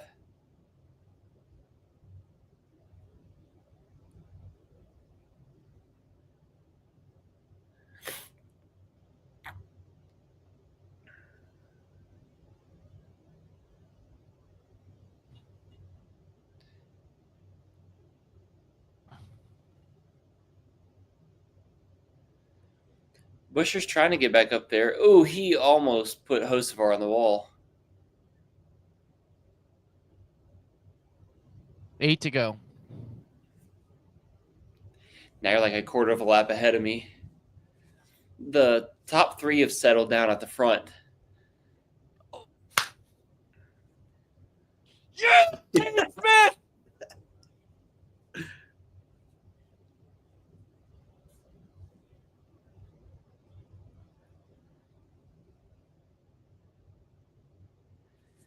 Man, this is still anyone's race. It's anyone, I think, in the top 5. Here comes Stenhouse for the lead. Brad follows him. Reddick is going to follow him, too. Wow. Ooh, did Stenhouse go on? Like, he was on 3 the... cars just past the top 2 in that one turn. It almost looked like Stenhouse was on the line down there. I don't know if he'll get penalized for that or not. Bowman lost a ton of spots. Zane Smith back to 3rd. He's going for 2nd right now. I think Brad's in the best spot right now. Yeah, you want to be in 2nd with someone ready to push you. That's the hardest part is getting someone to push you on the last lap. Like, is the guy in 3rd going to be willing to push you to the win, or is he just going to think about or 2nd? you want to be the guy in 3rd on coming out of turn 1 with the front 2 side by side because you get a big run and you pass both. Yeah. Kind of like what Stenhouse just did. Oh, man. Ricky and Brad. Chase Elliott's trying to get back up there on the high side. And he'll probably get it, too. Reddick inside versus... like this. This is how Reddick gets at least 2nd. Reddick's in 2nd. I don't know. Ricky can do that 2-for-1 move just very well. And these now, blocks if you're Reddick, you just stay behind him till 2 to go. Well, you want to try to, but I mean, Ricky's not going to let that happen. Neither are Bowman or Elliott. At least I don't think, because everybody wants to be 2nd with someone behind you on the last lap. I think side by side. Well, you could argue you could be 3rd because it looks like you can get 2-for-1 depending on if you time it right.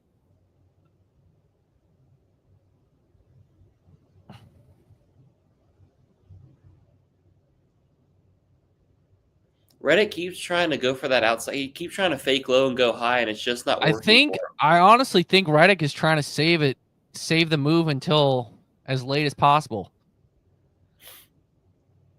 There's Chase.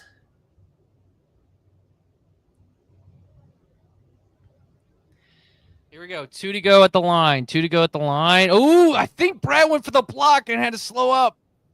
I think Reddick's going to have a run. Here he goes. 2 to go.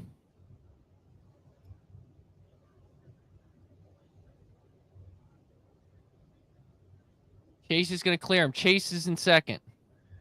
See, that's what Reddick, he's trying to wait, but Chase got that run and took it, and That's the problem with trying to wait. But I mean, there's still plenty of time left. 1 lap to go.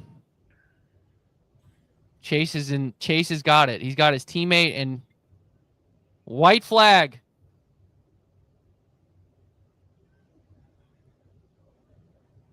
Chase the inside.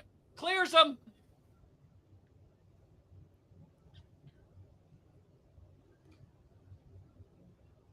Bowman to second. I think Chase has got it. Yep. Hendrick 1-2. Stenhouse into the wall. Great race. Great race. Great move by Chase Elliott. 9 fans can rest easy. Chase is back in victory lane. There you go.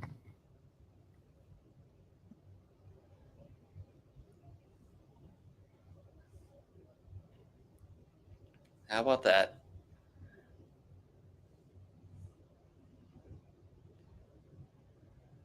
About to hear a lot of happy fans.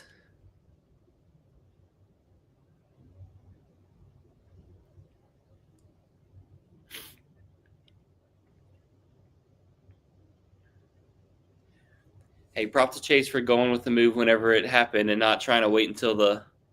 Yeah, I think Reddick's going to beat himself up. Yeah. But I wonder if Chase still would have got him because he had Bowman behind him.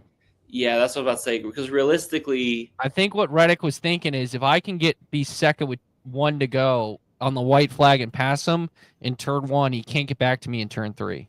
yeah. No. But he just had 2 teammates. Jason, I'm not actually a Zane Smith fan.